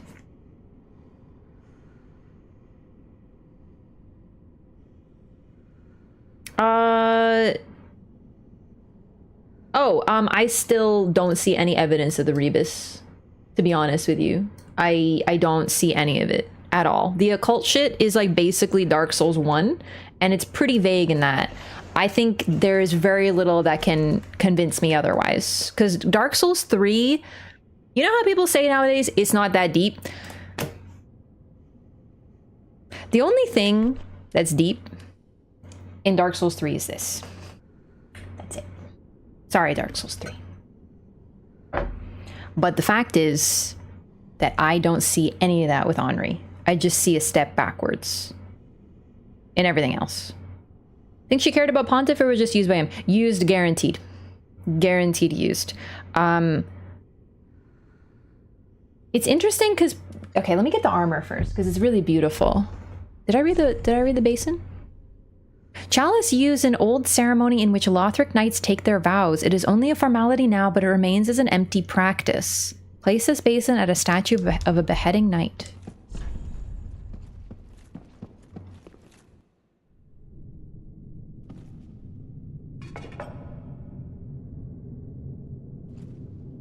Like, I love Henri as a character, but I wish they had not been so cringe about it.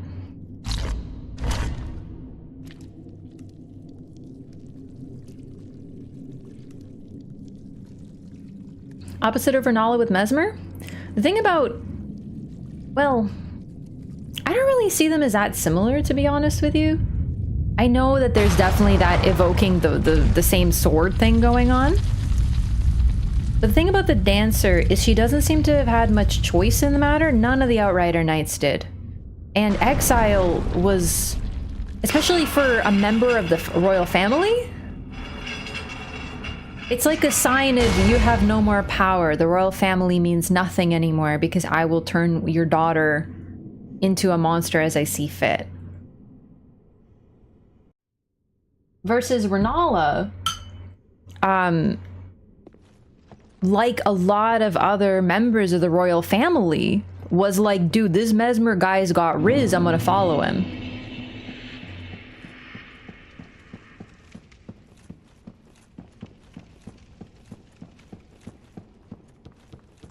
You just missed answer, yeah, whoops. There it is. I was like, there's a bonfire near here, but I can't remember where.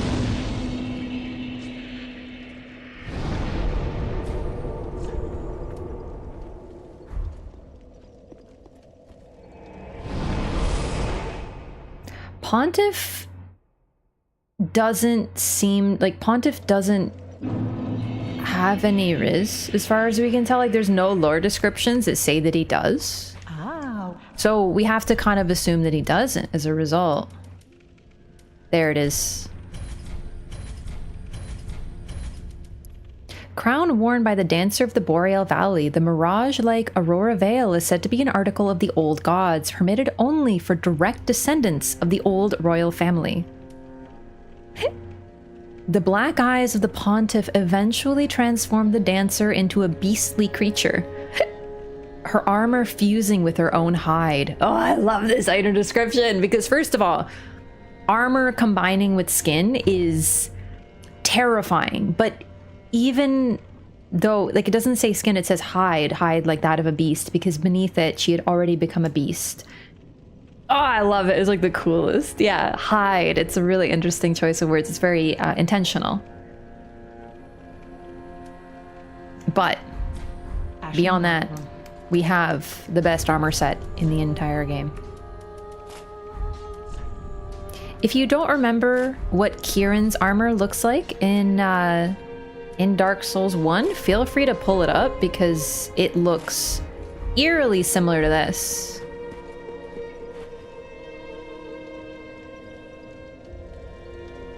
I would like better lighting. The veil is my favorite part. The veil also, fun fact, is attached to the head, so you can wear the headpiece and wear a different chest piece and mix and match. And keep the veil.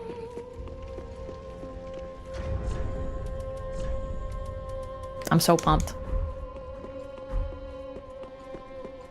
Kieran's is a bit more dressy.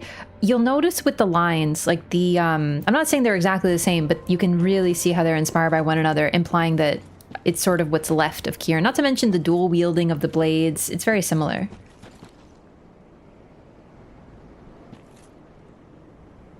I remember looking at them side by side. Also the helmet, the way the lines work on the helmet. I noticed it because I looked at this armor a lot because I was going to make it for a costume because I love making armor. I never did, but I looked at tons of pictures of it to figure out what it looked like and how I would make it. This lighting isn't very good. The headpiece is really different, but you can like still see how it's evoking one another. I would argue very hard about Gwendolyn being a Rebus, to be honest with you. In fact, I really disagree with that one, personally. To me, Gwendolyn was just... Well, I've talked about Gwendolyn a lot. That one I don't see at all. And even if Gwendolyn is a Rebus, it doesn't have really anything to do with Henri, because Henri, we just do the tradition in the tunnel that Gwendolyn used to live, but there really isn't any other connection to Gwendolyn. I personally really disagree. Gwendolyn I think Gwendolyn being raised as a woman because of Gwyn just shows a lot about Gwyn, not anything to do with Erebus. It's just like, you have moon powers, congratulations, you're a woman. Gwendolyn otherwise refers to himself with masculine pronouns and never says anything about it. It's more just like how his father raised him. His moon powers, like, there's nothing inherently feminine about the moon. It's just sort of something that Gwyn decides. And the fact that he wears the sun is because his father is the sun. I sort of like the idea of Gwendolyn as a Rebus, just because, like, all the lore seems to just depict Gwyn being an overbearing narcissist about it. Black Knife armor? Oh yeah, no, you could definitely see this as a precursor to Black Knife armor. In fact, now that we know about Black Knife armor, I see a lot of it. I really like the yoga pants. That's my favorite part. Also, Bear, thank you for the tier 3. Welcome back for 45 months. Good to see you. How's it going?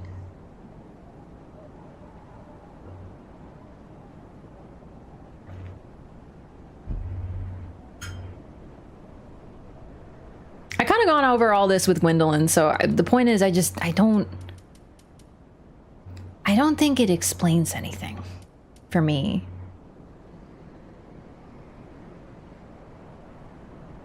Gwendolyn's models having breasts. Yeah, I've seen that. I don't know. It's just, for me, I don't really get what that has to do with Henri, though.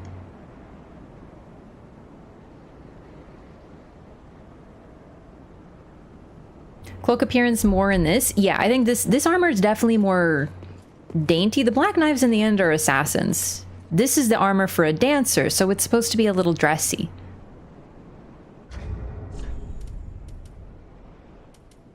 Okay, read the lore. What am I wearing? Oh, right. These. I don't think I should wear Flynn's. I just haven't looked at my armor in a long time. My rings. I kind of like the Karthus blood ring, but I get hit a lot, so maybe it's not a good idea. No, that's fair. It's very subjective, but like, to me, the idea of deciding what sex your child will be raised because of something inherent to them is kind of very not a positive depiction. I've never liked it. For me, it's the same as people reading, you know, the whole Marek and Radigan. I don't think that's a positive depiction either. The whole point is that they are two halves that are opposed to one another, one half forced upon the other. You know, it's all very subjective, but like, I can't see anything good about Henri changing sex depending on yours. I see nothing good about it. I've always hated it, actually. I've always been like, okay, so like, because we get married to an NPC by stabbing them in the face, they need to be the opposite sex. Okay. That's all I see in it. Ah, yes. As discussed, Dark Souls 3 is very safe.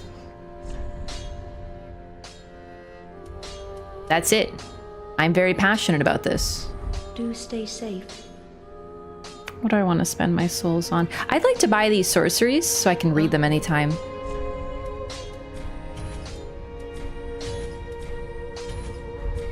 Don't stop your my apprentice. Don't forget. I'm so sorry, I actually forgot you have cool dialogue. Yes. There is one thing that you should know. There is a darkness within man, and I am afraid you will peer into it. Whether the fear will spark self-reflection or a ruinous nostalgia is up to you entirely. Fear not. Your choice will bring you no scorn. There is one thing that you should know. Dressy armors in Elden Ring? This game has very few dresses. And I'm afraid you will peer into it. Found cringe about Henri? Oh, just the fact that Henri is a boy or a girl depending on what you are. That's it. It's up to you entirely. There's nothing wrong with Henri themselves. It kind of sucks, actually. Your choice will bring you no scorn. Do stay safe. Henri themselves is really cool. It's just like, ugh. get the ring that... Hang on.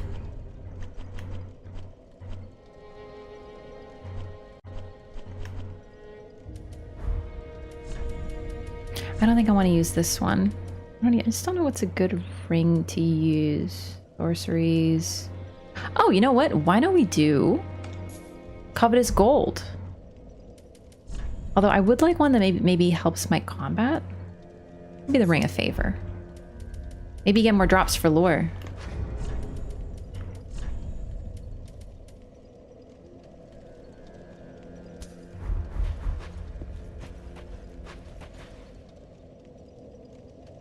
And now let's read the items we can get from Ludlith. Unfortunately, because of how damage works in DS3, the Dancer Swords are like the worst thing in the entire game. It makes me so sad because I love them and they have such incredible, like an incredible moveset, but they are terrible. Like so bad. Dancer's Enchanted Swords. Paired enchanted swords that Pontiff Sullivan bestowed upon the Dancer of the Boreal Valley. These blades, symbolic of the Dancer's vows, are enchanted by dark magic in the right hand and fire in the left, mirroring the Pontiff's.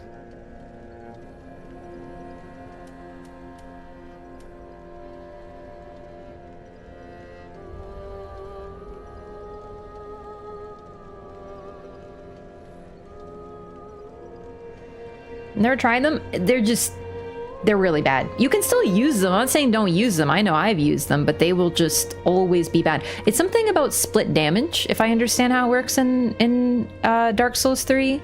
Because they do both fire and magic damage, it kills them.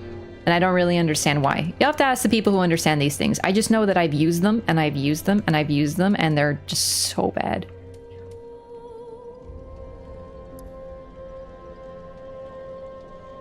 Okay, so we've read this. Yhorm's Great Machete. Great Machete wielded long ago by Yhorm the Giant. Yhorm once lumbered on the front lines with the Great Shield, but one day, in place of his shield, a left-hand notch was added to his machete, enabling the smashing technique that would become the legacy of his later years.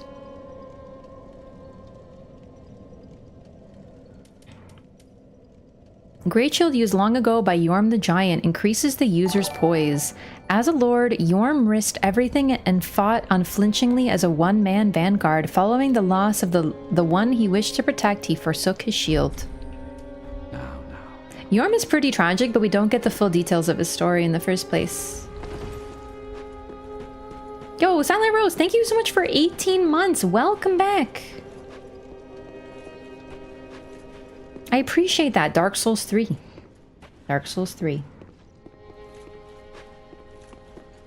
Damage 0%, aesthetic 100%. They're gorgeous. They are gorgeous. I should actually just show... Well, you do Dancer's moves. It's pretty neat, but... This is not a problem in Elden Ring, by the way. Elden Ring kind of fixed this problem, I think. It's just kind of a Dark Souls 3 thing. Whoops. Oh my god. There we go. They're so pretty. Like, look at them. They look like they're hewn from ice itself.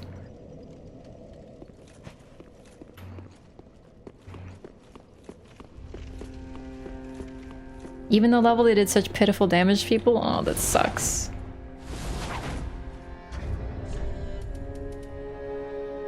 Oops. Alright, unleash the fury of both blades in a dancing spin motion and use strong attack to continue the performance until stamina is exhausted. Okay, that's what it is. So you do L2 followed by R2.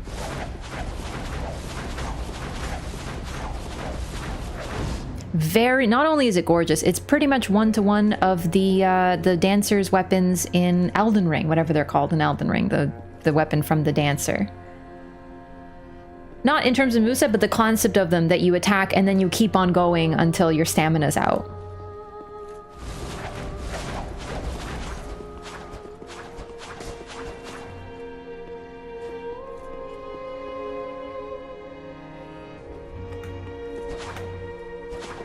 This is their normal moveset. Elden Ring Dance is hella free? Yeah, exactly. Exactly. But the idea of how it works is pretty similar. The tracers were actually going to be in DS3 as a paired weapon, but were scrapped. Interesting. I didn't know that. It's kind of a pity. I love the tracers in Dark Souls 1. Souls-like games would benefit from BG3 dialogue. So I haven't played BG3 yet, but like, no, personally. Because I just think that they're really different. I don't know. I don't know about that. I don't think that would be I don't think that would be a best of both worlds situation. Yeah, they're just like really different games. I feel like CRPGs benefit really well from really advanced dialogue. I feel like if you made a BG3 game with like a CRPG dialogue game with Souls-like combat, you just end up alienating both sets of fans, personally. As someone who likes both types of games, I don't think I would like that, but who knows. All right, so that's that. Dancer's done. Kind of a pity because I love that fight. We read the... Wait, what's her other thing we can get? I forgot. I should have checked first. Aha, that's all. The dialogue we already have is pretty good. Soothing sunlight. That's what it is. Okay. Special miracle granted to the maidens of the Princess of Sunlight restores a large amount of HP for self and those in the general area. The miracles of Guinevere, the princess cherished by all, bestow their blessings on a great many warriors. So, this is a daughter of the royal family, and dancer, that is. And Guinevere, you get a Guinevere miracle from her soul, implying that she's related to Guinevere. Guinevere had many children, so likely she might be a descendant of Guinevere, either direct descendant or distant descendant, but a descendant nonetheless. So that implies that Guinevere is in Lothric somewhere. Or at least she went to Lothric.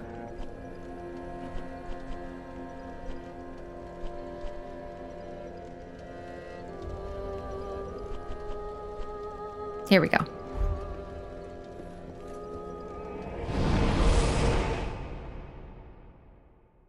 I guess we'll see. You know, I still haven't played Dragon Age. Dragon Age? Yeah, the new Dragon Age. I really want to play it. That one seems to be a little bit more action RPG-ish than their older titles. So I guess we'll see how that one feels. It's not quite as Souls-like, but I feel like it's getting closer.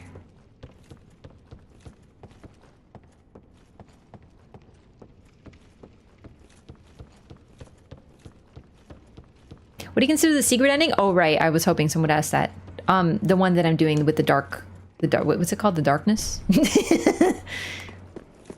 With my dark circles. These dark circles.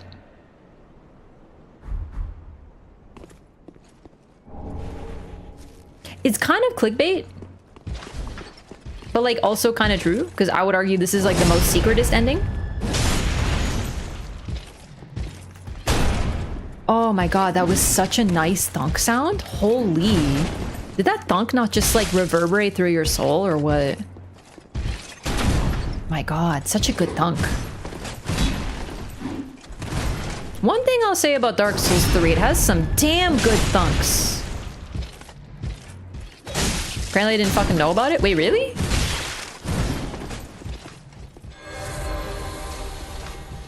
It's the Uria ending where you listen to her and become the Dark Lord of Gondor. Sorry, not Gondor, Londor. Listen, I've been watching...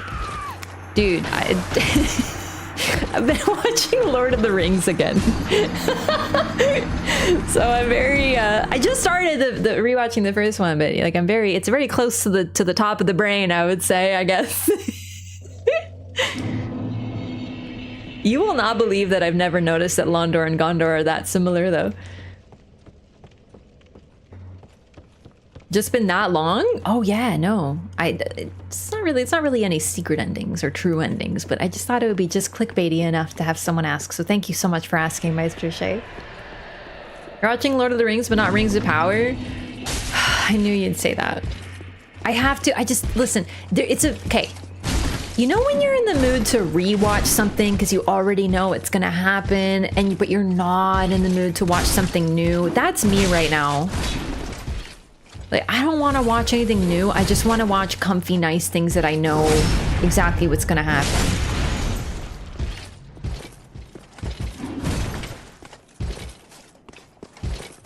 I actually quite like Rings of Power. I'm an enjoyer, but I haven't seen season 2. I'm like waiting for the right time because I'm really excited about it.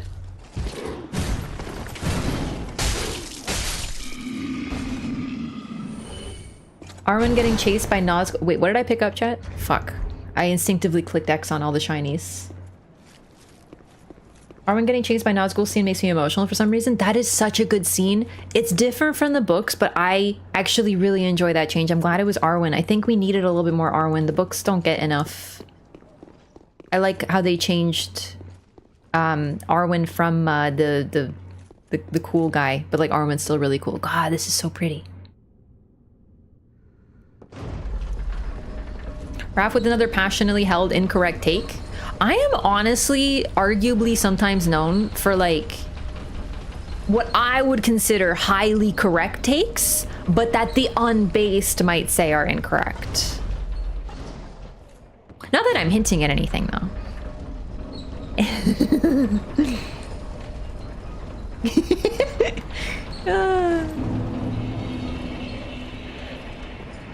If you hate soup, I do hate soup. That is true. No, I don't hate soup anymore. Actually, you're outdated. No one knows who Glorfindel is. Okay, listen. Glorfindel is cool as shit, but the fact is that I'm glad that they made it Arwen rather than introducing Glorfindel. But like, Glorfindel is so cool. Glorfindel is too OP.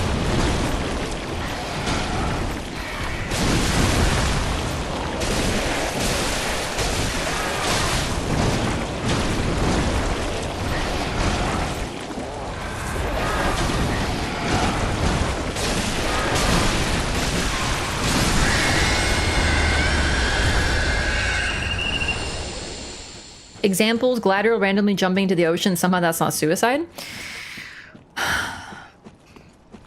In the Silmarillion, a guy literally takes a boat, like a normal boat, like a wooden boat, wears a crown of stars, and flies into space on his wooden boat via magic powers, and is totally fine because it's an epic fucking tale, and it doesn't matter that it's a boat. Because he can now be a spaceship.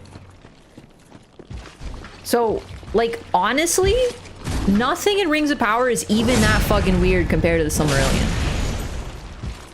Not to mention, his spaceship boat, he comes back to fight on his spaceship boat, but he can still go to space after.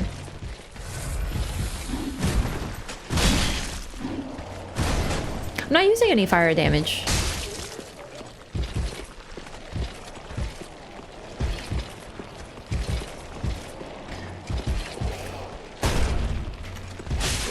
Holy shit, I did a flip. I forgot I could do that. These guys are gonna kill me.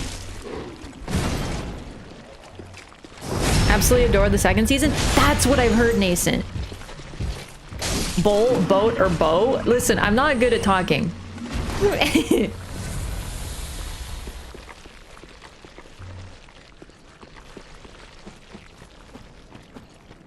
Part of the B&W next to Gandalf. I'm just on the opinion that if I enjoy something, I should enjoy it for what it is. So for example, I had just like a lot of fun with the show, and I think the fact that everyone's like, oh my god, this doesn't make any logical sense, and this is like kind of ruined the ability for things to just be fucking fun. Like, for example, everyone's like, the hobbits shouldn't be there because Tolkien said that hobbits and I'm just like, I don't care, dude. I fucking love Nori and her cute family and like the story, man. That was so charming. It was like cool as shit, man. everyone's so focused on like, this makes no sense, when instead they should just be like having a good time. Did you have a good time watching it? No? Okay. I'm so sorry to hear that, but like, you don't have to watch it. I had a great time watching it. I did. I was like, wow, that's so pretty. I've always wanted to see Numenor, man. That looks cool as hell. We got to see Numenor. But instead, I have someone who's literally telling me, hey, you know how you had fun with that? How dare you have fun with it? You shouldn't have had fun with it. Because BMWs, apparently. I'm sorry. I don't think that's okay. I'm sorry if you didn't like it. That's okay. But like, I have read all the books. Okay, not all of them. I haven't read like the ones that like aren't the Silmarillion yet. I haven't read like his assorted works. I watched all the movies. And I enjoyed the show quite a bit. So far.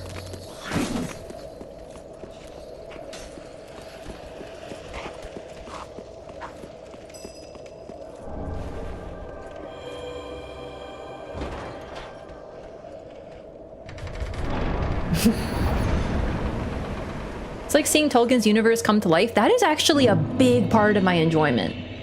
I am absolutely obsessed with the visuals of that movie, that show. I'm watching it and I'm like, goodness, this is gorgeous. Also, I really, really enjoyed what they did with the, oh, it's been a while since I've seen it, so now I don't remember. But the guy who was an elf, who was now an orc guy, because Tolkien wasn't sure about his origin of the orcs. I might be getting confused which is which. In the Silmarillion, I think he wrote that they are elves that were like corrupted by Melkor, aka Morgoth, because the whole thing is that Melkor, aka Morgoth, cannot create anything. He can only corrupt what has been created, which I thought was like really neat considering his whole like thing. Anyway, you got me on Lord of the Rings now, so it's over for all of you. So just settle in, buckos. Because I'm like really into Tolkien right now. Anyway, thralls. Right, he wrote that the orcs were like corrupted elves, right? But then he kind of wasn't sure if he liked it, so he came up with a couple different origins for orcs. He also was like that they like came out of the clay, they were formed from clay, which is sort of what we end up seeing in the Lord of the Rings trilogy. But even he was not sure of the canon. So that's kind of what we have, like the multiple origins. It actually fits myths, which often have differing origins for things, right? And what I liked about the show is they used the idea of corrupted elves, and I think they did it in a really cool way. I love that. And the thing is, it isn't even lore breaking because Tolkien himself wasn't sure of the origin. I like that the origin story of Lord of the Rings is the gods were having a jam session and then fucking Melkor pulled out his What have you guys done?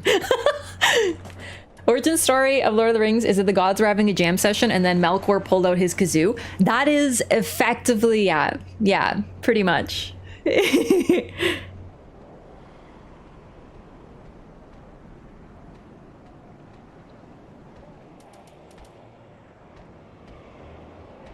I just think, like, you know me, I'm very much, like, I just enjoy things because I do. I actually, to this day, I am still shocked that people did not like Sonic 06. When I first went online and found out that people hated that game and its big meme, I was like, what? I was shocked. I still love that game. Dude, would I enjoy playing it now? Probably not. It was a bit of a struggle, but I loved it anyway. I don't know, man. I just like things. I've always liked things. I haven't really changed much. If I like something, I'm not gonna start disliking it because people told me to, I guess. I'm not gonna focus on why I should dislike things. Or like obsess over it or like logic myself into not liking something, I guess.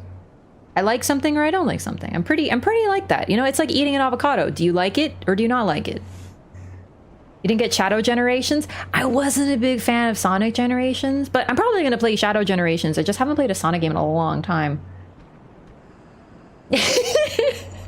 Okay, Okay, listen, I know that's like a typo, but it's so funny. I do enjoy celebrities.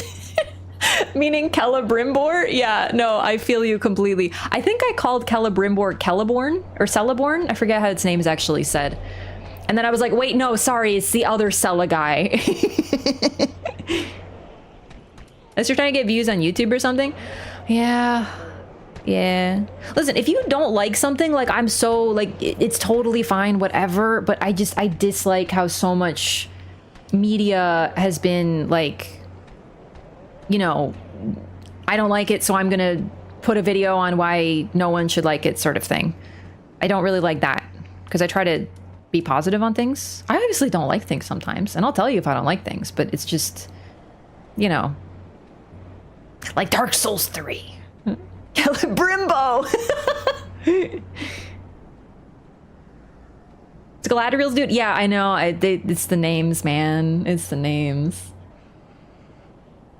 No, I have to watch the show. And Gil-galad's in the show. That's so sick, dude. I don't think we can even express how cool it is that we're seeing these folks. The Silmarillion, as cool as it is such a wasted opportunity. You know Galadriel, right? She is mentioned about 3 times in the entire Silmarillion, which takes place over a period of about 4,000 years. There is so much room for shit to happen. In the Silmarillion, the War of the Ring is summarized in a paragraph. Legolas and Gimli aren't mentioned. Sam isn't mentioned. Only Aragorn and Frodo are mentioned. By the way, that is the only mention of hobbits, or what are they called? Halflings in the entire book. That's it. One time. And then there was a guy named Frodo. He was a halfling. There is so much room for stuff to happen in that story.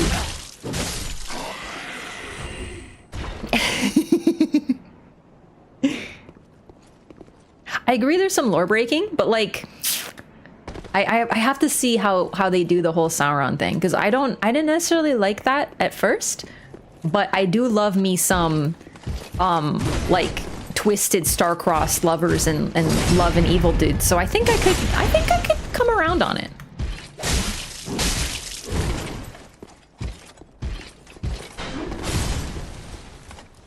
Honestly, a lot of the Silmarillion does basically boil down to, Galadriel was related to this guy, and then she was here, and that's literally all we know. Whoops.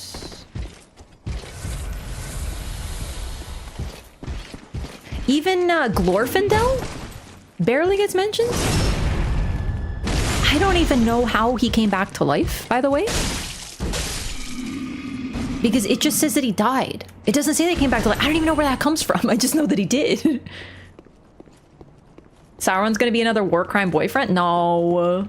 Maybe. There's a chance. Glorp.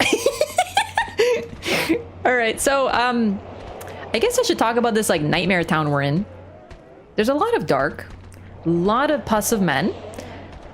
These scary cathedral individuals who were guarding the deep before. So perhaps this is something to do with it.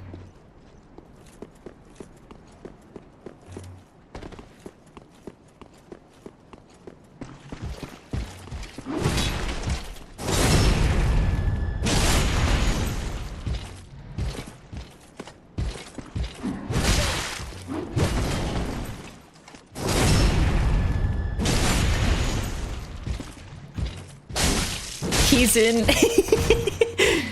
You just had to remind me that Sauron is a war crime boyfriend, and I'm like,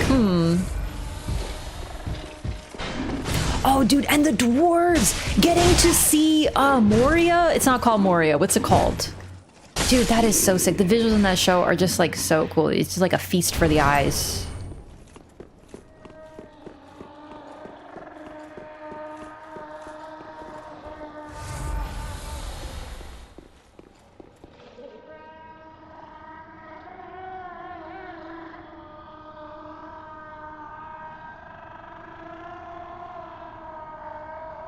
I forgot you can just hear him out here.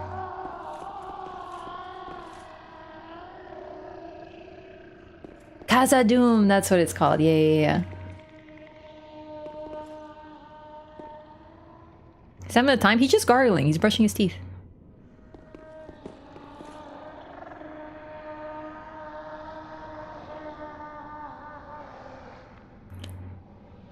clearing his throat.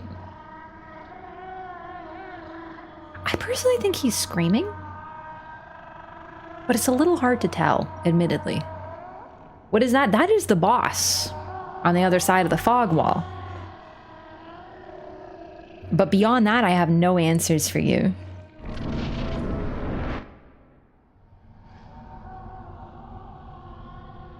He might be singing, though.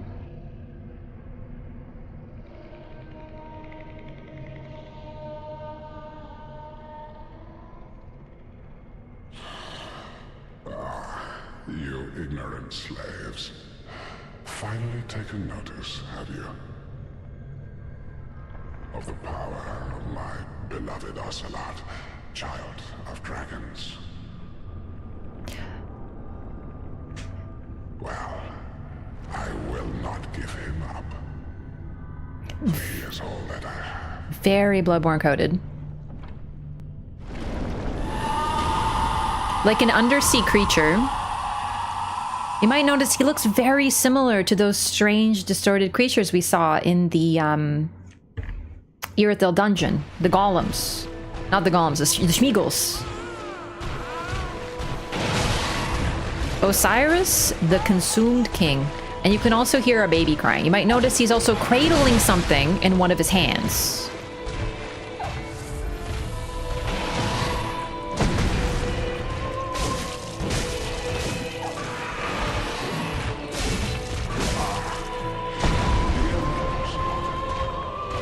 Where have you gone?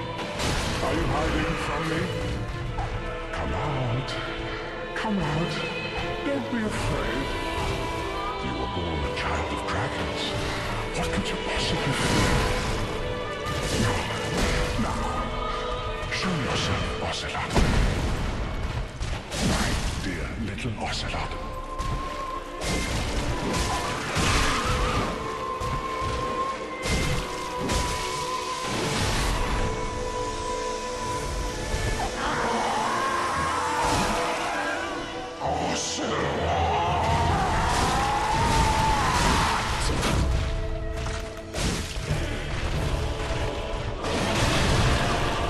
No more baby holding now.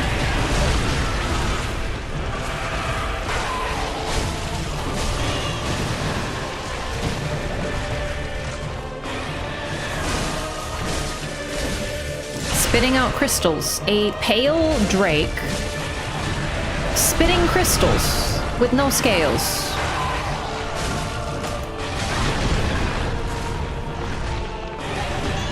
And a sorcerer in phase 1.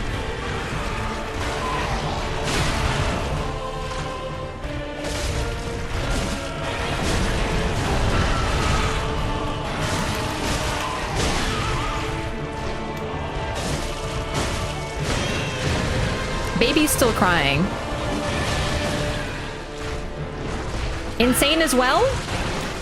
Oh.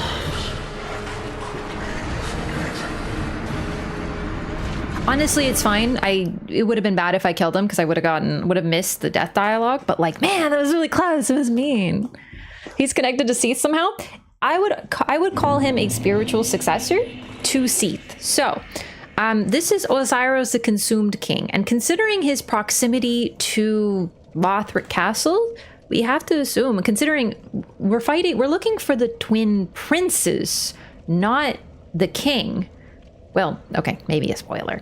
We are apparently looking for the king, but we don't take the king. He is probably the parent to the twin princes. Now, they could also be different generations. It's really hard to tell considering how much time this game spans. But we meet a king and we meet twin princes. And we also know that there is a daughter of the royal family with a dancer. We know there's got to be a queen somewhere. We don't really meet her, though. We gotta guess this is one big royal family. So Osiris has been consumed, considering he's protected by Knights of the Cathedral of the Deep, surrounded by pusses of men,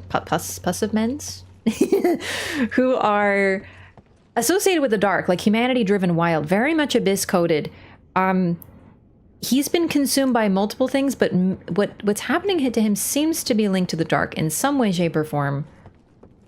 he's also become a dragon. He succeeded more than the others, but he has been consumed, likely with the intent to become a dragon. He also claims that his invisible child, Ocelotte, is a child of dragons. So, similar to Seath, who became obsessed with immortality, we have people who are obsessed with becoming dragons. Each of the games has one. I actually forgot to read the dragon scale ring. I thought it might have something to do with this. We haven't met them yet, but there is a covenant that is obsessed with dragons. Reduces damage from backstabs. Ring of Osiris, former king of Lothric, reduces damage from backstabs. In his later years, Osiris became fascinated with dragons. After going mad, he was more commonly known as the Consumed King. Many assassins were dispatched to his domain, but none returned. The Consumed King ascribed his resilience to the divine protection of the dragon scale. So he's a sorcerer who tried to become a dragon and has no scales, and also uses crystal sorcery. So definitely we're meant to think of Seath. This isn't directly Seath, but we're definitely supposed to have that image in our minds. He's also very Bloodborne coded. He's almost aquatic, but also kind of rotting. I personally read them as like mushrooms growing out of his spine. It also looks like, if we're thinking Bloodborne, he looks like Willem. Willem has those growths coming out of him. It's definitely... He doesn't look good. Doesn't look good at all.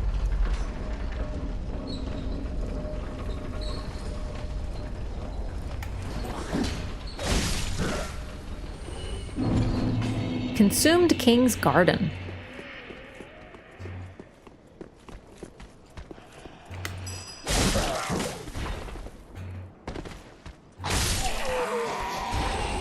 So he's consumed probably by his desire, his madness, but also consumed, I mean, this whole place seems to be sinking down into the ground. Darkness is everywhere here. It's also very wet, which makes me think of the deep as well, which could be why these guys are here. Or they just could be Lothric Knights, but they're the same model as the Cathedral Knights.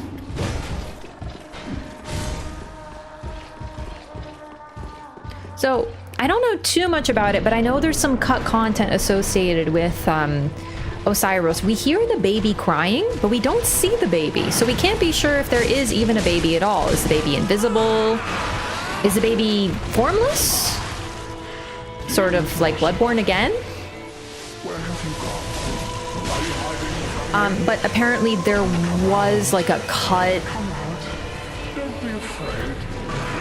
Ocelotte's presence was supposed to be a little bit more outright stated, but they cut it probably because, well, what they were doing was going to be pretty fucking violent. So they decided to keep it more ambiguous on if Ocelotte's even here at all, or what form he takes. Oh, I'm in the goo. Very much like Erden. Yeah, definitely some Bloodborne stuff going on, but I'm not dismissing this as just Bloodborne. It's very clearly fitting within the lore of Dark Souls 3 as well. But I can't look at this and not think of, well, not only Bloodborne. Oh shit, I forgot about the charge.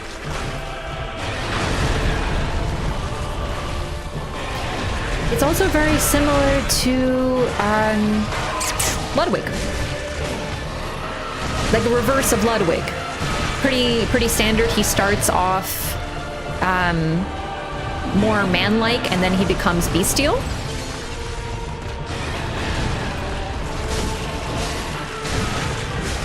But he still talks, even if you die to him in phase 2.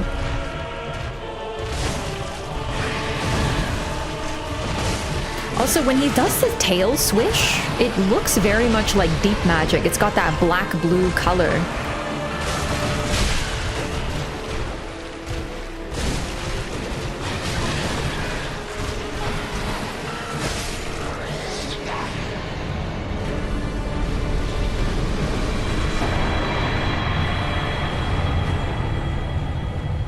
Air of Fire destroyed. So he's got a soul the color of sorcery. One thing I love about this game is how they use the soul colors. So Chaos Demons have more fiery souls. Standard souls look just pretty normal. Deep souls look like this. Ones that are Associated with crystal sorcery specifically, it's as if their souls have changed because of it. Yeah, so basically, apparently previously Osiris was supposed to actually be holding the baby. You could see the model. They modeled the baby itself. And then in phase 2, well, he's on 4 hands. He can't hold anything anymore. They intentionally sort of cut that because it was a little disturbing. Yeah. As it is, though, we don't really know what the hell's going on with Ocelotte. But we hear the crying, so something's got to be going on.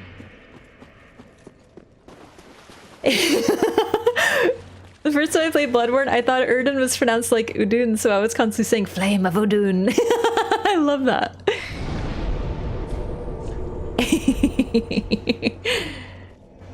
The baby sounds somehow make this boss very creepy for me. It really should. Bloodborne, of course, also has a formless baby that is very special and important to the story, and is also crying during 2 different boss fights, and doesn't directly die.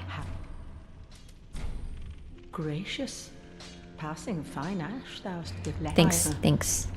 Alrighty.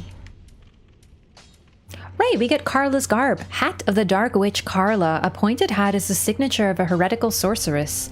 Carla, however, always kept it close. Coat of the Dark Witch Carla. This stained coat is torn and odorous, telling of a long journey and even longer imprisonment. It would be madness to wear such a thing. I'm realizing now that I forgot to read all of his garb, but the reason is I was going to read it after we found Carla.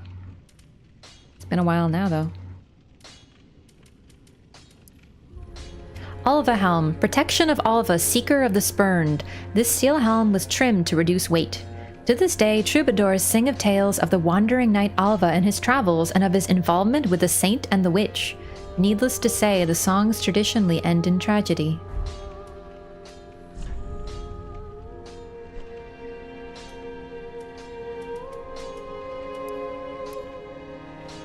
Same lore. So he was going after Carla.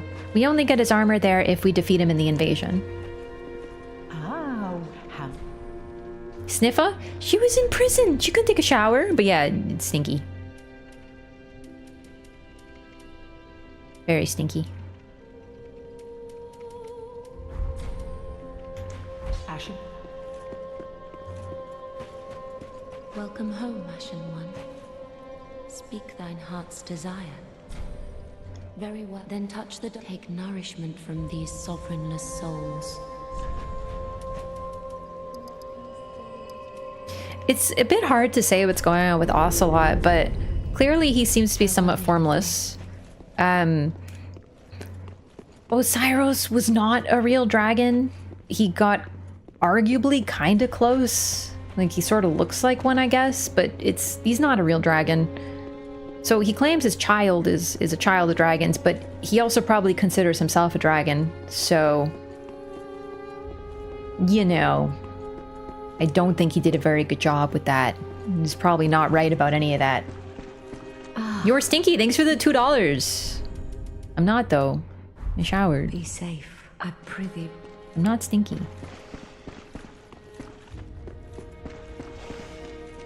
Cyrus's skin color looks similar to the arm coming out of the rotted greatwood. Yeah, the rotted greatwood is really interesting too, because it's as if the curses have created a living being within the tree itself. They've all come together. I've already used the soul, but remember when I first showed it off, it literally looked like a combination of souls, like a curse brought to life. Aha, that's all. Either way, though, he's just like a pale dude. Pale, kind of slimy, wet dude. Apples.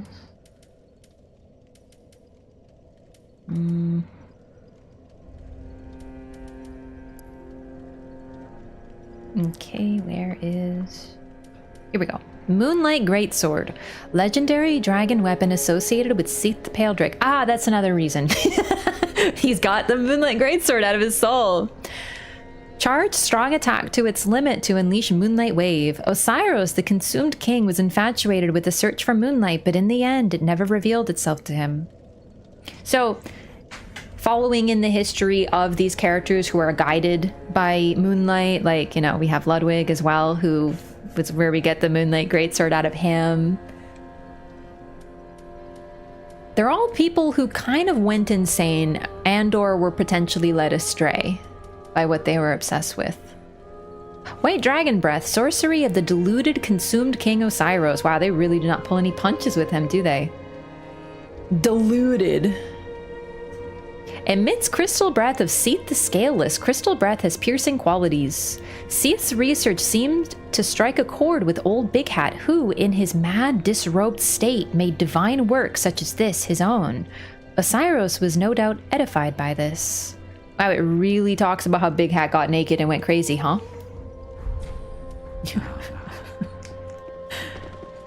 Dark Souls 3 is really like, hey, do you remember in Dark Souls 1 when Big Hat got naked? Yeah, we do too. Like, what the fuck? That's what you're gonna bring up? Well. Oh, Champion of Ash, welcome back. Do you wish to hear a tale?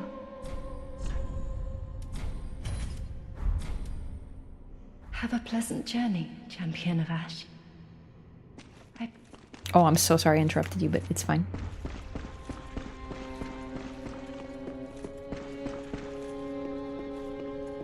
Hi. Back again, I see. Perfect timing, too. I'm in need of a diversion. Oh my. You've made quite the discovery. This is a scroll of the prodigious Big Hat Logan. A masterful sorcerer, long missed in Vinheim. And now we have his scroll. Right here in my very hands. I don't mean to seem overbearing, but have you forgotten? In exchange for my sorceries, you are to bring me knowledge. Wow, you brought me a legendary scroll of this most famous sorcerer of all history. Excuse me, where is my scrolls? No wonder no one likes you, whatever your name is. Orbeck. Come again.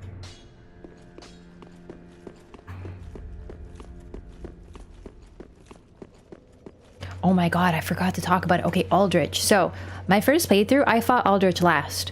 So, you might notice he has this whole rain of arrows spell going on where, like, arrows keep going. Well, fun fact, the spell continues after he dies. So, my first playthrough, I killed Aldrich, but he killed me after death, right?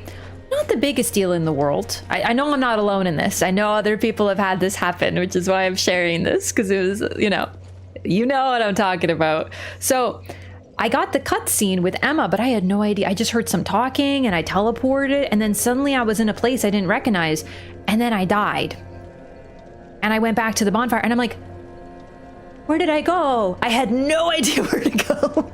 I think I had to text my friend. I was like, hey, I died and I don't know what to do, and what happened? And then he was like, you gotta go talk to the Emma or whatever. And I was like, oh yeah. This was before, you know. This is when I was like freaked out, and if that had happened, you know, my first playthrough on stream, I'd be like, don't anyone say anything, and I would have wandered the entire land figuring out where to go. The Dark Souls 3 playthrough is fun for that reason. It was special. Got his name because people just referred to him as Or, and that his original name was originally Beck. I don't get it. Ashen One, may I pose thee a question? Has the little Lord Ludleth spoken to thee of any curious matters? I sense that he possesseth some knowledge of a thing once most precious, or most terrible, now lost to the Firekeepers. Pray tell, is it a matter of which I should be apprised? Farewell, Ashen One.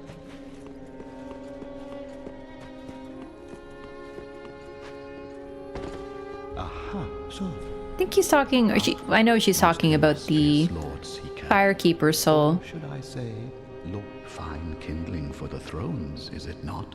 All right, we already heard this. And, oh, in fact, methinks thou'st helped these poor lords along their rightful path. Treat the Firekeep she Yeah, you would say that. The only guy who's actually wanting to stay on his throne, huh?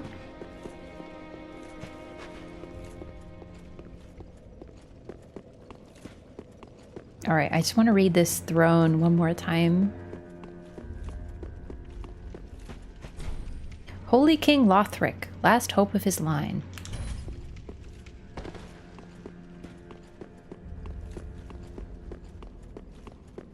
So of course that's not Osiris, but it's interesting that they call him a king because he's not otherwise described as a king. So it's got to be the twin princes, one of whom is named Lothric, but we otherwise don't really know. Wonder who cut off his legs. You know what? I feel like he's a pygmy, and the pygmies lose their legs like the people, like the ones with no legs in like the Albinarics in Elden Ring. Or he just, you know, cinders. All right, so now... I remember. I'm putting it together. I'm remembering why people think Guinevere is the queen. I don't remember why people think she's Rosaria, though.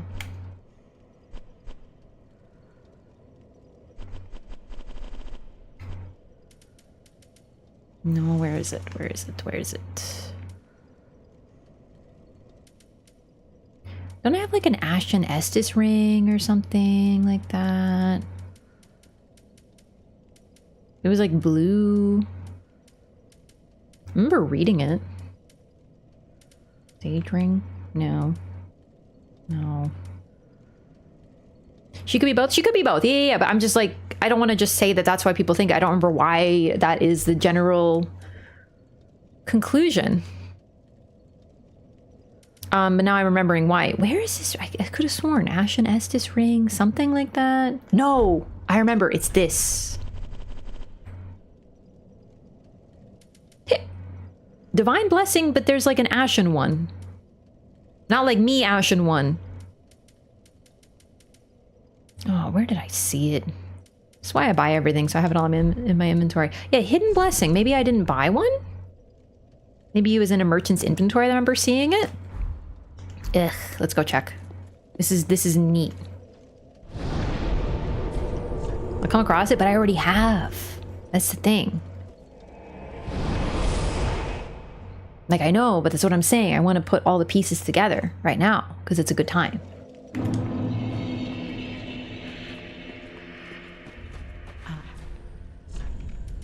The Hidden Blessing. Holy water blessed by the Queen of Lothric. There is a grave in Lothric that sees no visitors, a dark place where rootless warriors rest. The Queen of Lothric alone cared to wish the poor souls good fortune. So the Queen of Lothric is potentially Guinevere. The reason that this is suggested is because the Hidden Blessing is associated with the Queen of Lothric, but the Divine Blessing is associated with Guinevere. And also the Queen of Lothric. Do you know what I mean? In the previous titles, the Divine Blessing was associated with Guinevere, well, more in Dark Souls 1. So the fact that now it's the Queen of Lothric, the idea is that they're one and the same. But now there's also a Hidden Blessing that's associated with Ash.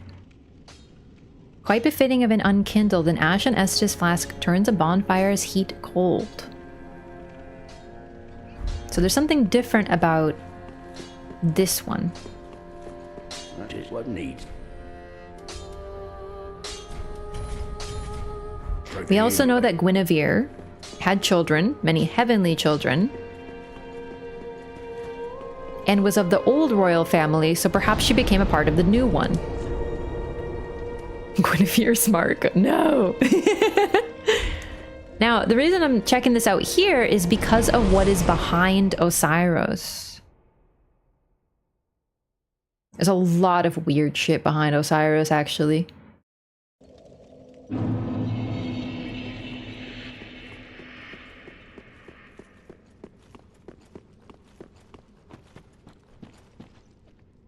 Are you alive? Okay, good. Good. Stay that way.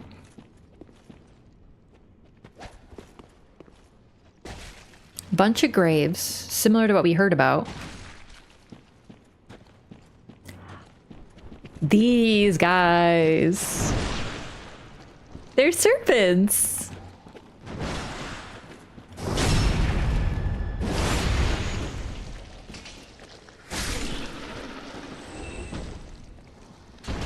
probably more failed dragons. Their heads are exactly serpent-like. They basically are snakes, right?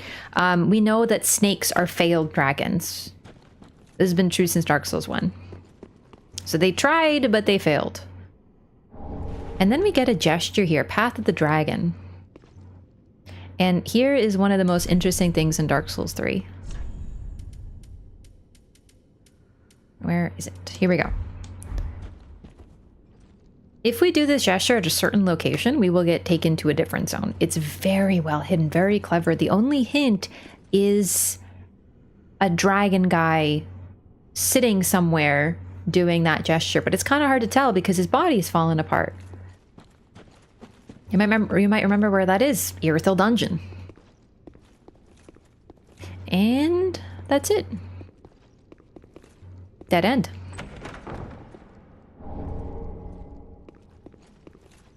Or is it?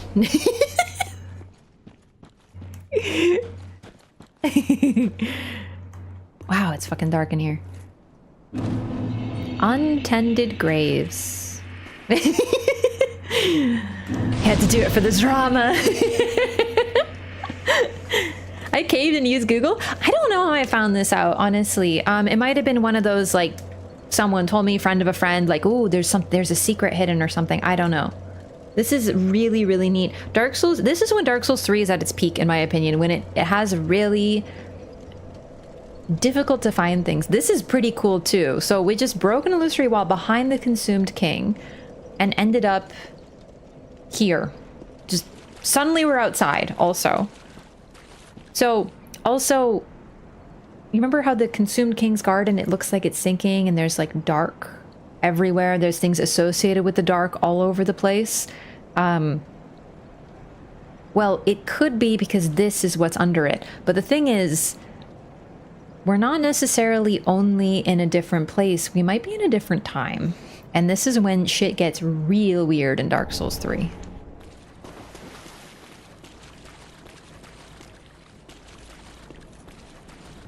This might be looking familiar to you. Excuse me.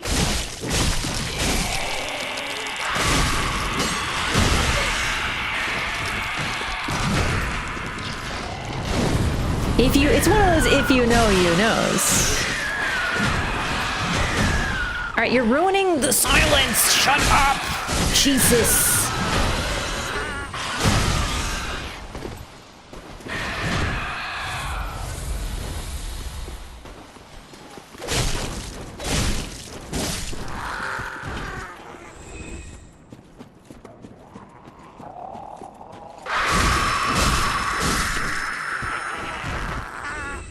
Freaking Corvians.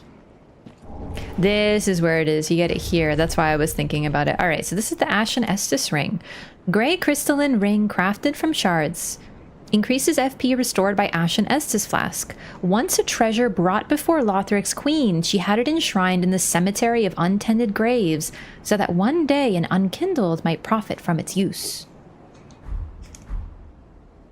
This is 1-to-1 where we started the game. This is a recreation of the Cemetery of Ash. So this is exactly where we started. We woke up there, rising from the ash of this grave. But of course, it wasn't this dark.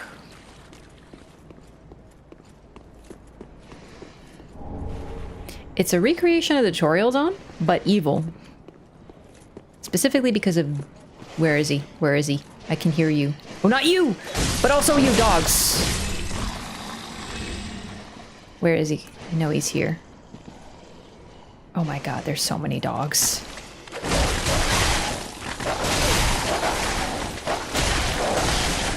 Dark Souls... No, it's him! Dark Souls 3 dogs might be the worst. They were praying at your grave? Yeah, and there's a storyteller there. Now, I wasn't lucky enough to get the storyteller staff this time, but the one Corvian at the back who uses the poison, that's a storyteller. So it's almost as if he's telling the story of the Ashen One who didn't rise.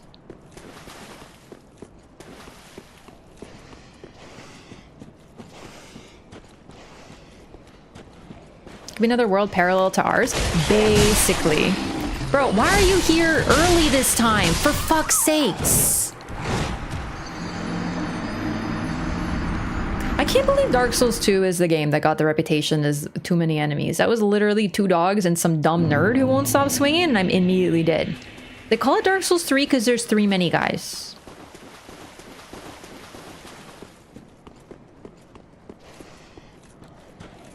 You know what? Come here, you big schfinka.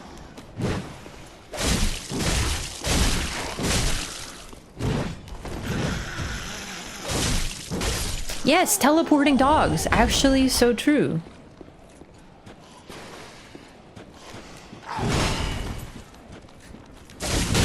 Holy poise. Impressive.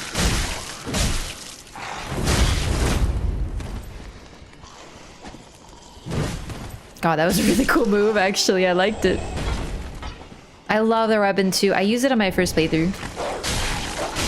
Why did I come over here? It was a really bad idea. I didn't know it had bleed on it. I just liked it because I thought it was really pretty.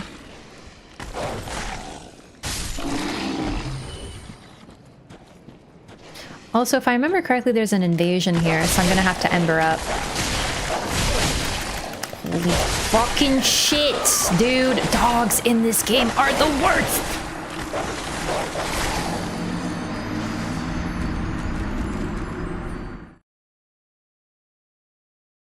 Every time I'm like, I wonder if any of the dogs are worse than any others. No, all the dogs in FromSoft games can be pretty equally bad. No, I was wrong. It's Dark Souls 3.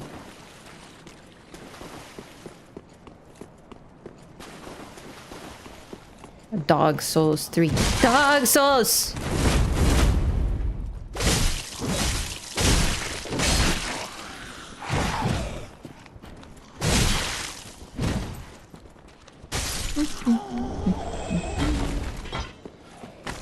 Oh no, dog.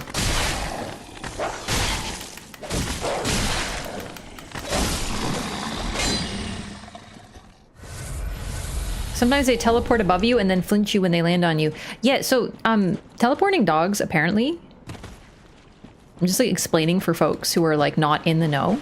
Because I had no idea about this. Apparently the dogs in this game will teleport to you if you outrun them. They just, like, port to your location.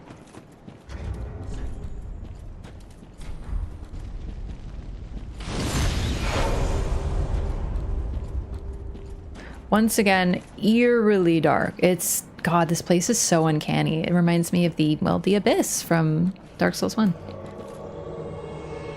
Daughter of Crystal Crimehild. Creamhild? Cranehild? I have no idea how to say her name, BBG. Oh, fuck. Oh, fuck. Hang on. No. Oh, balls. I remember being very scared of her.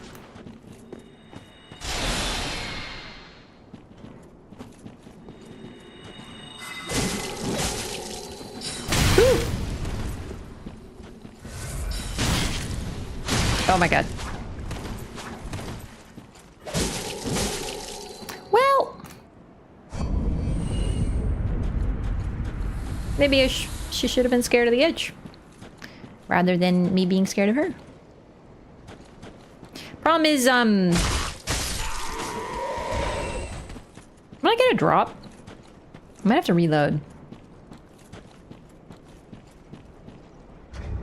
I don't remember if that's how this game works. I'm getting all the games confused because I played them in close proximity.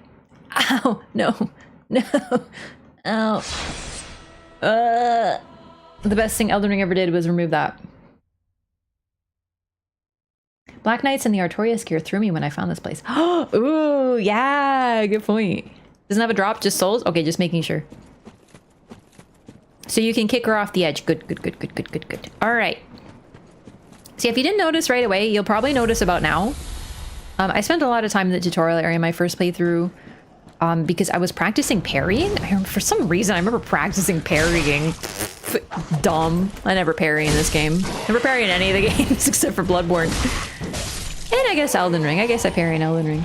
But I tried practicing parrying on these guys, and I'm like, wow, parrying blows. And I have not much revised my opinion since. Bandai Namco hits like a flashbang. I know, I was so settled.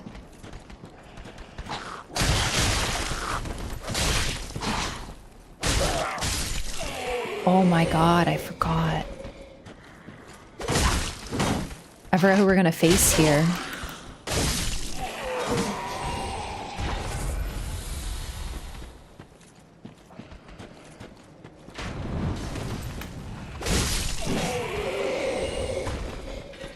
Practicing parry? Yeah.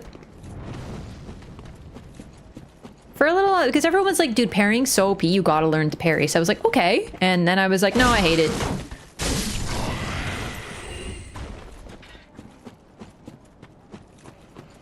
Whee! Another hidden blessing. Or wait, that might be my first one, actually. Yep, here we go. Grave in Lothric that sees no visitors, a dark place where rootless warriors rest. The Queen of Lothric alone cared to wish the poor souls good fortune. So this is a place, you might be able to tell, it's very dark here. And I don't just mean dark like literally, I mean like the dark. So how come we are in a place that looks exactly like our tutorial zone, the Cemetery of Ash? Oh my god, jerks. But is utterly dark. Well, time is convoluted, for sure, but apparently the Queen would come here.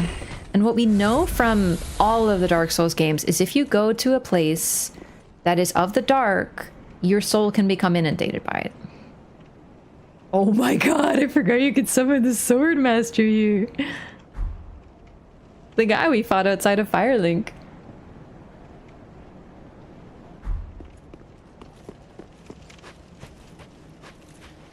So yeah, if you're not picking up that this is a tutorial zone, this is probably the moment we'll be like, wait a second.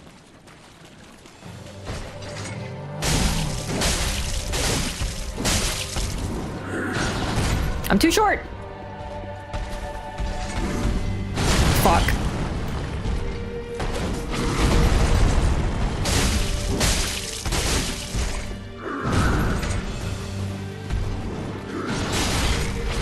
Ew, he's checking me. He's queuing my inputs.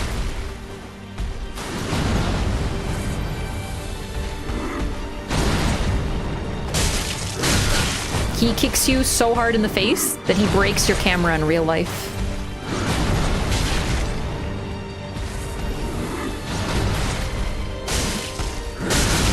So rather than judge Gundyr, who judges to see if you're worthy of leaving the Cemetery of Ash, we have Champion Gundyr at his peak. And he's so peak he fucking literally kicks you in the fucking face. And punches you and whatnot. I'm in a healing cycle, I don't want to talk about it.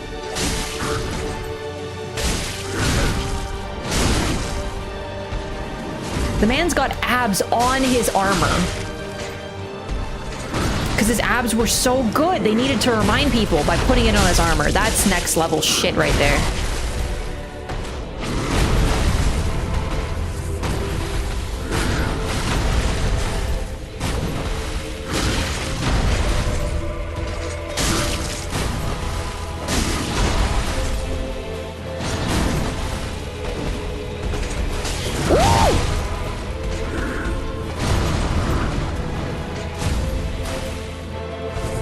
He's jacked, by the way.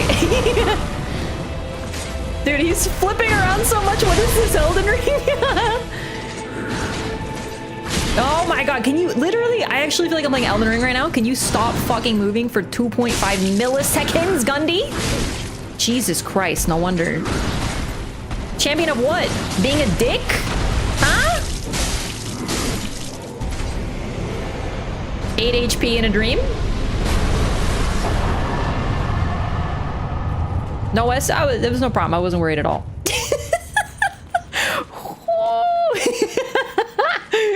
That was fun. I really do like Gundyr. He's a fun fight. Where is he? Soul of Champion Gundyr. Once a champion came late to the festivities and was greeted by a shrine without fire and a bell that would not toll. So I should always be on time. First try, yeah. I was a little worried about that one, admittedly. I really wanted to first try him. Mainly because the run to here is like a little annoying.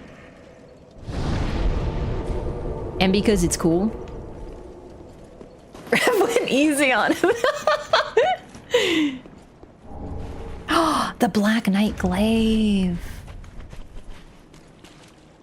What is Naked Katana Man doing here? He goes where he wants. Don't question the naked man with the katana.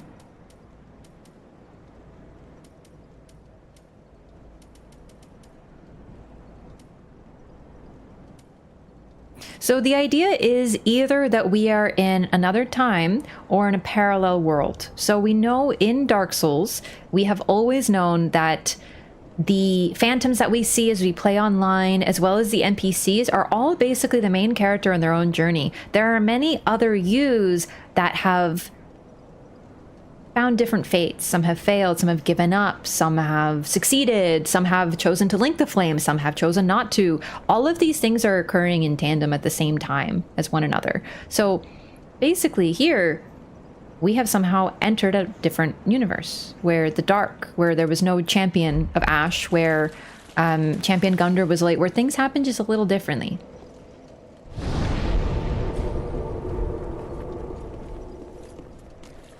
Right, the glaive.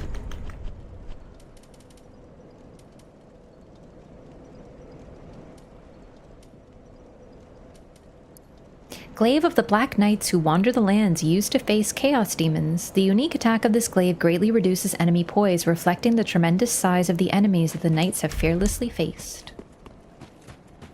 All those players who rage quit are those hollows you fight? Yeah, that's the whole idea. This game has built in people who give up or stop playing. The thing is, like, you don't always rage. Sometimes you just, you know, start playing something else. Sometimes you just, you know, get bored. Sometimes you give up. Sometimes whatever.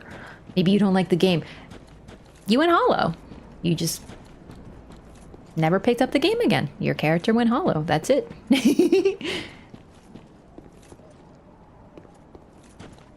Yeah, they call it a glaive, but it's the halberd, isn't it? I just realized that. You're right. Black Knights.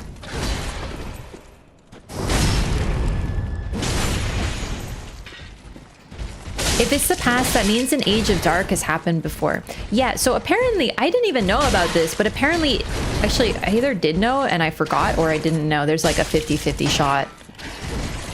If you never talk to the Shrine Maiden and you come to the Untended Graves, you can, you get some unique dialogue. So that's another reason I'd like to do New Game Plus, is to show that off. Okay, another one.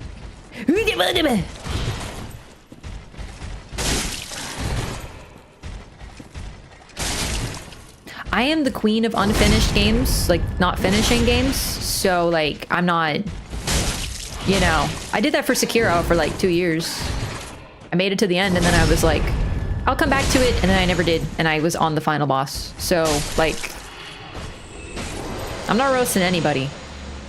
It wasn't a rage quit. It wasn't even a fear quit. It wasn't I can't do it. I didn't even try. I literally was like, oh, I don't want to start a new boss right now. I think this might be the final boss. I'll do it later. Didn't play it for like a year or two. Didn't even know it was Ishin. Well, it wasn't Ishin. It was Genichiro, but then Ishin also.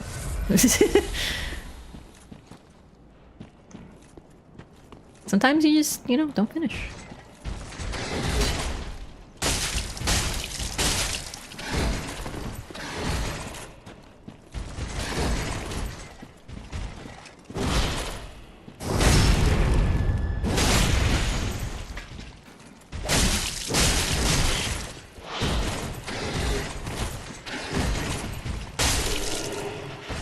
God, these Black Knights are vicious. The Hornet Ring.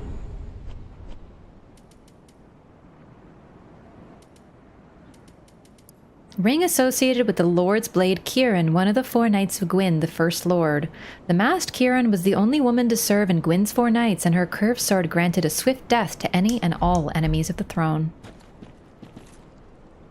And there's Artorias' greatsword. So this is likely Artorias' grave? That's so strange. At least it looks exactly like it. Kind of sad.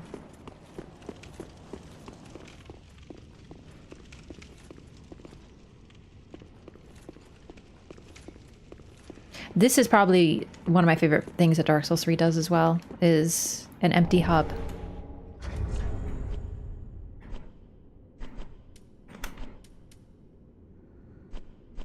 Oh.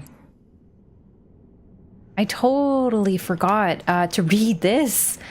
This is Yhorm's Cinders. Cinders of a lord left by Yhorm the Giant. If the lords will not return to their thrones themselves, let them return as cinders. Lonely Yhorm became a lord of Cinder to put the profane flame to rest, knowing full well that those who spoke of him as lord were quite insincere. Ah, so that's what it was. So the profane flame existed and he became a lord of Cinder to put it to rest. Ah, that's interesting. I thought him burning created it. It's where Hawkwood sits? It sure is. Isn't that from Hawkwood? Well, this one probably isn't. I don't know if Hawkwood's made it all the way to the end of time. Ah, the coiled sword fragment. So, I think we have to add Yhorm to the truly heroic figures in FromSoft list. So we have Emma, Yhorm, Ivory King. I think Solaire can be listed, but I don't know if I want to list Solaire. I think I'm missing somebody. Missing a lot of somebodies, but I think Yhorm is one of them. They really just cared about others and they didn't care about glory or accolades. They just did the right thing because it was the right thing to do, and they often sacrificed themselves for it. Artorias. Yeah, Emma from Sekiro, just to be clear. Wow, they really do love using the same names, huh?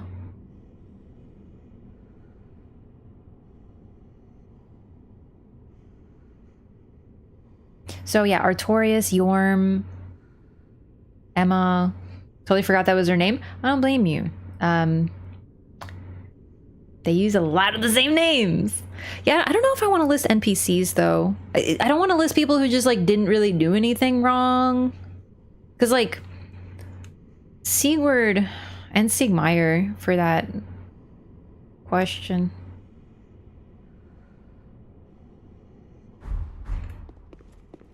I think they can be listed. I'm more talking about like the lore figures for this. Do you know what I mean? But no, absolutely, I think Siegward can be listed. The thing about Siegward though is like or Siegmeyer. Siegmeyer, I would say no. Coiled sword fragment. Oh my god. Fragment of the coiled sword of a bonfire which served its purpose long ago. Returns caster to last bonfire used for resting or to the bonfires in Firelink Shrine. Bonfires are linked to one another irreversibly, retaining their affinity long after their purpose is exhausted. Free Homeward Bone. Eternal Homeward Bone. Sieglind. I would say Sieglind is pretty heroic, but like I'm not saying she's not a hero, but I'm more talking about like big scale sacrifice, not direct family stuff, because I think Sieglind is a fucking Chad, right? But you know, she's doing it for her family. Not that there's anything less than that. I'm talking about like the really epic heroes. Loretta from Elden Ring, I would say, is one of them. She just joins the Albinarics and wants to help them for no reason, just because it's kind of the right thing to do. She's a good example too. Well, fancy that. Look who's still here. A lost lamb wandereth in, with nary a peep from the bell. Well, thou shouldst my purpose know. What can this old handmaid provide thee? Priestess ring. A ring engraved with a portrait of the High Priestess. In Lothric, the High Priestess has long been considered one of the 3 pillars of the king's rule. The High Priestess also served as the prince's wet nurse. Artorias' gear. Wolf Knight Helm. Helm of a knight tainted by the dark of the abyss. The twilight blue tassel is damp and will ever remain so. A vanquished knight left behind only in a wolf's blood and his legacy of duty. The undead legion of Farron was formed to bear his torch, and the armor of these abyss watchers suggests their own eventual end. They know. Oh, it's so sad, actually.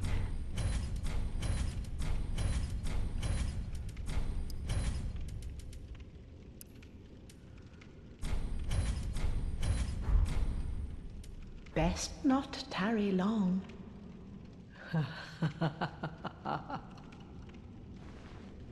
Well, thou'rt exceeding lost indeed.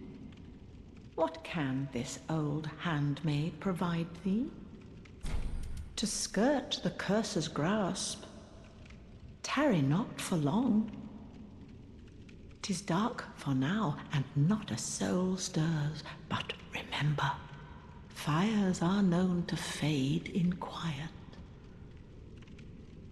Or perhaps thou'rt captive already, like the poor girl.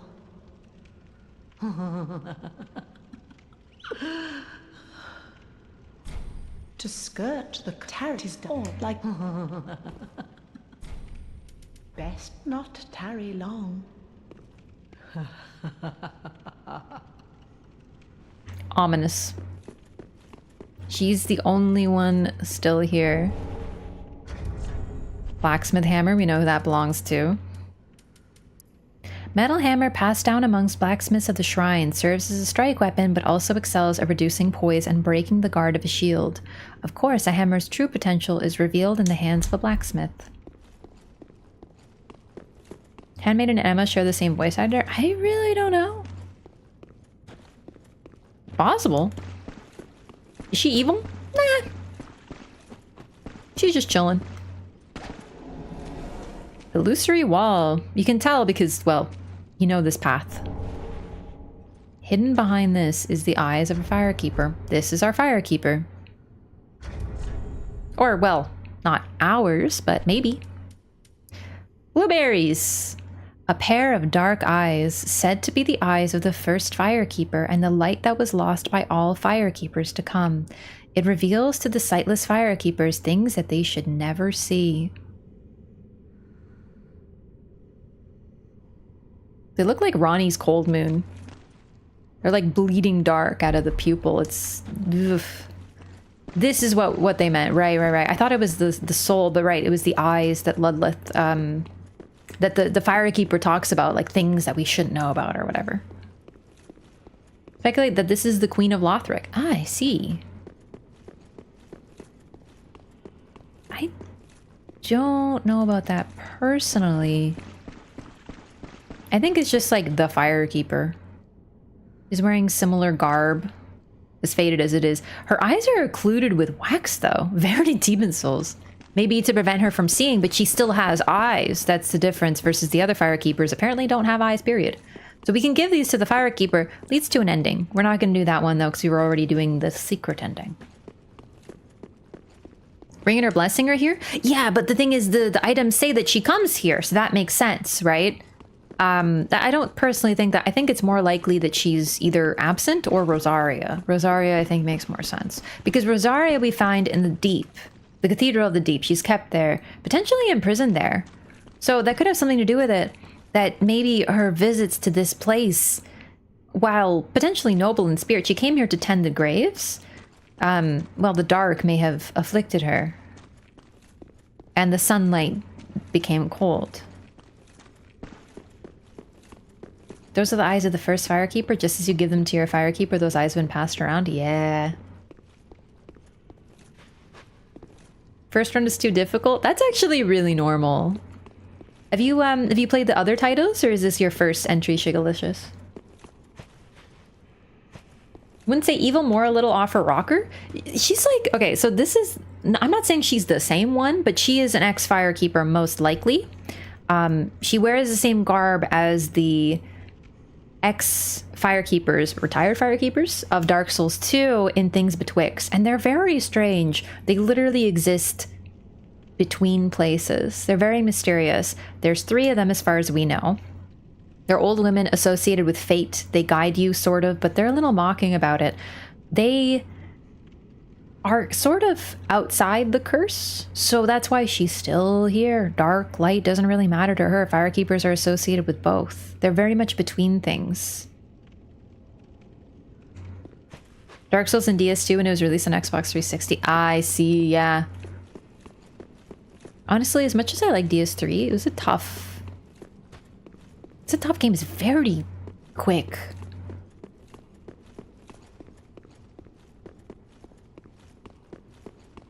Didn't know Sadia's 2 outfit till you said it. Yeah, that's who she is. She's probably one of them. But the thing is, I'm not saying she's literally one of the 3, because we know that firekeepers, eventually, when apparently they grow old, they become, they just sort of, you know, dress in red and snark at you. The exception potentially being Shanalot from DS2, because she, while being a firekeeper, is also an artificial creation linked to the dragon. So she's something different, which might be why, well, the thing is she does get old. Can I get on the roof?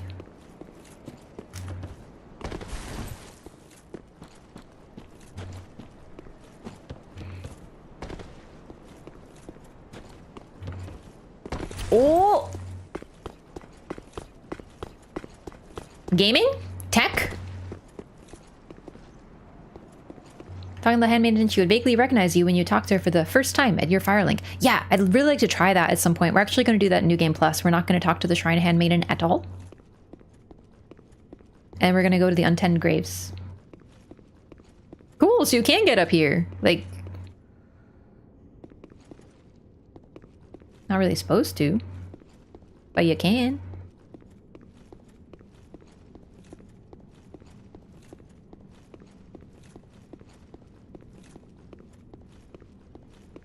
The thing about the handmaids, though, at least in Dark Souls 2, there's a reason that they wear the same garb. We're supposed to think of Dark Souls 2 with them. Do you know what I mean? I actually don't know how to get on the roof, like, more from here. I only know how to get here. But yeah, they are associated with faith. They're sort of... They see things. They have strange abilities. They're literally associated with the fates. That's why there's 3 of them, and they're... The one in the opening cutscene for Dark Souls 2 is spinning. Like spinning the thread of fate that will make up your tale, because she guides you to Drangleic and thus starts your tale. So, think of them as creepy wise women who know things. Like the Sisters of Faith in Greek mythology. Exactly like them, yes. Exactly like them. Like, in fact, in Dark Souls 2, I think it's outright. They are seriously just those 3 ladies. The idea of 3 women who guide fate is also present in Norse mythology. But the spinning thing, I'm not sure of. I don't know as much about the Norns. Bosch Rush, Udex, Dancer, Osiris, Champion. Good point, yeah. The Chaos Blade! Cool. A cursed sword of unknown origin bearing uncanny streaks on its blade. Attacks also damage its wielder. The sword is not unlike a thing misshapen, granted life but never welcome in this world. In other words, chaos itself. The same place we find the master, so... Holy shit, another one. Can you, like, let me by? My god, you're rude.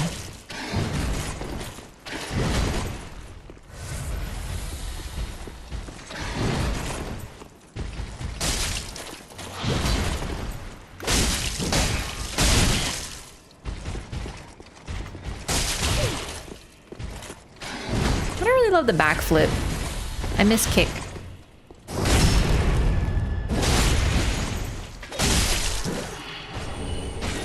Alright, Soul of a Crestfallen Knight. That should be everything here. At least that's the important part. Basically, there's an ending link to this. And it's a cool place to go. Yeah, there's like no fires here. Very few, as you can probably guess because, well, of where we are.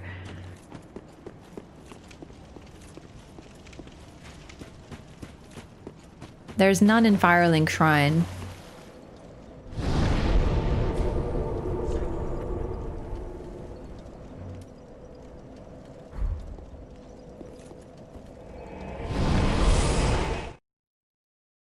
Have the heater on? I hear some kind of hum. Oh, really? No.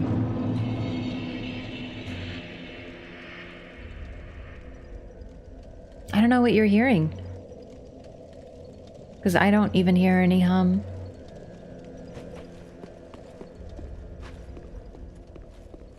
Only when you talk. It's not any better. There's like literally nothing in my background, so I don't know if it's going on something with the mic or what. The repair sorcery description saying that light equals time got me wondering about the dark.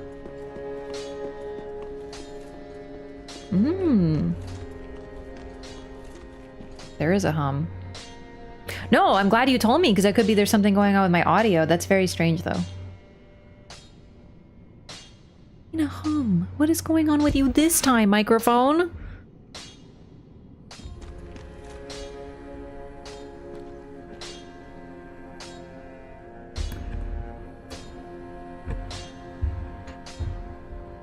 No idea. Silly static hum. I'm gonna lose my shit with my mic, I tell you. Thanks for telling me, though. Because there should be no hum.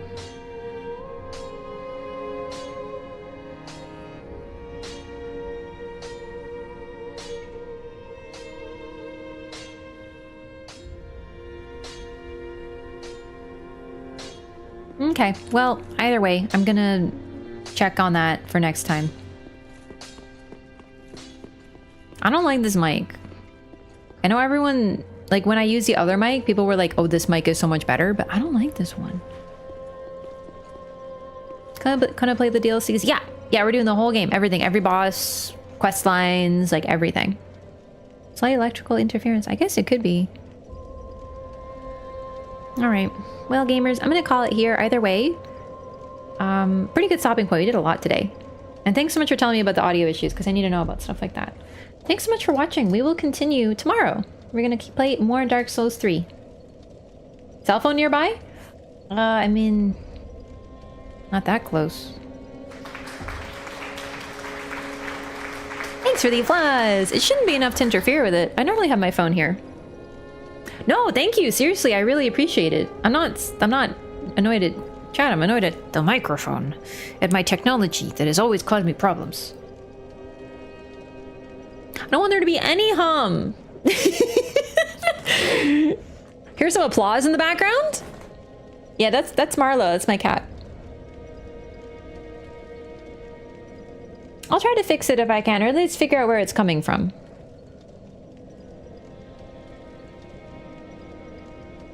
Thank you so much for watching, everybody. No raid, go home. I'm EP. I'm EP and I'm shy. I'm gonna go to bed. It's okay. Please try to resist. I understand, but you must know, remember. You have to trust me as a streamer. And if you don't, then just, you know, let me suffer. It's whatever, dude. No backseating, remember. Remember, be good, chat. Be good, I believe in you. There's a backseating, some mild backseating. It's mild, but you know how I'm sensitive to it because I am allergic to it. That's why I sneeze so much this stream. I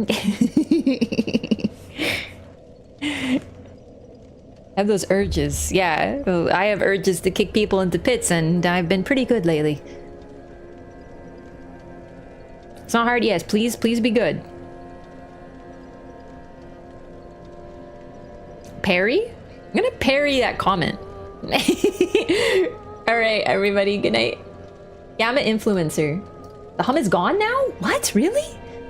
Maybe it was my cell phone. Is there really no hum now? Verges time people out for weeks. That's actually so true.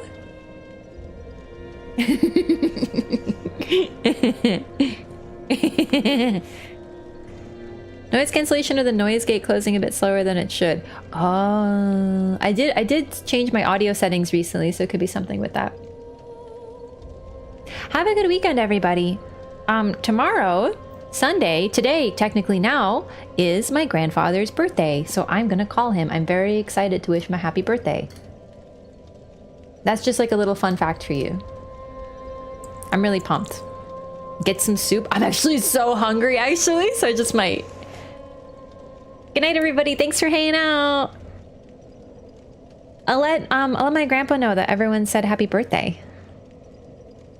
I don't think he'll understand. It's really hard to explain streaming to my grandparents because they only speak Polish, so I have to like translate the concept of streaming to elderly folks who don't speak English, and I don't speak great Polish. Like I speak good Polish, but like streaming, I don't know. We have the same birthday. You will not gaslight me, Rob. Grandpa, chat said happy birthday. Just say internet friends. I don't know how to say friends in Polish. Maybe my Polish isn't very good. Moje kolegi I koleżanki na internecie powiedzieli wszystkiego najlepszego z okazji urodzin. Oh, I nailed it. I practiced. Okay. All right. Good night, everybody. Thanks so much for hanging out. Enjoy your weekend, and I'll see you tomorrow. Bye-bye. Good night, YouTube. Your internet witchers? Wiedźminy na internecie?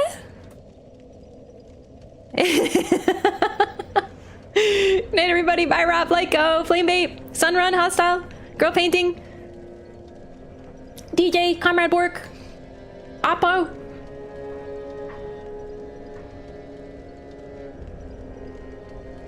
Good night, bye. Whee!